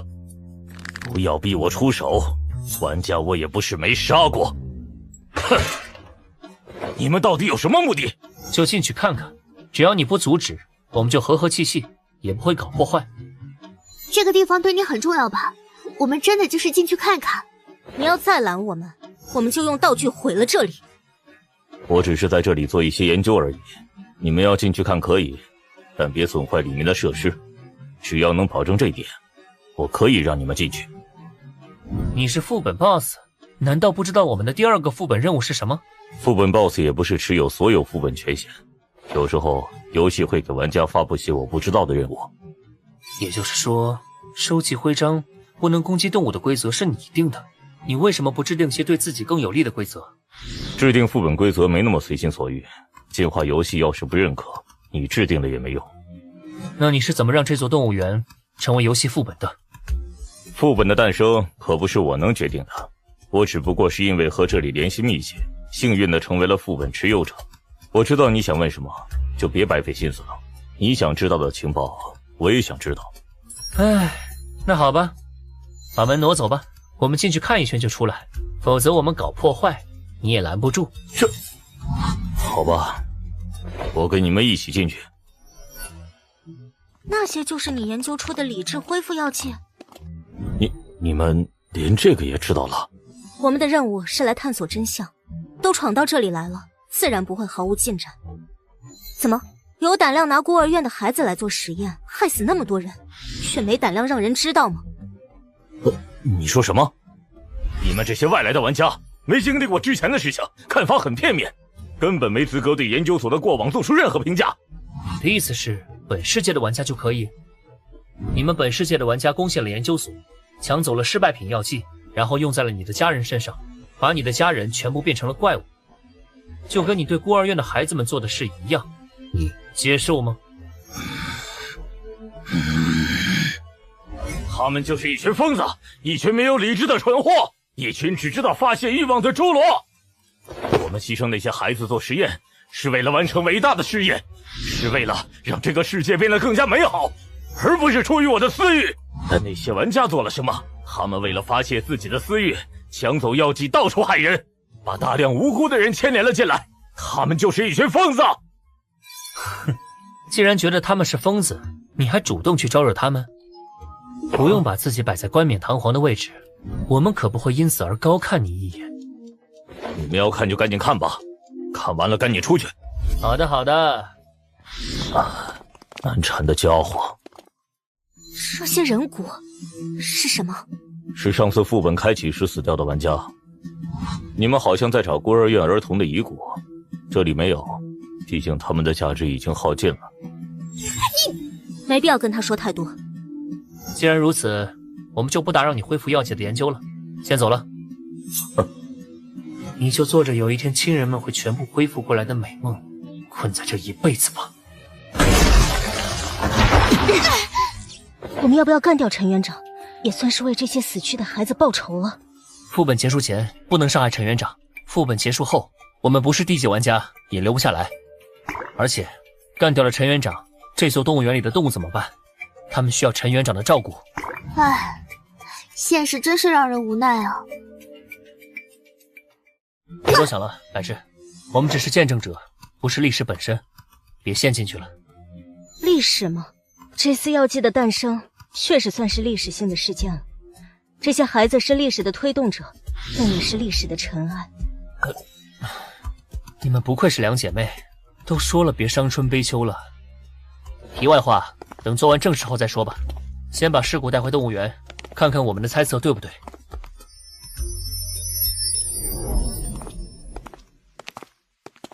啊！您已完成孩子们的心愿，希望他们能安息。所有副本任务条件均已达成，此次副本结束。副本评价 A， 副本奖励如下：玩家海报于4次1级副本中表现优异，升级为低级玩家。您获得一份属于低级玩家的特殊奖励：1张低级副本的时空车票，1瓶低级净化药剂。您的玩家面板已更新。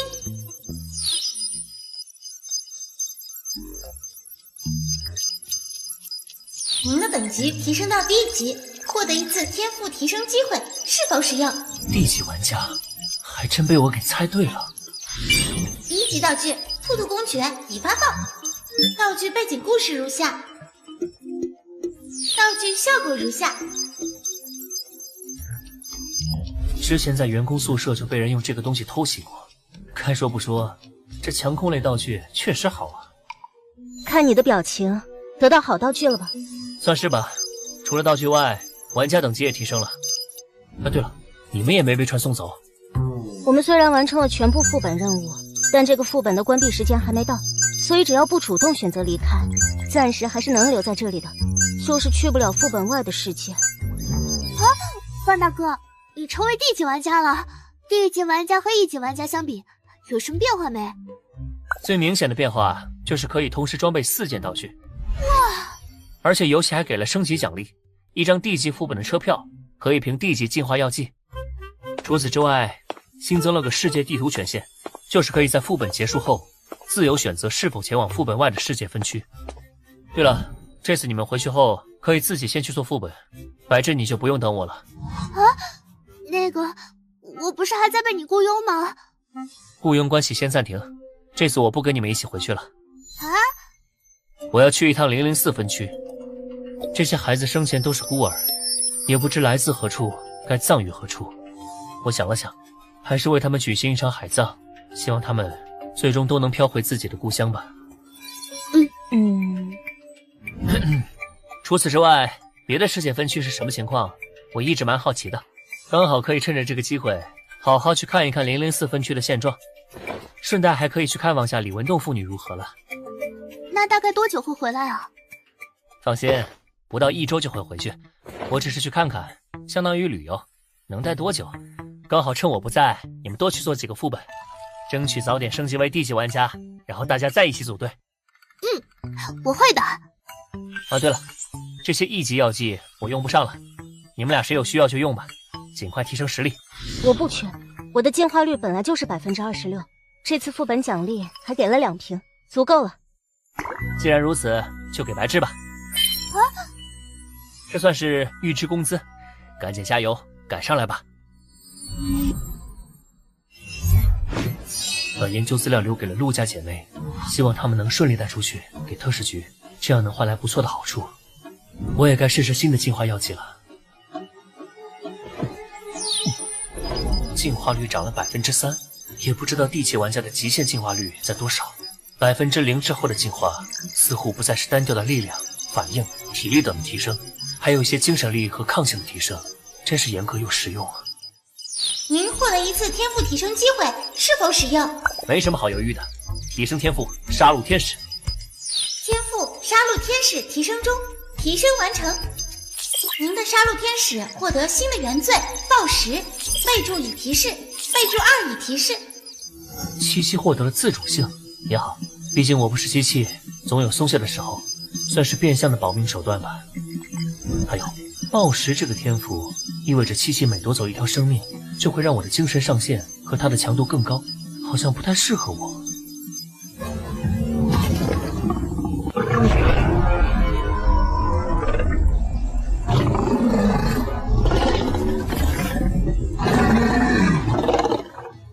怎么会有这么多怪物聚集在一起？难道这也是副本？没猜错的话，远处的城市应该就是星翼城了。可是为什么会在城市周边聚集那么多怪物？星翼城里的高级玩家扫荡掉这些怪物应该轻而易举。对了，祭祀岛也是这个分区的。嘿，也就是说，这些怪物应该是这个分区的商品，供高级玩家交易的。杀戮天使，范香，这次有什么好玩的事吗？先把他们都杀掉吧，然后试试你的新能力。七七最喜欢玩玩具啦！怎么老是这种玩具？算了，总比没有好。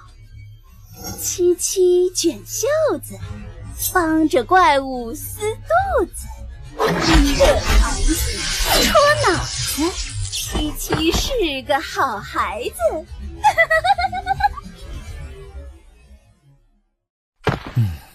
好像是有一些精神反馈，但不多。几十只怪物才增加这么点精神上限，果然怪物的精神都很弱。正是因为没有理智，精神脆弱，很容易就会被精神的手段所操控，才会成为商品和工具。范香，范香，我们去那边吧，那边还有玩具。撕开丑八怪有什么意思？看见那个地方没？它叫星翼城。等你什么时候变得更强了，高级玩家见一个撕一个，我就带你去那里面撕个痛快，撕个够。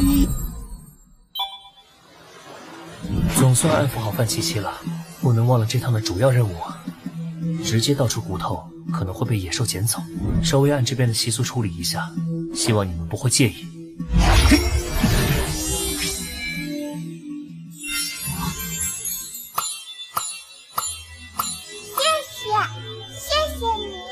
谢谢，谢谢你。真是群有礼貌的孩子，希望这些孩子的灵魂都能被大海送回他们的故乡，落叶归根。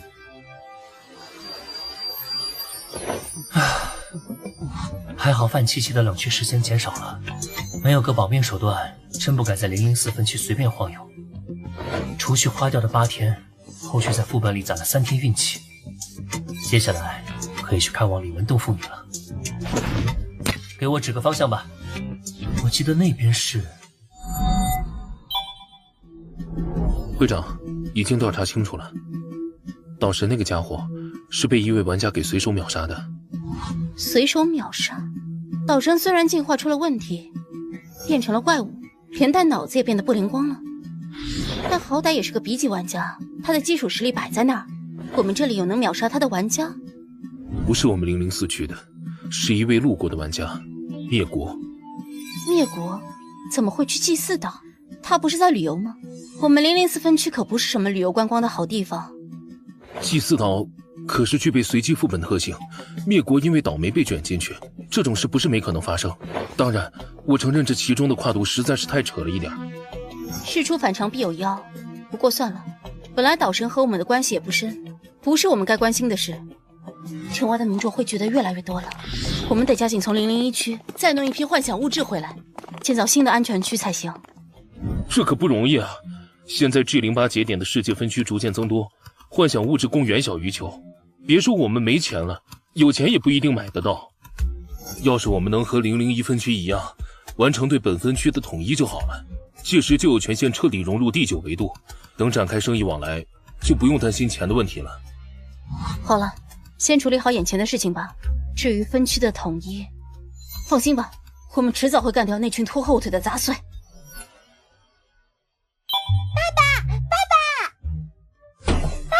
我又赚到钱了！不用给我，这是你自己在花店打工赚到的，怎么花你自己决定吧。可是我没有需要花钱的地方啊。那我把钱送去城外，给和我们一起出来的邻居们吧，他们应该很需要钱。可以，不过你可别一个人出去啊，等吃完饭我们一起去吧。好。这么巧，那也算上我一个吧。范潇哥哥，饭点不请自来，是我唐突了。不过不介意添双筷子吧？看来你们在这儿过得挺好的。范潇哥哥，你打算在这里待多久啊？这个嘛，暂时还不确定。放心吧，我可是大人，要走的时候会好好和你告别的。范潇哥哥，别找了，他刚才那句话就是在跟我们正式告别。日期和离开时错了4天吗？我和白芝先去副本了，勿念。范潇，我和姐姐呢先去副本了，等回来后我再帮你的忙。不出意外，他俩应该是从我家用车票去的副本，那出副本时就会碰到，没必要多此一举。而且现在有更要紧的事要解决，再不睡觉，或者D级玩家也得猝死，所以得把血刃的问题解决掉。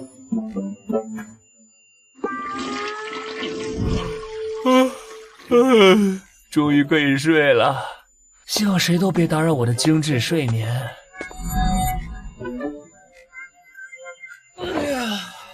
睡得真好，还好没人打扰我。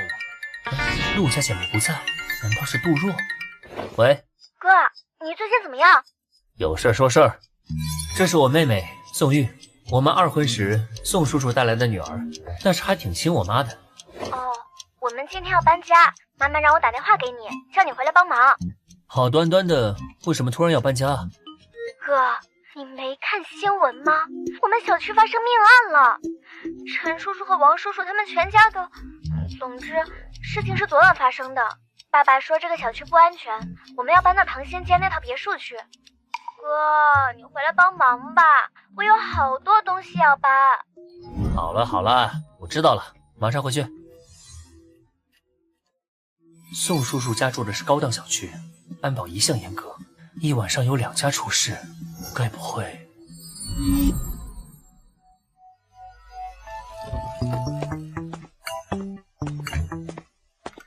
哥啊！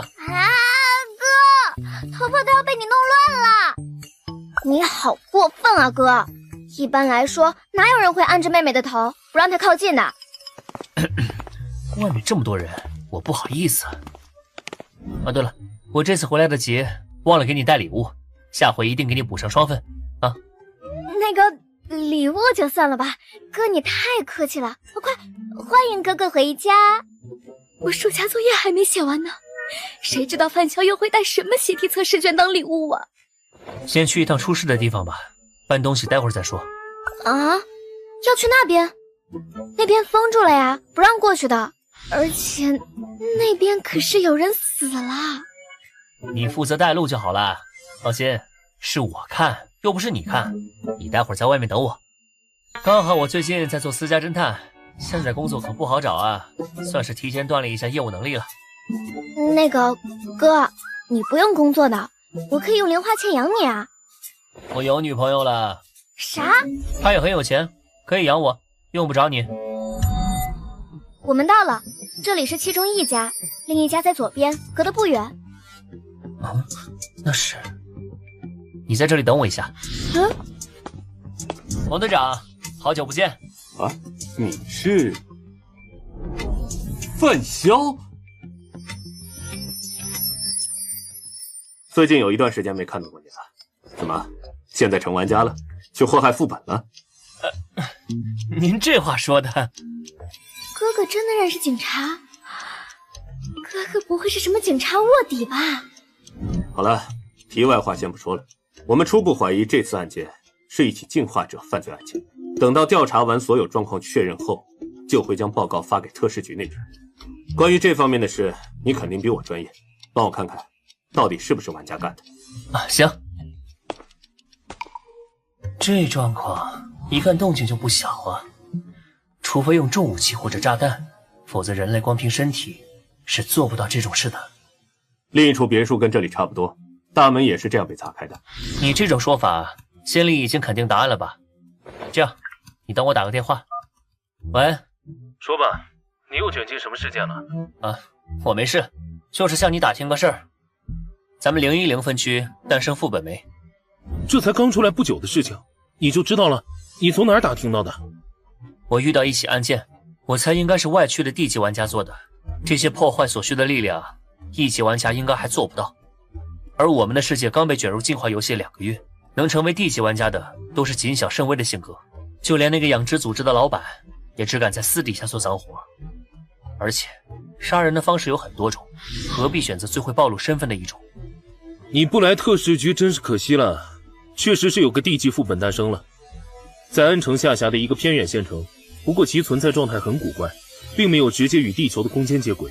军方目前正在对那里进行封锁，不过玩家的手段千奇百怪，可能已经有玩家躲过封锁了。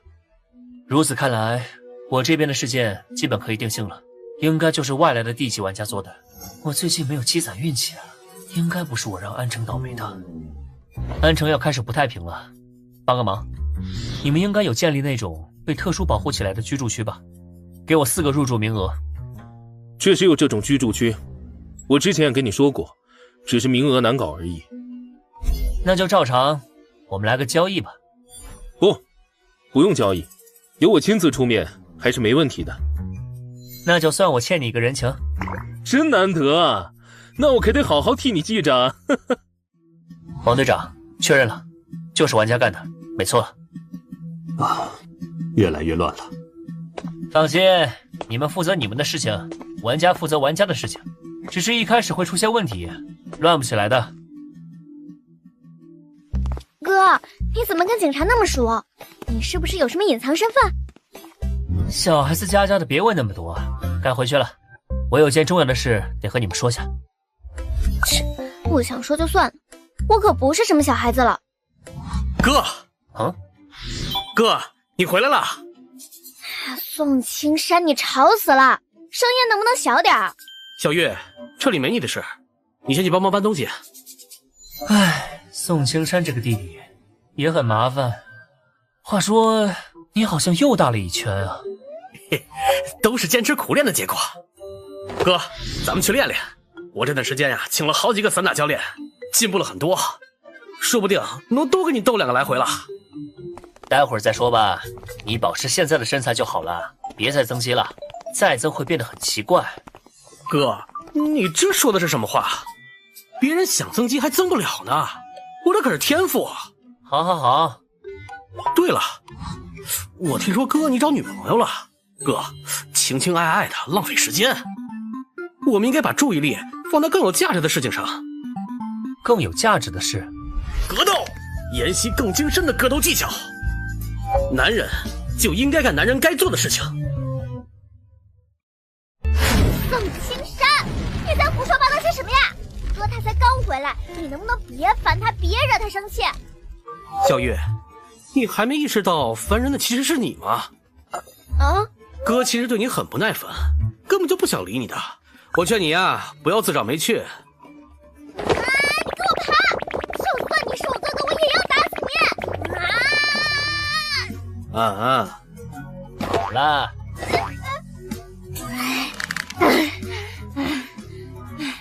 你们2个别闹腾了，先进屋吧，我有事情要说。该不会哥你准备跟爸官宣女朋友吧？啊！有时间做这种事浪费生命，还不如跟我去地下室练练。青山啊，你有点膨胀喽。哈哈，哥，你是不是最近懈怠锻炼，害怕输给我了？放心，看在你是我的引路人的份上，我会让着你点的。不用去地下室了，就在这里过2招吧。也是该敲打敲打你的脾气了。好，这可是你说的。我以前不是跟你说过，凡事不能只靠蛮力吗？走你！糟了，躺下吧你！哎呦！我愚蠢的弟弟啊，现在明白做人不能太膨胀的道理了吧？这不可能！等等，你是怎么练的？力气怎么会这么大？跟之前比，简直脱胎换骨了一样。能不能教教我？哼，想知道为什么就跟我进屋吧。啊！宋青山以前是个乖孩子，但自从我替他用武力惩罚了欺负他的校霸，他就变了一个人。一开始还觉得练身体挺好的，但现在已经是朝着奇怪的方向发展了。范潇，到底是什么事？这么神神秘秘的，怎么还得等搬家公司的人离开才说？对啊，这个小区太不安全了，我们得抓紧时间搬走。范潇，你也搬来跟我们一起住吧。还有你的工作问题，真真跟我说过了，这回你就别犟了，来我公司上班吧。工作的事情先不说，我们说搬家的事。像这种高档小区都不安全，唐兴街那边也不见得能好到哪儿去。我托我朋友找了个安全的小区，你们搬到那边去住好了，全天24小时都有持枪的警卫巡逻，属于有钱也进不去的小区。你是我儿子，我还不了解你，你怎么可能弄得到这种房子？你知不知道安城的房价多贵？唉，没办法，是时候给他们说一说进化游戏的事情了。虽然不想家人为我担心，但现在安城都出现了副本，再不可能没有接触了。注意裙子。咦？无裙之盾。这是怎么回事？这样你们就能认真听我说了吧？你说什么？进化游戏玩家副本是真的？这太不可思议了！我知道你们会比较难接受，但现实就是如此，我们必须做好心理准备。哥，怪不得你那么强，力气那么大，那要怎么样才能成为进化者呀？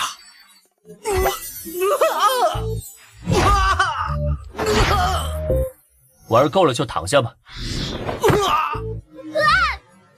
冷静下来了吗？哥，别打我，我一定听你的话。眼睛好花。我也不是要故意吓你们，我想说的是，进化游戏很危险，成为玩家后，要是心性不合格，第一个副本估计就得死于非命。你们别看我表面光鲜亮丽，暗地里在游戏中我可是吃了不少苦头的，好几次差点被别的玩家给杀了。这么可怕的吗？那我还是晚点，等强一点再考虑吧。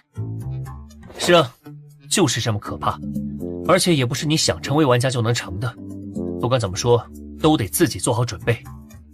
哥，你说成为玩家要心性合格，怎么才算合格？那我问你，你敢杀人吗？没试过，不过侠义5分尽，身怀利刃有条心，遇到该出手的状况时，我不会犹豫。除心性之外，脑子也得用起来，善于思考，会提高玩家的存活率。哥，你不反对我了？现在每个人都有成为进化者的可能，不排除你和小玉也会。反对是没用的，还不如提前训练一下你们。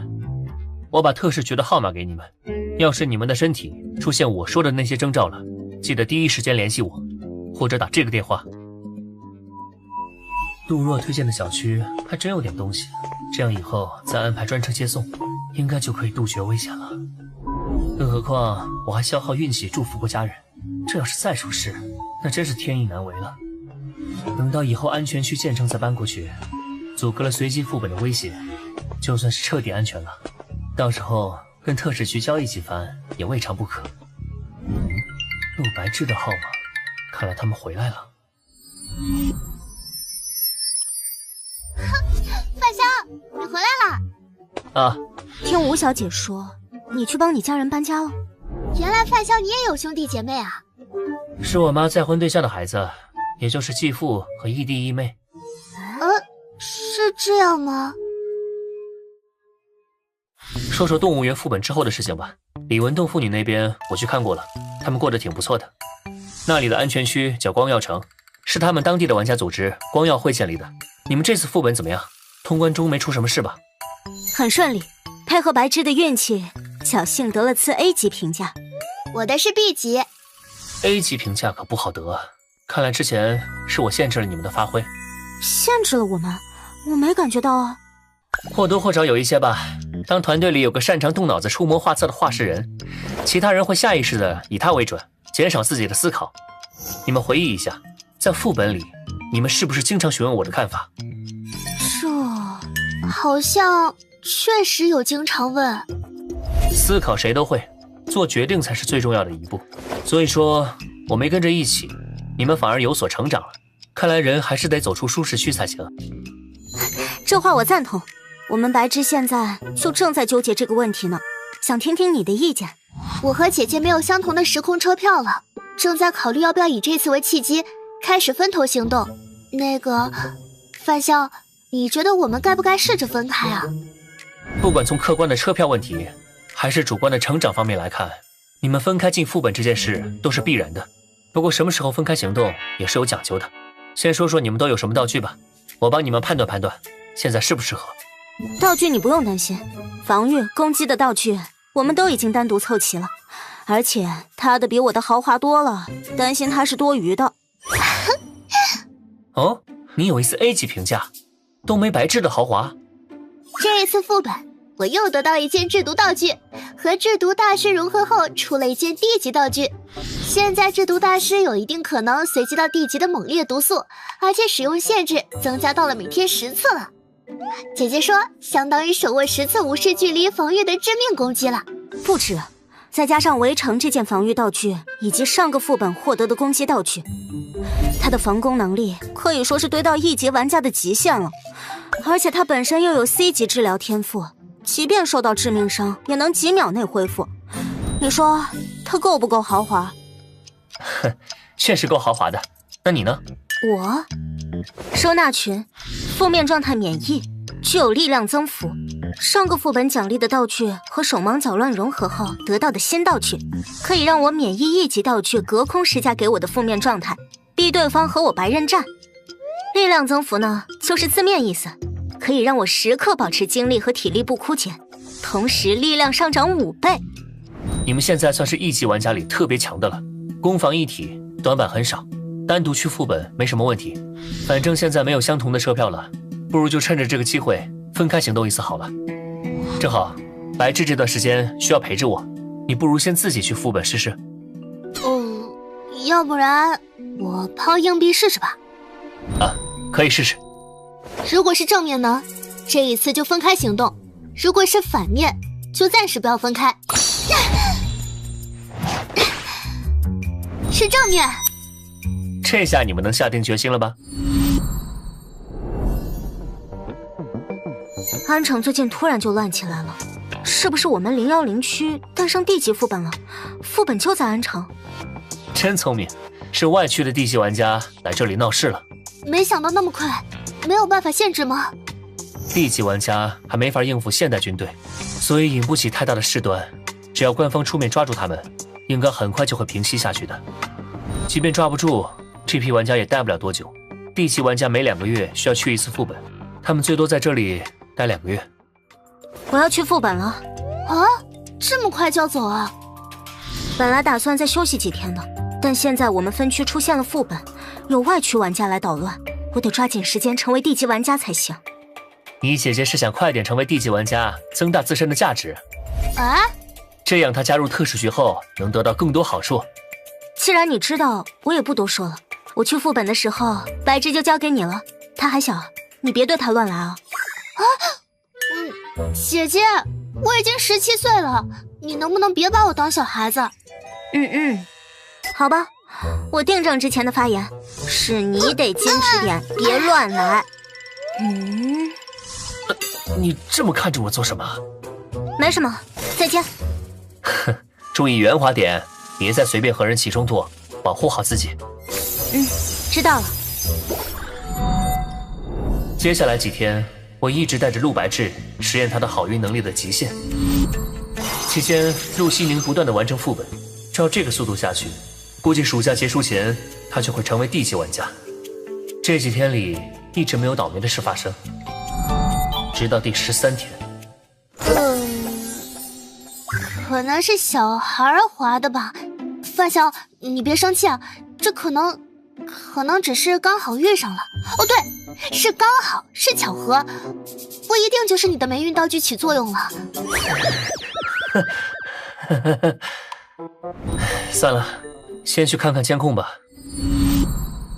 没想到监控刚好坏了，去修车又遇上车祸，没怎么撞到人，还被家属讹。唉，看来可能真是你的霉运道具发挥效果了吧。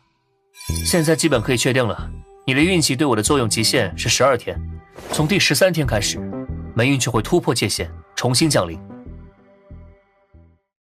那个，可能这一次也是个巧合。雇佣并不是一次性的，一次到极限后，下一次可以从头开始，以后的雇佣次数多着呢。啊，真的？我骗你干什么？不过你说的也有道理，这些都有可能是巧合。毕竟人总有倒霉的时候，不能一遇到不顺心的事就赖给道具，所以再看看吧。那我们接下来做什么？先去给车补漆吧，然后吃个饭。我们1天没吃东西了，就去我们之前经常去的那家饭店吧。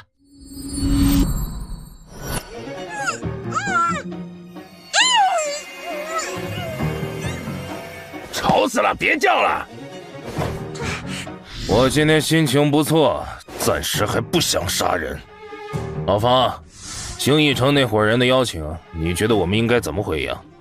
别理那群疯子，他们无非是想利用我们，把这个新分区变成他们的养殖场。为啥？我听说兴义城会提供高级道具援助我们。拿了这些道具，成功了当然是好，要是失败了，你觉得兴义城会放过我们吗？那我们还是别掺和了，反正地级玩家去哪儿都一样。况且这儿的生活条件不差，食材和玩物都唾手可得。话说，你从刚才开始就一直往窗外看，难道又有人发现我们了？暂时还没有，我是在物色新的猎物。我去，极品货色呀！那今晚的主菜就决定是他了。怎么了？来的路上还有零星人，而这附近却空旷无人，你不觉得古怪吗？你是说这附近有吃人玩家吗？保持警惕。好。哟，小姑娘，跟着这种小白脸多没意思，跟叔叔走，带你体验点儿大人的乐趣。老王，你跟他废什么话呀？直接带走就完事儿了。那老王，你去把他那个小男朋友解决掉，我就不动手了，得给小姑娘留个好印象，免得她待会儿闹情绪，坏了兴致。小子，遇上我们算你倒霉。找死！我来，去死吧！哇哦！竟然能接住我的拳头，难道他们也是玩家？而且我的手艺，力气挺大的嘛。你应该是吃人玩家吧？这家伙很强，硬拼绝对吃亏，必须使用道具才行。爆！不要啊！不堪一击！你这种货色也敢出来嚣张？老王居然一个正面就被秒杀，我甚至都没有出手的机会。快逃！短跑冠军！那就比谁的速度更快吧。无尘之盾！该死，这都能追上来！只能使用道具了。暴躁的电风扇！哼，兔兔公爵，这是强制嘲讽类道具。糟了，身体不听使唤了。结束了。搞定。范大哥，他还活着吗？只是昏过去了，留个活口，看看能不能问出点情报。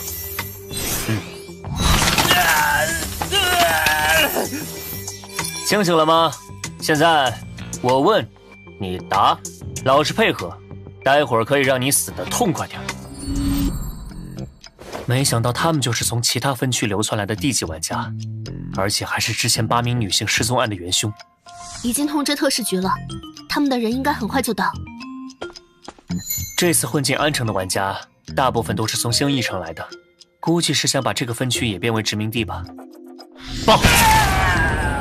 好了，答应的给你个痛快。走吧，先去救人，还有4名女性被捆着呢。结果还是折腾到大晚上才把绑架案搞定，还是来看看获得的新道具吧。一级道具飞毛腿，效果为佩戴后奔跑速度提升90%。一级道具无人问津，使用后可使进化率不足1%的人在潜意识中产生远离你、无视你的念头，作用范围方圆50米。无人问津，干涉精神的道具吧，估计以后能用得上，先留着吧。范潇，特市局有联系你吗？我有点担心。还没有，有情况杜若会通知我的。不过有件事要和你说，我们的雇佣关系先暂时结束吧。啊，这么快吗？已经13天了，你姐姐都进了3次副本，你却1次还没去过，这样下去不行。而且继续跟着我，你会遇到更多危险，暂时分开行动比较好。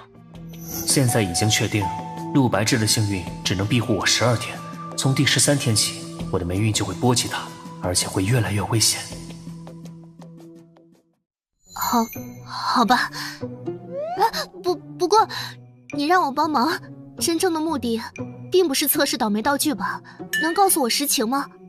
啊，确实另有目的，但现在还不是时候，等时机成熟了，我会告诉你。哼，你当初对我可不是这么说的。当初我问你攒运问题的时候，你可从来没有正面回应过我。怎么，你现在搞区别对待？怎么会？姐姐，你回来了。这次副本如何？玩家等级提升了没？拿到了 B 级评价，但等级没变，估计在下一次副本就能升级了。啊，对了，白痴暂时不能借给你用了，我们出来时和爸妈说好，1个月后就回去，明天该动身了。这不正好？我刚和白志说，暂时不需要他在我身边帮忙了，你们按原计划回去就好，不用顾虑我。回去报个平安，以后想过来随时都可以，不必拘束。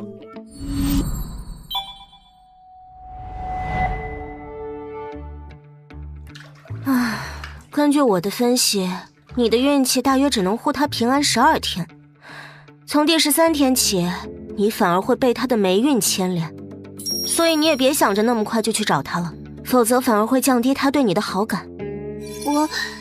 我不是那个意思，我是在想，要怎么才能更好的帮到范潇。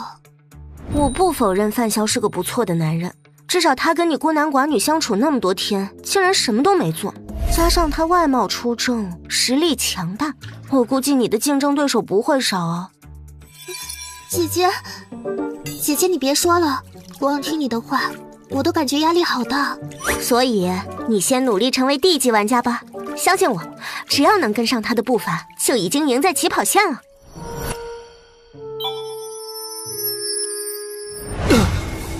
有情况！小老鼠翻窗台，跳进来被猫逮。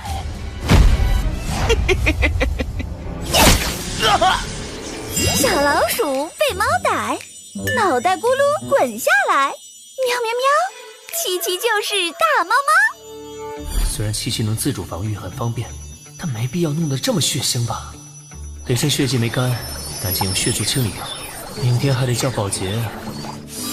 范潇，这个男人突然出现在窗外，一下子就把窗户融了个大洞。还好我一下就把它解决了。七七真棒。范潇，你最近获得了好多新玩具，都不叫人家出来玩了。可不是嘛，毕竟这都已经是攒运的第45天了。因为这霉运，我被不断的卷入玩家相关的冲突里，不知道干掉了多少人，也不断获得尝试各种新道具，但大多没什么实际用处。除了这一件能够伪装自己的道具，某些时候可以发挥奇效。七七，先把这东西送到特市局去。哼，臭范潇，又让我干这种无聊的活。我杀了那么多玩家了，到底还有多少其他分区的玩家进入了我们的世界？特市局到底在盘算些什么？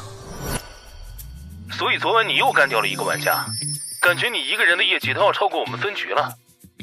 有事说事，我不保证每次都有空接你的电话。别介，这次是正式通知你，我们准备对外区玩家展开反击了。你的实力在本区D级玩家里也算顶尖了，我们可能会需要你搭把手，所以提前跟你说一声。兴义城那伙人憋了这么久，还没搞事啊？他们正在召集更多外区玩家，扩大势力范围，很可能在策划一次总攻。所以你们人手集结好了吗？对方可是持有高级道具的。从其他市分局抽调了一些玩家来协助，并且此次行动限定D级玩家参与。再说了，我们不是还有你这条大腿吗？我可是很忙的。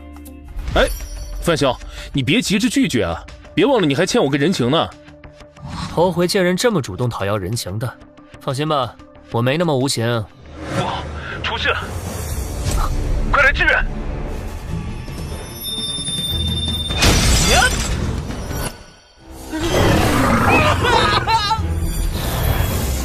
这灾难的规模远超预期，比想象中严重太多了。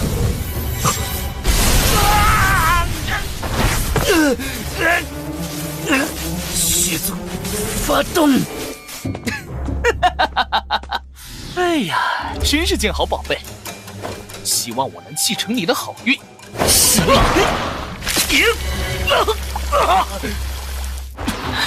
操控血液，果然有点本事。不过我可没那么好对付。雷针，血爆！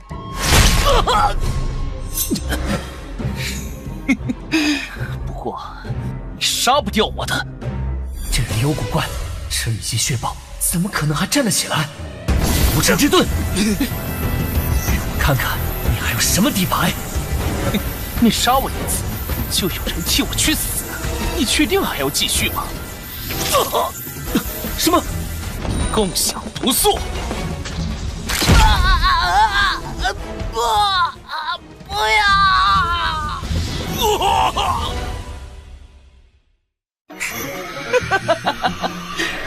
哎呀，你先陪这些小可爱玩玩吧。混蛋！无尘之盾！可恶，一已经逃了吗？这次绝非偶然事件，若不追查到底，后果不堪设想。哎，总算找到你们了。你来了，我手机坏了，没能接到电话。这边情况怎么样了？很糟，对方拥有强大道具，并且他们的头目很可能就藏在这栋大楼里。我们已形成包围，但暂时无法突入，正在等待上级的进攻指令。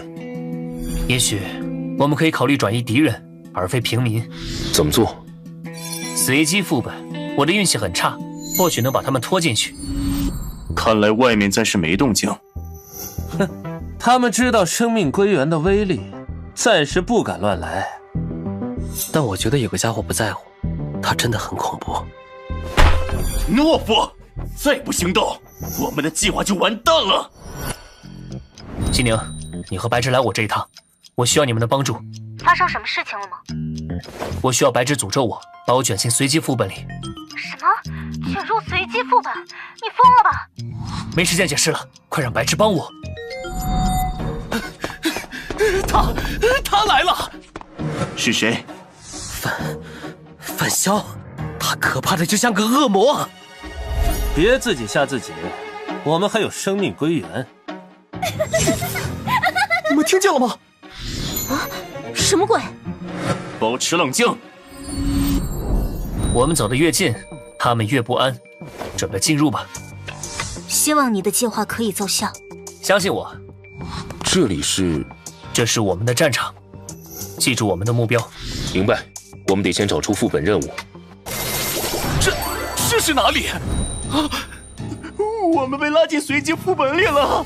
我们快走，抢在他们之前，尽快行动。我们得转移到小镇入口，才能触发副本任务。走。好。在这里等着，总会有新的任务浮现。但愿如此。以为这样就能逃？付出代价吧！冲啊！来了，七七，净化他们。好多玩具，好多玩具啊！耶，收割完毕。这是什么怪物啊？快逃啊！不可能，我们怎么可能打得过这个小女孩？装肚子，扯肠子，肠子脏，撕胸腔。恶魔，有恶魔！救命啊！范萧，我能感觉到力量在膨胀。很好，七七，你做的不错。今天就到这里吧。她好漂亮啊，范萧，我想跟她交朋友。将来七七长大了会更漂亮，不必着急。七七最喜欢范萧了。哎呀，好了好了。他的力量果然不一般，后面会发生什么呢？哦，总算结束了。范萧，你做到了。只是暂时的结束，真正的战斗才刚刚开始。话说，你现在是什么等级的玩家？刚才秒杀那么多人。嗨，就第几呗，运气好罢了。不是我多嘴啊，你档案里那精神疾病治疗记录是真的吗？不好，他发作了，快拿道具！至于吗？我就开个玩笑。你别瞎搞啊！副本里杀人哪能每次都搞得血肉横飞的，也太暴力了。这没办法呀，我天赋自带的效果。都别愣着了，介绍下自己，后面好称呼。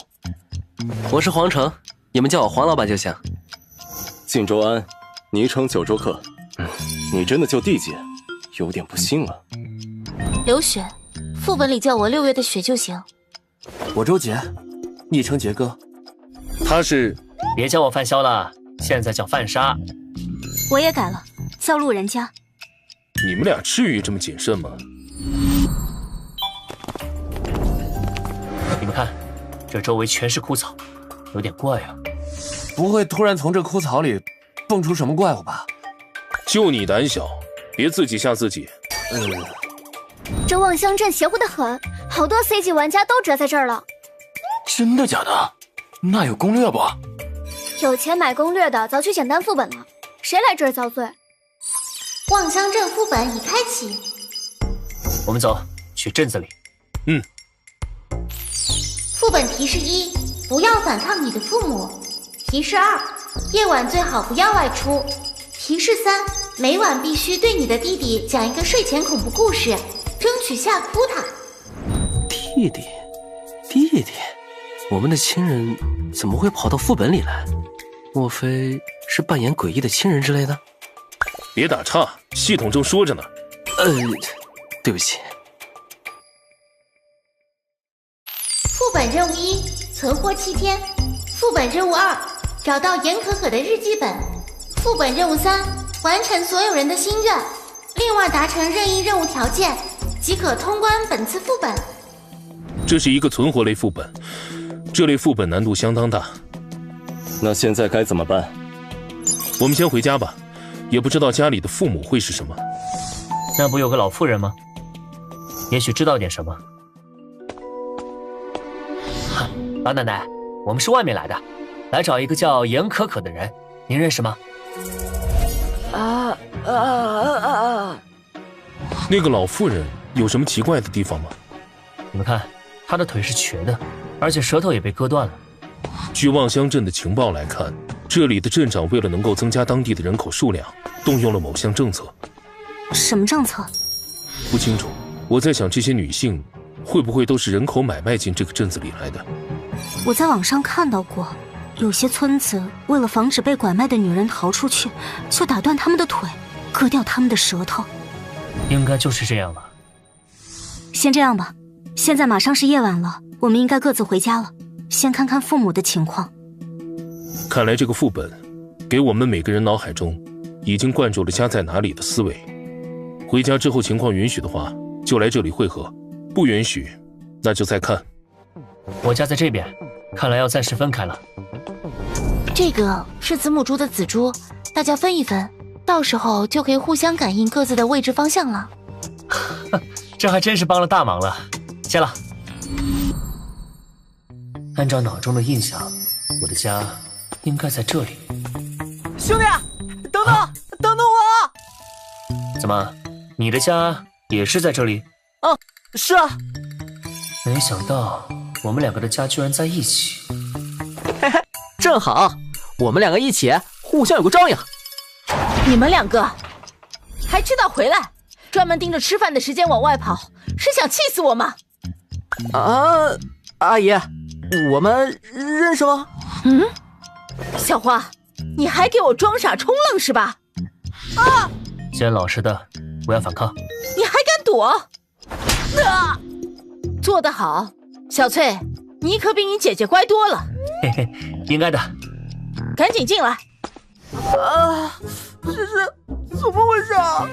游戏里的3条提示，明显是在暗示我们会以镇民家中一份子的身份融入这座小镇里。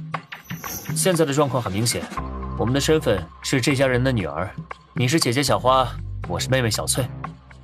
可是我们两个是男人啊！副本里一切皆有可能，先进去吧。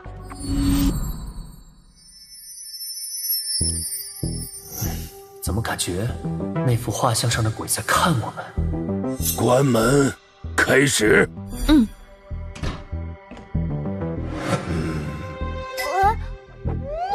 要！我昨天刚被扎过了。瞧我这记性，那今天不扎你了。到你们了，过来。小花，你先过来。好。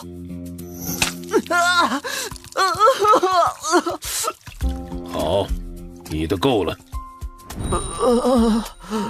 再抽下去，我就要不行了。该你了。好。这么快就满了？够吗？要不要再来点？够了够了。你还不快过来和我一起拜？这次再是个赔钱货，看老子不打死你！都怪你们两个不争气的东西，看我不打死你！你个赔钱货！哼，没用的东西！打吧，反正你们累死也破解不了我这无尘之盾。再不反抗，别说做任务了，怕是会先死在这里。够了！你们在干什么啊？还不快走！糟了！真的试试看，现在能否使用出那种情绪魔法了？去！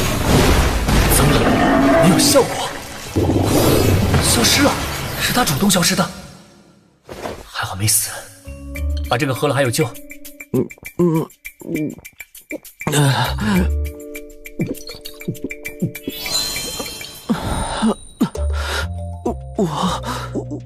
我没死。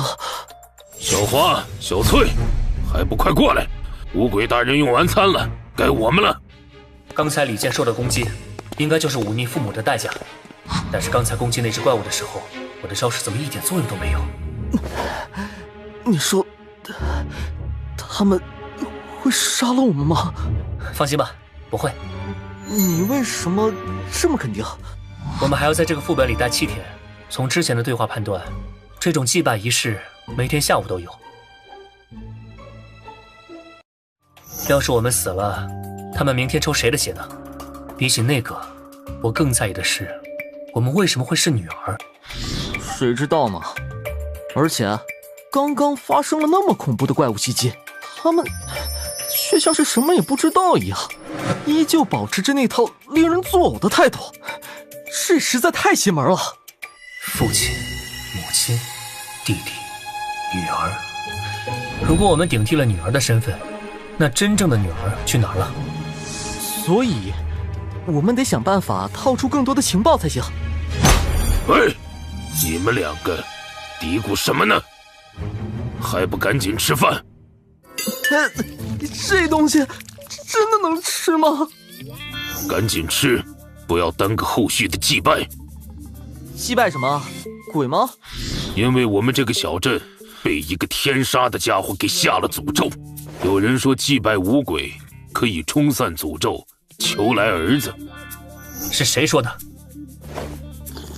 住在3组的李仙秋，你得喊他李叔叔。求生男孩，父母有这种心愿倒不奇怪，但之前见到的那位老婆婆估计没这种念头。那我们这里发生过什么灾难？小孩子不要问东问西，赶紧吃饭。饭都吃完了，还不快进来？好的。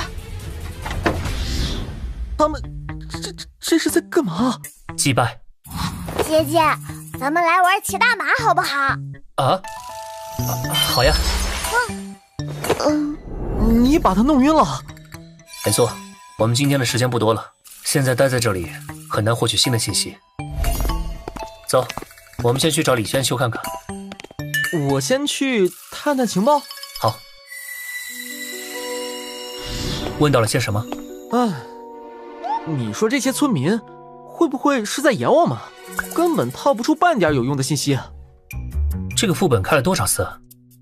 不知道，但肯定不是第一次了，不然这些村民也不会这么不耐烦。有玩家介入，为什么这里还会有这么多村民？也是啊，这个破小镇外面都是荒地，也不可能有人移民过来。这些人该不会根本杀不死吧？你可以试一试。我哪敢试啊？你怎么不试？我会试的，不过现在还不到时候。范莎。你们也是来问李仙秋的？我问过李仙秋了，所谓五子送鬼的祭拜仪式，只是他根据民俗传说篡改出来的。和我猜的差不多。哦，对了，关于小镇的诅咒，你们调查到了什么？是玩家对小镇降下的诅咒。什么诅咒？我的推测是，看不惯这些镇民的玩家出手了。话说，你们两个扮演的角色也是女孩子吗？对。不过奇怪的是，无论是放血还是抽鞭子，力度对一个小女孩来说，是不是太过了？看来我们遇到的情况基本一样。你们应该也都有个弟弟吧？每个家庭都有个弟弟，你们不觉得这一点很奇怪吗？这个小镇可是有诅咒的，哪来这么多男孩？什么意思？我的意思是，为什么是弟弟，而不是哥哥？这个小镇的诅咒在很久之前就有了，导致镇上居民生下的第一胎都是女孩。我猜应该是哥哥都被玩家给杀光了。杀光了？这样就说得通了。玩家为了惩罚这个重男轻女的小镇，杀光了哥哥，随后又降下了诅咒。所以这个诅咒的作用，大概率是会大幅降低男孩的出生率。但话又说回来，那些弟弟是怎么回事？会不会是祭拜的五鬼仪式真的起作用了？不可能，五鬼祭拜只是乱改出来的一个仪式而已。那现在出现的这些弟弟到底是些什么东西啊？反正不是正常人，可能都是怪物变的吧。毕竟我们刚刚遇到了那只怪物。你们遇见怪物了？啊，这只怪物我的实体攻击不起作用，应该是攻击精神类型的。我们的猜测都是建立在这个小镇没有哥哥的基础上，是真是假，还需要逐家检验才行。验证的事交给我，我和其他同事一起。等等，既然我们顶替了哥家女儿的身份，你们想过原来的女儿去哪儿了吗？这个问题我一直没什么头绪。对了，虽然女儿去哪儿了不知道，但我找到了严可可。那我们是不是可以通关了？严可可在哪儿？你问她要日记本没有？严可可的扮演者该不会就是你吧？什么都瞒不过你，我的父母都管我叫可可，而我的父亲姓严。那你有没有尝试过找他的日记本？我到处都找过了，就是没有发现他的日记本。我们抓紧时间吧，等到晚上就危险了。我们继续分头行动吧，节省时间。好。站住！把你们知道的事都说出来。有意思。上吧！尘之盾。呀！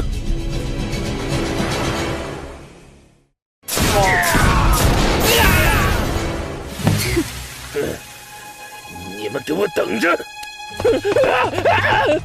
我们悄悄跟上去。好。这个方向是李仙秋的家。这些人行事强硬，现在又在我们这儿吃了亏。你们说，如果他们找到李仙秋，会做些什么呢？严刑拷问，甚至可能为了立威，当场杀一个人。我在想，如果玩家攻击甚至杀死了父母以外的镇民，会引发什么后果？等等。快跑！那个东西就是你们之前提到的怪物？难道说，只要攻击了镇民，即便不是父母，也会引来他？他出现的条件可能是攻击镇上的大人，攻击小孩则不会。因为我家那个弟弟就被我弄晕过。会不会是轻微的出手？如果没有造成实际伤害，就不算触发条件。这只怪物可能专门惩罚那些反抗了大人的小孩，而我们玩家的身份恰好就是小孩。你这么想有什么根据吗？有啊，大人不是常讲恐怖故事来吓唬小孩，好让他们听话吗？你们不觉得这只怪物的行为模式很像这种故事模板吗？你的意思是，这种怪物来源于大人吓唬小孩的故事？另外，规则要求我们给弟弟讲恐怖故事，那么这个怪物会不会就是故事中所描绘的怪物？范兄，你这是吓唬我们吧？只是猜测，所以晚上讲故事时，最好不要把情节描绘的过于恐怖和具有攻击性，万一成真了，会很难办。而且那怪物原来会杀人，我还以为他只会用触手抽打惩戒而已。也许规则是伤害镇民，他会惩罚你；若想杀死镇民，他就会杀死你。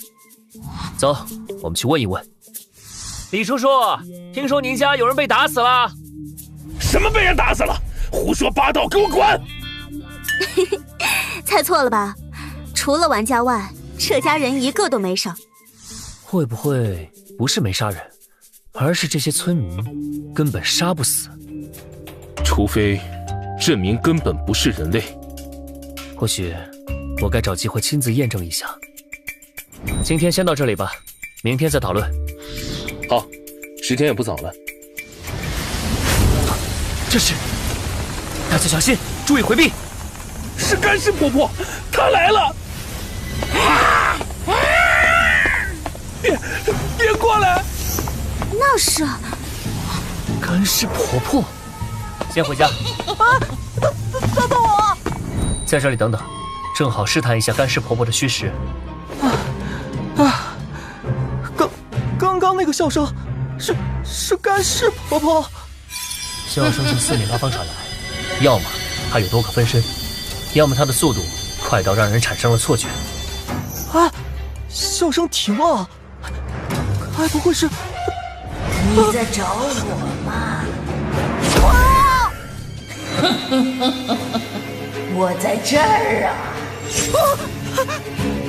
啊！你先关门，我来试探。好，消失了。不知道无尘之端这种物理性道具对他有没有效果？啊！破！情绪魔法燃！没用的，没用的！无尘之盾，快用这个！刚才多亏了你。地级治疗药剂。这么晚才回来，皮痒了？啊哈哈，是小花硬拽着我出去的。我本来是想在家照顾冰冰的。小花，你怎么当姐姐的？妈，我下次再也不敢了。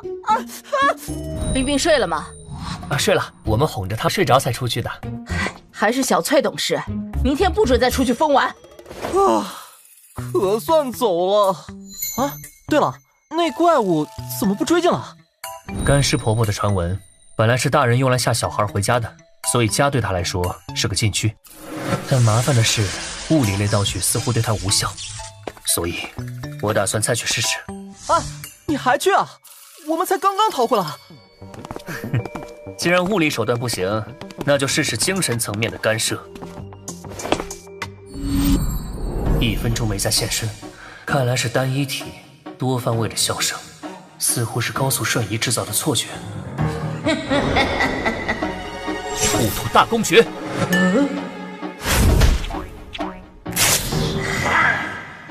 他的速度明显下降了，说明精神干涉有效，但效果持续时间有限。糟了，注意到我了！无尘之盾。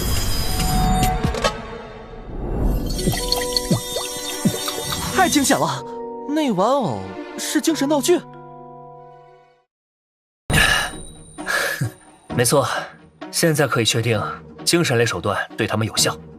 可副本里至少还有3个怪物，恐怕没那么好对付。问题不大，只要我们不讲太恐怖的故事就行。又有人出事了，范兄，幸亏你有飞行能力，不然就危险了。闲话少说，我们该去关照一下弟弟了。啊，轻点，他可能是怪物变的。放心，晕着呢。对了，你说我们要是跳过讲故事环节会怎么样？大概率会出现怪物，而且晚上我们只能待在屋里，外面还有干尸婆婆，内外夹击。你想试试？别，还是老实讲故事吧。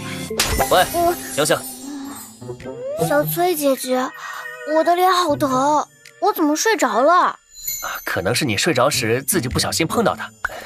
既然醒了，姐姐给你讲个故事吧。好呀。从前有个贪玩晚归的小孩，叫小明。路上，他遇见一个扎马尾的女孩在哭。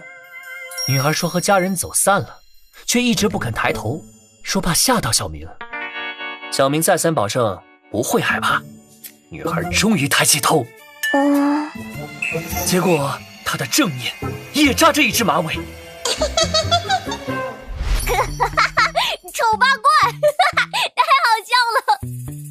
弟，你相信世界上有鬼吗？不知道，老师说没有。老师只是没遇到过，知道吗？李叔叔的爸爸杀了他的妈妈，埋在后院。可李叔叔一点也不着急。别人问他，你猜怎么说？怎么说？妈妈不是一直骑在你脖子上吗？姐姐欺负我！冰冰，不哭，小花姐姐给你讲个好玩的。小镇北边山上，有一对情侣和朋友去露营，女孩呢留在营地。7天后，浑身是血的男朋友冲回来拉她跑，说其他人都死了，变成鬼了。于是2人是连忙下山逃跑，跑到一半，女孩才发现男朋友的脖子被树枝刺穿，还扭过头对他笑。就像这样，走开啊！我们讲的故事里鬼都没有伤人，应该没问题吧？路人甲说过，副本可能会扭曲故事，制造怪物，别抱侥幸心理。可那也只是他的猜测。无论真假，都做好迎接风暴的准备吧。这副本里的麻烦越来越多了。明天外出探查，对其他玩家必须保持12分警惕。其他玩家会攻击我们？大家的目标不都是活过7天吗？不是针对我们，是所有人，都可能相互攻击。恐怖故事会成真的事，过了今晚，肯定会传遍到所有玩家。要存活7天，意味着至少还会出现6只怪物。为了控制风险，明天必然会有人选择猎杀其他玩家，减少故事的产生。我们都是潜在的猎物。靠！光盯着干尸婆婆，把玩家界的算计给忘了。她该不会早就想过把其他玩家全部清除掉吧？那我之前岂不是……你一直盯着我做什么？没什么。客厅门还没关，我去关。不能再深聊这个话题了。开门，是我。陆小姐，你怎么来了？怎么说？严可可的日记本出现了，就在我家里。日记本怎么突然出现了？我给弟弟讲完故事后，鬼怪就出现了。日记本在他手上，我尝试抢夺，但不是他的对手，需要你们支援。没时间细说了，必须趁他没离开前行动。等一等，有件事我很好奇，你不知道路人家有厌男倾向吗？主动来拉男人的手，可不是他会做的事。你说他是假的？可他跟陆小姐一模一样。既然被看穿了，那就好好陪你们玩玩吧。李健，看看我脖子上有什么？什么也没有啊。你蹲下，从下往上看。有个披头散发的女人骑在你脖子上。范兄弟，你快把他弄起来啊！慌什么？不过是只没实体的鬼。无尘之盾，无效。看来物理类的势力对他没用。那怎么办？总不能一直让他骑在你脖子上吧？万一……现在呢？还在不在？还在。那血刃直接穿过去了，根本碰不到他。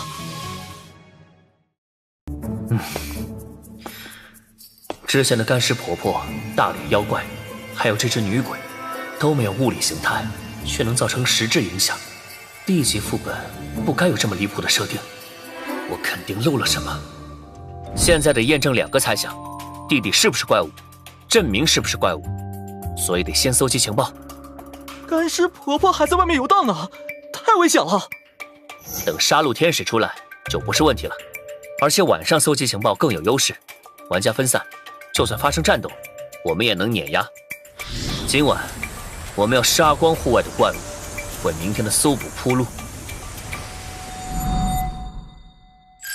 七七，出来！范萧，我好想你啊！这次要杀谁？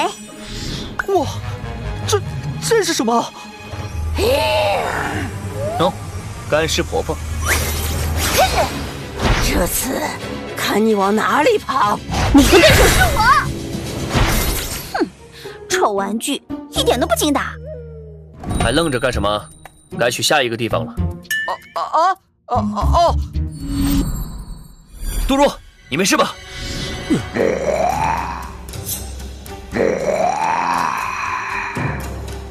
你们怎么来了？这怪物神出鬼没，我快撑不住了。你们能杀死这些怪物？我和其他玩家的攻击都无效化了。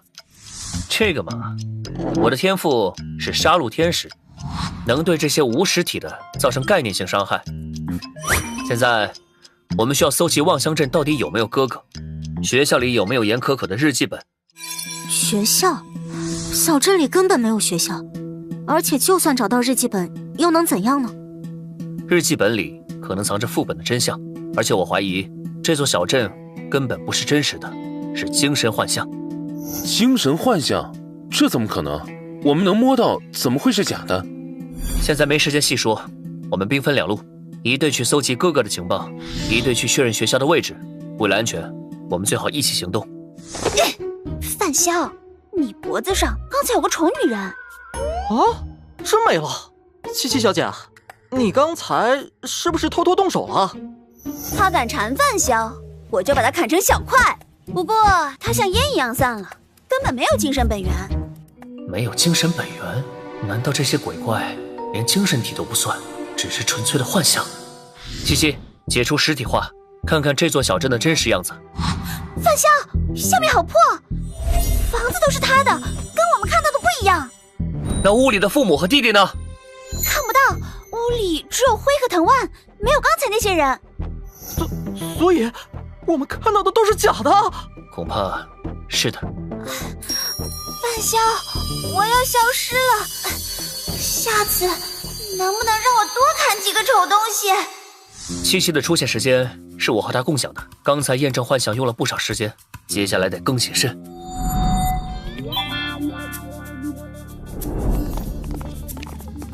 你们终于来了！昨晚我们遇到了厕所里的花子，差点栽在里面。还不是黄老板非要去厕所？副本里哪有正常的厕所？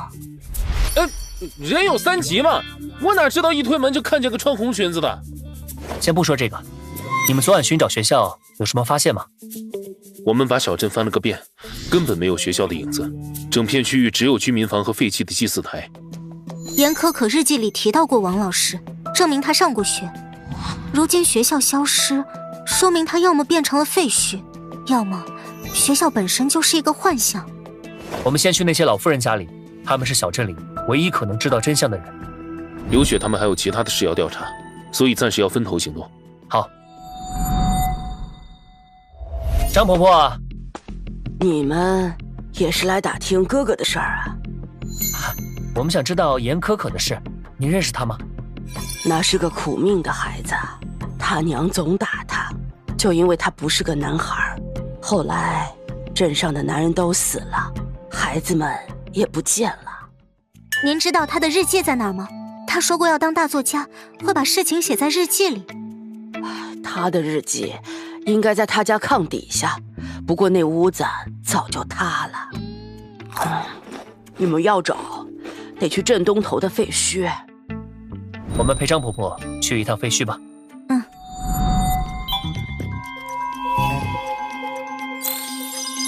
时间刚好。七七，出来吧。这里比之前看到的还破。七七，解除实体化，看看那下面有没有日记本。好，找到了，藏在土里面，好脏。真的找到了，这下终于能知道小镇的真相了。拿来给我看看。这里写着，爸爸把妹妹扔到山里，好多女孩被父母打。看来小镇的灾难根源在于女孩们累积的怨恨。你们看这句，我能在脑子里幻想东西。严可可很可能觉醒了一种能力，这或许就是小镇化为幻象的原因。